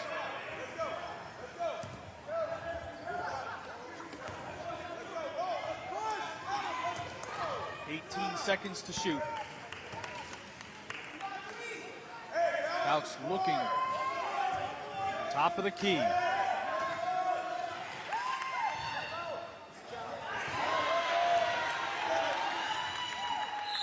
both Adam Fouts and Kayla Saska hustling for the loose ball. But it's going to stay with Socom. 2 seconds on the shot clock. Socom will inbound. Inbound to Tony Smith. Check that. That was Zach Palega. And he draws the foul on the shot.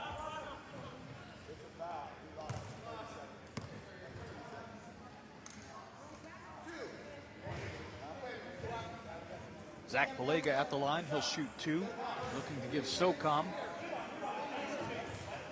the lead once again.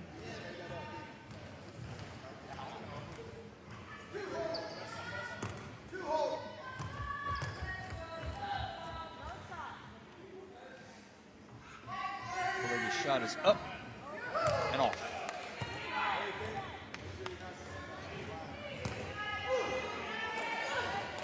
Zach Palega, the captain, earned 2 gold medals in cycling earlier this week. Second shot is up and no good.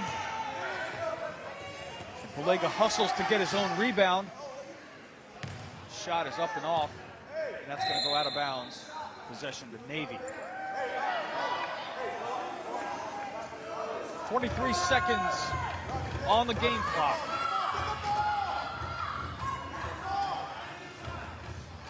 Kayla Saska looking to give Navy the lead. Here's Cervantes, 15 seconds to Saska. A long pass and just, oh! And that pass sailed out of bounds, out of the reach of Giselle Rama. 5 seconds on the clock, and Navy's not going to get the ball inbound. So that's the end of the first half. And as exciting as it was, about midway through, the last half really stagnant as far as an offensive production. We're tied at 16, both teams seeking their first victory.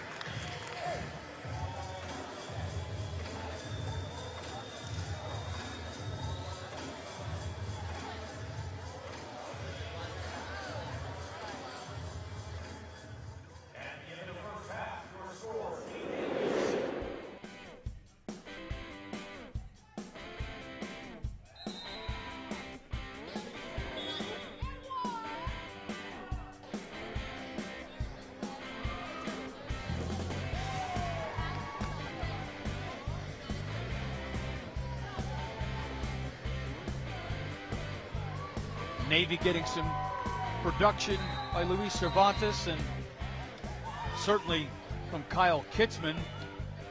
As you can see, Team Socom with Dawn Page with a good bucket. Socom had the early lead. Navy battled their way back. Tony Smith tied the ball game up for Team Socom. Both teams trying to establish their rhythm early on. Seemed like they were both getting into a good groove.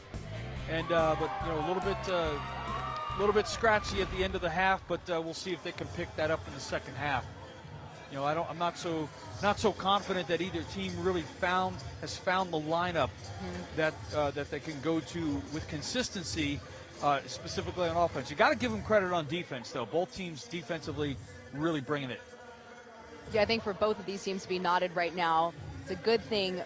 In that case, Socom, though, led by as much as 6, I believe. So to kind of have that falter to a bit is probably not what they want to see. But for Navy to bounce back, definitely in their favor. But it'll be interesting to see how the second half plays out, though. I do have to say, though, for Socom, to have 16 points right now at the end of the first half, that's huge for them. But we'll see if they can kind of keep that patience going and then also battle back defensively to get some stops against Navy because they let them creep back in there in that end of the first half, excuse me. Second half action coming up in just a few minutes. Let's send it down to Lizzie Smith with a special guest. Thank you so much. I have Adriel here, a coach for Team Socom, and he's going to tell us a little bit about how these chairs operate to benefit the players. Can you give us some insight? Yeah, these are our wheelchair basketball chairs. These are sports chairs. a difference between a sports chair and an everyday chair. This is built for sports. So here we have your wheels. They can pop right off, which is push of an axle. Now, something most people will notice is that these are angled out a little bit wider. That's called camber. That camber provides athletes the ability to move, be mobile, and have agility through the court. So this is a full 360 spin with the wheels. You also have your cushion. You got your foot plate. Yep. You got your foot plate. You got your cushion. You got your straps. So it's pretty well maintained. We have about 12 of these chairs. These chairs are built by Performax. This is one of the bigger companies for sports chairs. They have all different types of sizes. So these chairs are measured for the athlete's legs to hip to waist. So we'll measure the foot to knee, and then from the knee to waist. So that's a good way to get your measurements in. Other than that, it's an extension of the chair. So when we play basketball, this becomes an extension of your body. So if you hit somebody with your chair, that is a foul. To play defense, you got to be able to have your good chair position, good chair maneuverization. There's a lot of good stuff. And then how these compare to our rugby chairs was, if you've seen our games in the past, these are not as Mad Max looking as our sports chairs. So there's no spoke guards, there's push rims. These are easy to handle, probably lighter too. So, I mean, that's a quick breakdown of a wheelchair basketball chair, a sports chair, yeah. Well, if we weren't experts in it before, we certainly are now. So much insight on these. Thank you for giving us that. And don't go anywhere. We have the last half of day one of wheelchair basketball coming up in just a second.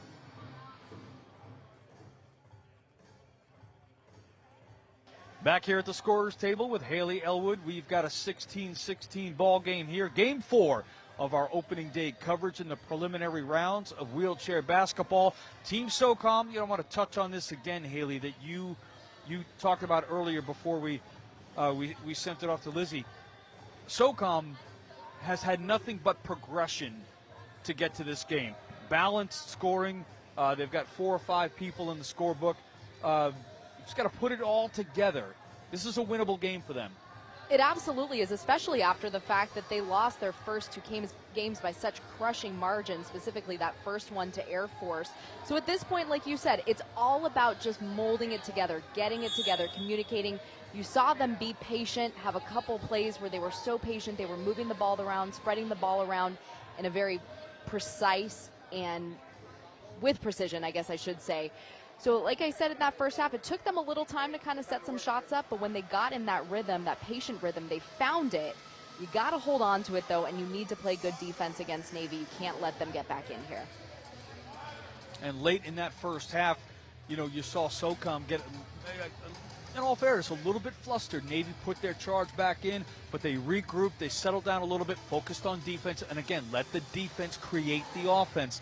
And so we'll see what happens here in the second half. Tied at 16, and action getting underway. Navy will inbound the ball. This is Kayla Saska.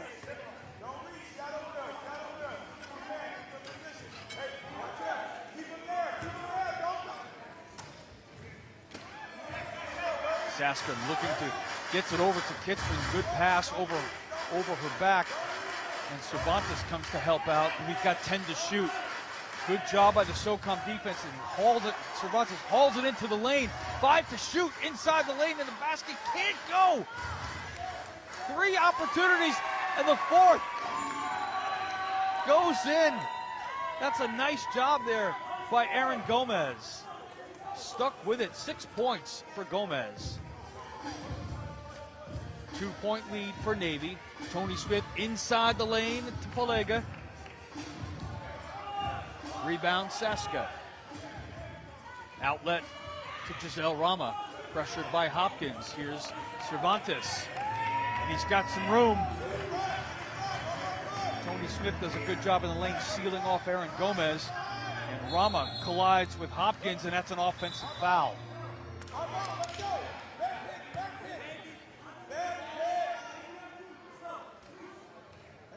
Second foul on Rama.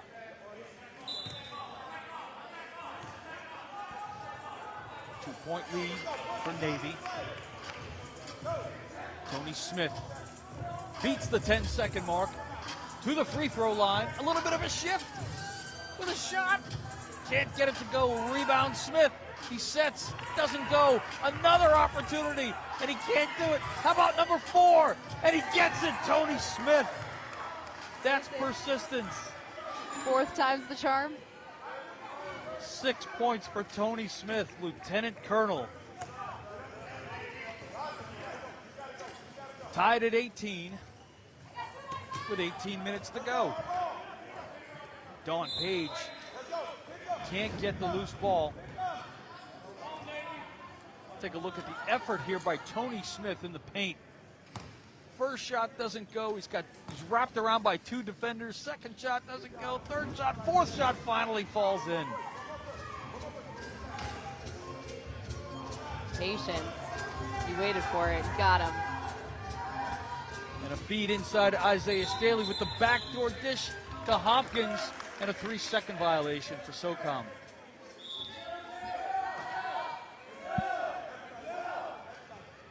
Navy substitutions coming in. Jesse Tamaris and Kaylin Bettel, replacing Giselle Rama.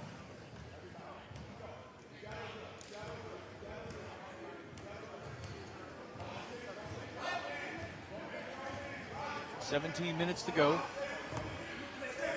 Game tied at 18. Kayla Saska in trouble. And she heaves it. Yeah, that's a 10-second violation. Tried to heave it over to Kyle Kitzman. Unsuccessful. Page inbounds to Tony Smith.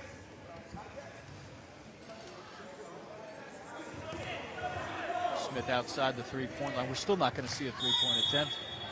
And Staley's shot goes in, but a 3-second violation is called, so no basket. I want to see a 3-point shot. I know. What do we got? 16 minutes left? It can happen. Anytime somebody slides by the table here, we have to put that into the air. Go for 3. Shoot the 3. Here's Saska. Crosses midcourt, hustles down the left side, turns around, and let's set the offense. Staley defending. Saska with a bounce pass to Cervantes. Almost thought about the 3. Pulls in, gets the shot up, doesn't fall. Rebound, Palega. Captain Zach Palega wheels it up the court to Lieutenant Colonel Tony Smith. Smith moves inside the 3-point line to the free throw line. Looking inside. And an easy bucket by Zach Palega. 6 for Palega on the game. 2-point lead for Team Socom. And we've got a timeout called by Navy.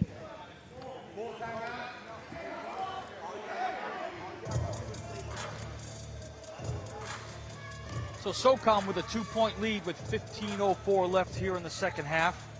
And Haley, you look at the scoring for Team Socom, and it's been dominated by Zach Palega and Tony Smith. Yeah, they have certainly been making their presence felt in this entire game. And you'd mentioned it as we started the second half. This is a winnable game for Team Socom. It really, really is. They've been doing some good things as of late in this half. Navy, though, they're not going away. And I think we've seen that from them throughout this entire game. But if Socom can kind of just stick to what's been working, like we said, kind of keep that patience going. Smith with those 4 tries finally got it in there. Hopefully they can come out with the win. But as it's been going, still is a really good game. It'd be better, though, if we had a 3. You know, in all fairness, the way we've seen 4 of the 5 teams play thus far, Socom has got to feel encouraged because their 2 toughest games are seemingly behind them, right? So now they're evenly matched with Navy. They're going to come up against Army tomorrow. So they've got a good opportunity to even their record at 2-2, and that sets them up perfectly for the medal round play. I mean, they want to try to avoid playing Air Force or the Marine Corps again. 2-point lead for Socom.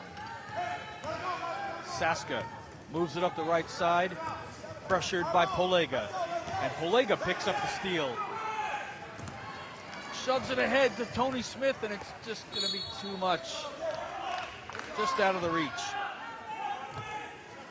So an opportunity lost for Socom to build their lead.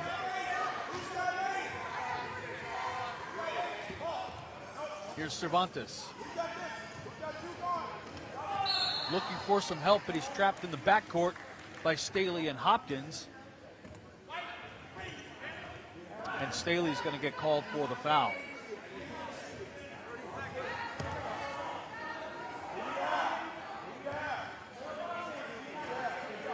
Isaiah Staley with 2 points, 1 personal foul. Luis Cervantes getting hawked by Hopkins. Up ahead to Kitzman. Kitzman got it to Tamaris, back to Kitzman, top of the key, strolls in. 12 to shoot. Roger Hopkins doing a great job defensively, not giving Cervantes any look. 5 to shoot. Saska in the lane, and it is stolen by Polega. Polega up to Staley. Up ahead to Tony Smith. He's got an open lane, and he takes it in for the layup. Tony Smith with a nice touch. 8 points for Lieutenant Colonel Tony Smith. Socom by 4. Cervantes gets tangled up a little bit with Tony Smith and throws it away past Kayla Saska. So Socom with a prime opportunity to stretch their 4-point lead.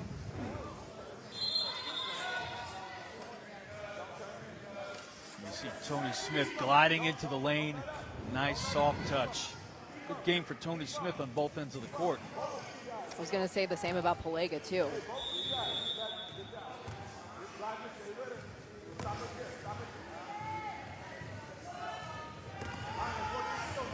Tony Smith competing in 7 different events of these games. That's incredible to me. Here's Polega, takes his time and shots off the mark, rebounded by Levi Moore. Navy, an opportunity to cut into the lead. Here comes Cervantes.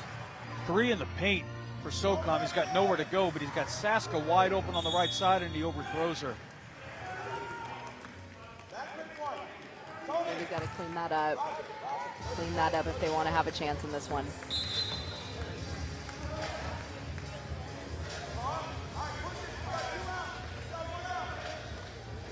Battle going on the near side here between Roger Hopkins and Kalen Bettle, jockeying for position, and Hopkins then moves into the lane to seal off Cervantes. The pass to Page inside, tried to get it to Zach Polega, and off his hands.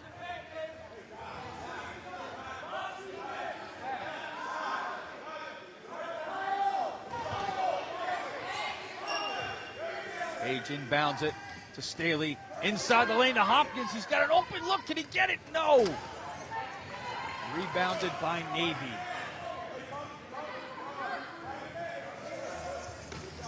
Here's Kyle Kitzman. Over to Levi Moore. He's shadowed by Page. Saska. Saska driving in. Shoots over Smith. Can't get it to fall. Zach Polega with the rebound out to Isaiah Staley. He's got Cervantes in front of him, but he dishes to Tony Smith, and Smith lays it in. What a game from Smith. Socom getting that rhythm, Haley, that we've talked about, what they need. Smith leading all scorers with 10. 6-point lead for Socom. And here's another steal. Tony Smith driving in the lane, trying to get around Levi Moore. Dishes to Hopkins for the easy bucket. Roger Hopkins. And Navy finding themselves in an 8-point deficit. We've got a timeout on the floor.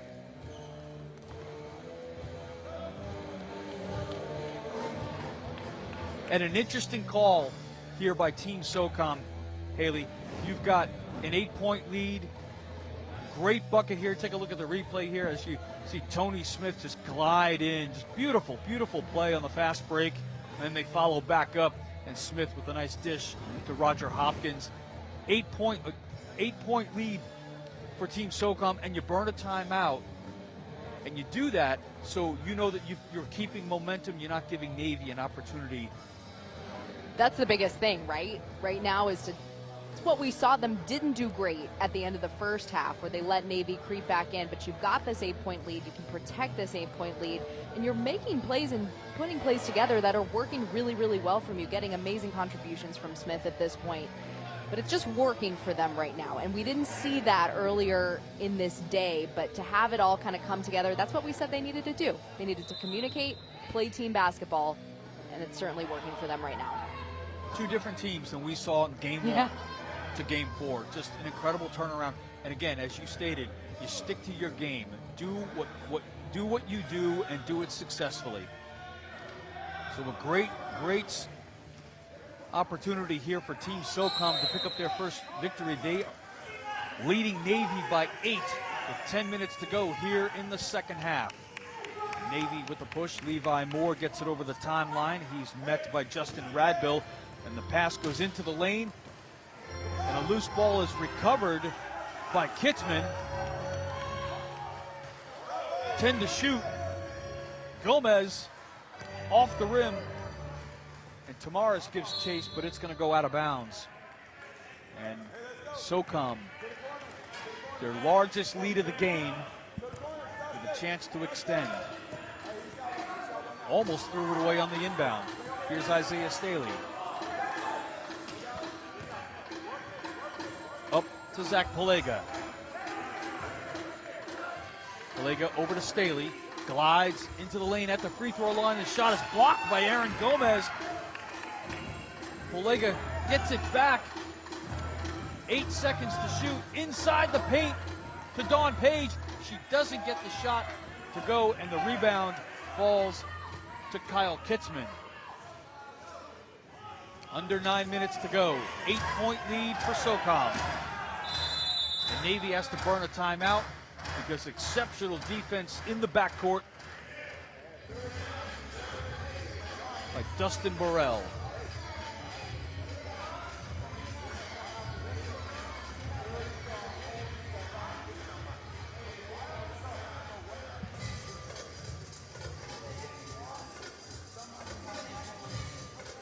Team Socom flexing their muscles here in the second half. It was a tie game at halftime, and Socom just comes out laser focused.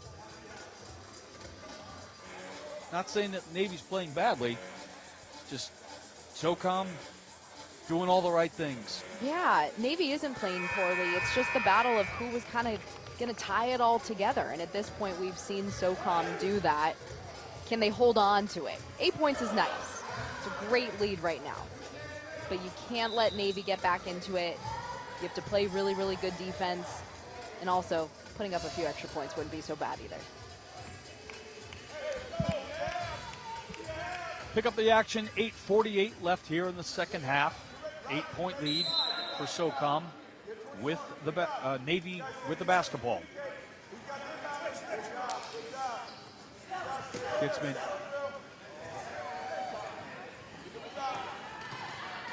Gomez going for the rebound for Navy, but it's hauled in by Zach Palega. Isaiah Staley taking it up the court. This is Ann Knox. She's met by Kitzman, but gets the pass to Roger Hopkins.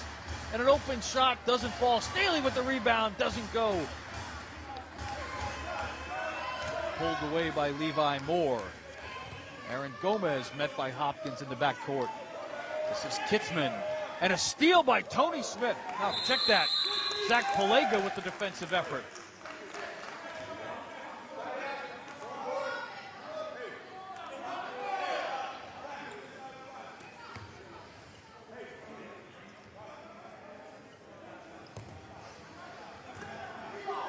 Socom possession.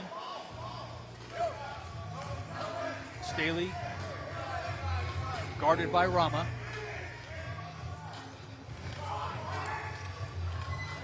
Inside to Burrell. Open shot. Doesn't fall. Rebound Gomez.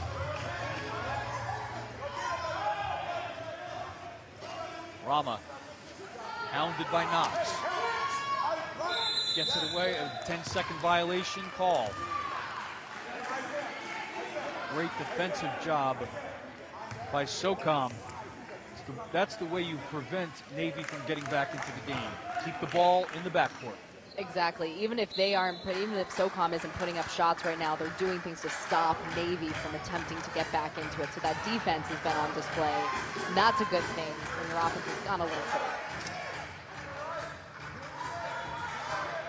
Pass inside the paint to Zach Palega. He got his own rebound and he put it back up and in. 8 points for Palega. Offense of Socom dominated by Zach Palega and Tony Smith. For 18 of their 28 points. Another 10-second violation. The 10-point lead for Socom.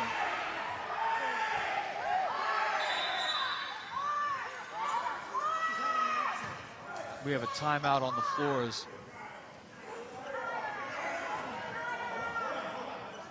Giselle Rama in pain.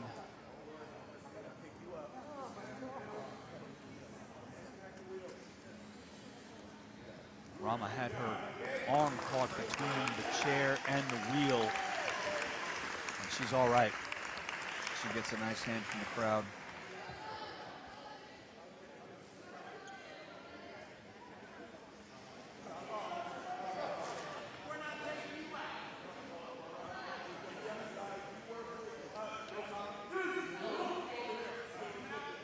So Rama will be substituted. You know what? She weighs off that substitution. She's tough. Yep, staying in. I don't need a sub. Take a look and see what happened here. Rama reached back for the ball, and her arm got caught between the chair and the wheel. But she's tough. She's back in the game. And here's a shot by Zach Palega that goes out of bounds. 6 minutes to go here in the second half. 10-point lead for Team Socom. Team Navy, danger, falling to 0-3. This is Jesse Tamaris looking for Rama. Rama feeds it right back. Nice pass to Chris Lawrence, who drops it in. 4 points for Lawrence. Outstanding assist by Giselle Rama.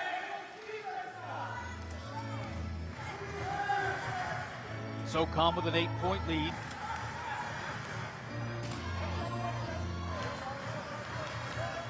Staley to Palega from the free throw line.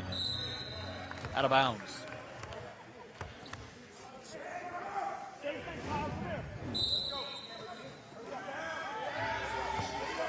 Let's take a look at that pass. Tamaris got it into Rama in a beautiful dish.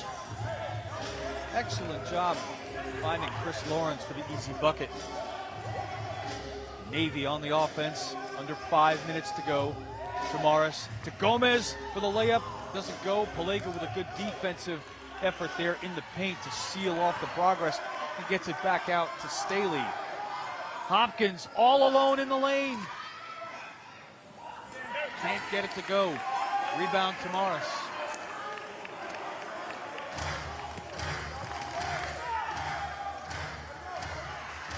There's a steal by Ann Knox. Finds Dustin Burrell. Over to Palega. And he banks it in. 10 points for Zach Palega. 10-point lead for Socom, their largest of the game.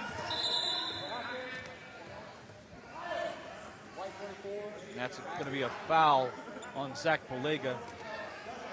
Can't use your wheelchair to back into somebody. Therein lies the foul. If you could, be a little chippier out here, I think. It's funny how we saw that like at the start of the first and second games, how the rugby players kind of carried that over. And then sort of realize, oh, yeah, there's a different rule book for this. Yeah, slightly less aggressive, if you will. It's just so tempting, though. 3:20 to go here in the second half. 10-point lead for Socom. Here's Cervantes for Navy. Assessing the area, trying to get a pass. And I think he was trying to pass that to Chris Lawrence, but Ann Knox was right there.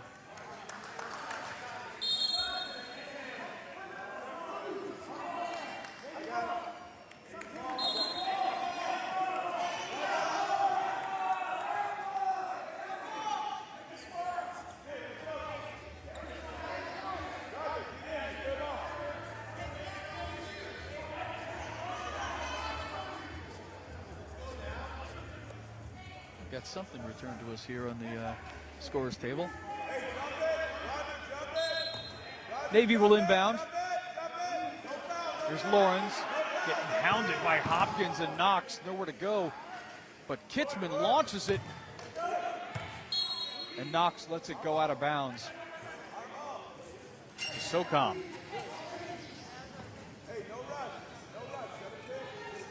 Socom coach telling his players, no rush, take your time. We got a 40-second shot clock and a 10-point lead. Do things the right way, and we get our first victory of the tournament. This is Tony Smith. 15 to shoot. Inside to Polega. Doesn't go. Polega gets the rebound again. Doesn't go. Rebound, Lawrence. Navy's got a rush here. They've only got a minute 40 left to go in the game. And heaves the ball downfield to Kitzman. Kitzman gets it over to Lawrence. Across the free throw line. And he's met by Polega. Can't get it to fall. Rebound and Knox. Hopkins with the outlet to Staley. Staley to Tony Smith. Smith in control. 12 seconds on the shot clock. Got Hopkins. Smith is alone at the top of the key. He's going to send it inside to Knox. Shot doesn't fall, and it's rebounded by Tamaris. Sends it out on the left side to Kyle Kitzman. And we've got a 10-second violation. Navy down 10, 44.5 seconds to go. This is not a spot that they expected to be in. And as equally as much as it is a not spot they wanted to be in, it's a good spot for Socom right now. Adam Fouts in the game for Socom. Lofts it inside to Staley, gives himself a little bit of room in the lane. Can't get the shot to fall in a sea of hands. And that rebound goes to Kitzman.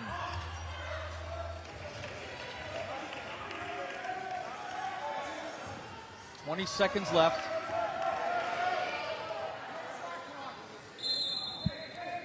And the ball rolls out of bounds. Back to Socom. 12.6 seconds left. And Socom, after a disastrous start to this tournament, is going to log themselves a convincing victory over second-seeded Navy. Who would have thought? Came together in this one. And a shot at the buzzer by Adam Fouts rolls off, but the final score, Socom 30, Navy 20. Outstanding rebounding effort by Socom. Final score, Team Socom 30, Team Navy 20.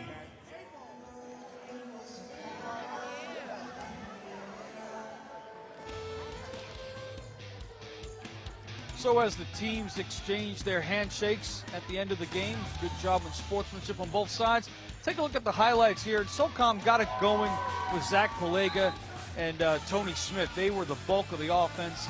Navy just couldn't seem to get things going in the second half. And as much as they couldn't get things going, they didn't have an answer to stop Pelega and Smith, who combined for 20 out of the team's 30 points. Just such a good effort by those two guys in this game. They really got it done on the fast break. You know, I think when they tried to set up their offense, they found a little bit of trouble because Navy would do a good job of clogging the lane. But when they got the ball out there into the flat, found Smith typically open, Pelega with very strong rebounding as well. So, I think the game, most basketball games are won on the glass, right? Rebounding wins ball games. And I think right now Socom did a better job than Navy off the glass. Navy a little bit frustrated, 0-3 now. Now they have a lot of soul searching to do as they head into day 2. As you take a look at the standings, Marine Corps with a solid 3-0 up on top. Army with a great job today, bouncing back for a pair of victories. Air Force still in the hunt. Socom, you and I both impressed, Haley, right? You would have thought that after that first game, Socom was like, I don't even know if they're going to be coming out for the next game. They came to play, and they knocked off second-seeded Navy here in the final game of the night. Navy has a lot to work on. We'll see what we can do in game 2, or I should say in day 2 tomorrow here of wheelchair basketball. I want to thank all of you all for watching. This is John Magrino along with Haley Elwood. We're going to send it down courtside to Lindsey Smith, and she's got some happy people with her. I do. I have the team captain of Socom here, Zach Pelega. You guys pulled out quite the victory today. You're seated 5th. How do you want to keep this momentum up going into prelims tomorrow? Yeah, absolutely. So, it took us a little bit to get warm, right? At the end of the day, right, we're a team from all different branches, so we don't get the opportunity to always practice like some of the other service teams. But at the end of the day, right, we were able to figure it out, come together as a team, and so I think we're going to be able to keep that rolling going into the games tomorrow. That's huge. So teamwork is a big part of it. Training, obviously, not as much as you'd like, it sounds like. So what does that mean to you to have such a great team with so much heart out here? Yeah, absolutely. All of the ladies and the gentlemen out here, they're athletes. So at the end of the day, we're going to be able to figure it out, right? And that's our mission. And so we're able to represent that on the ball field, right, or in rowing earlier as well. Sometimes it just takes a little bit longer for it to come together. And you're coming off of 2 gold medals from cycling. How much does it mean to you to keep that momentum up? We're all out here as a team, obviously, but we love a win, too.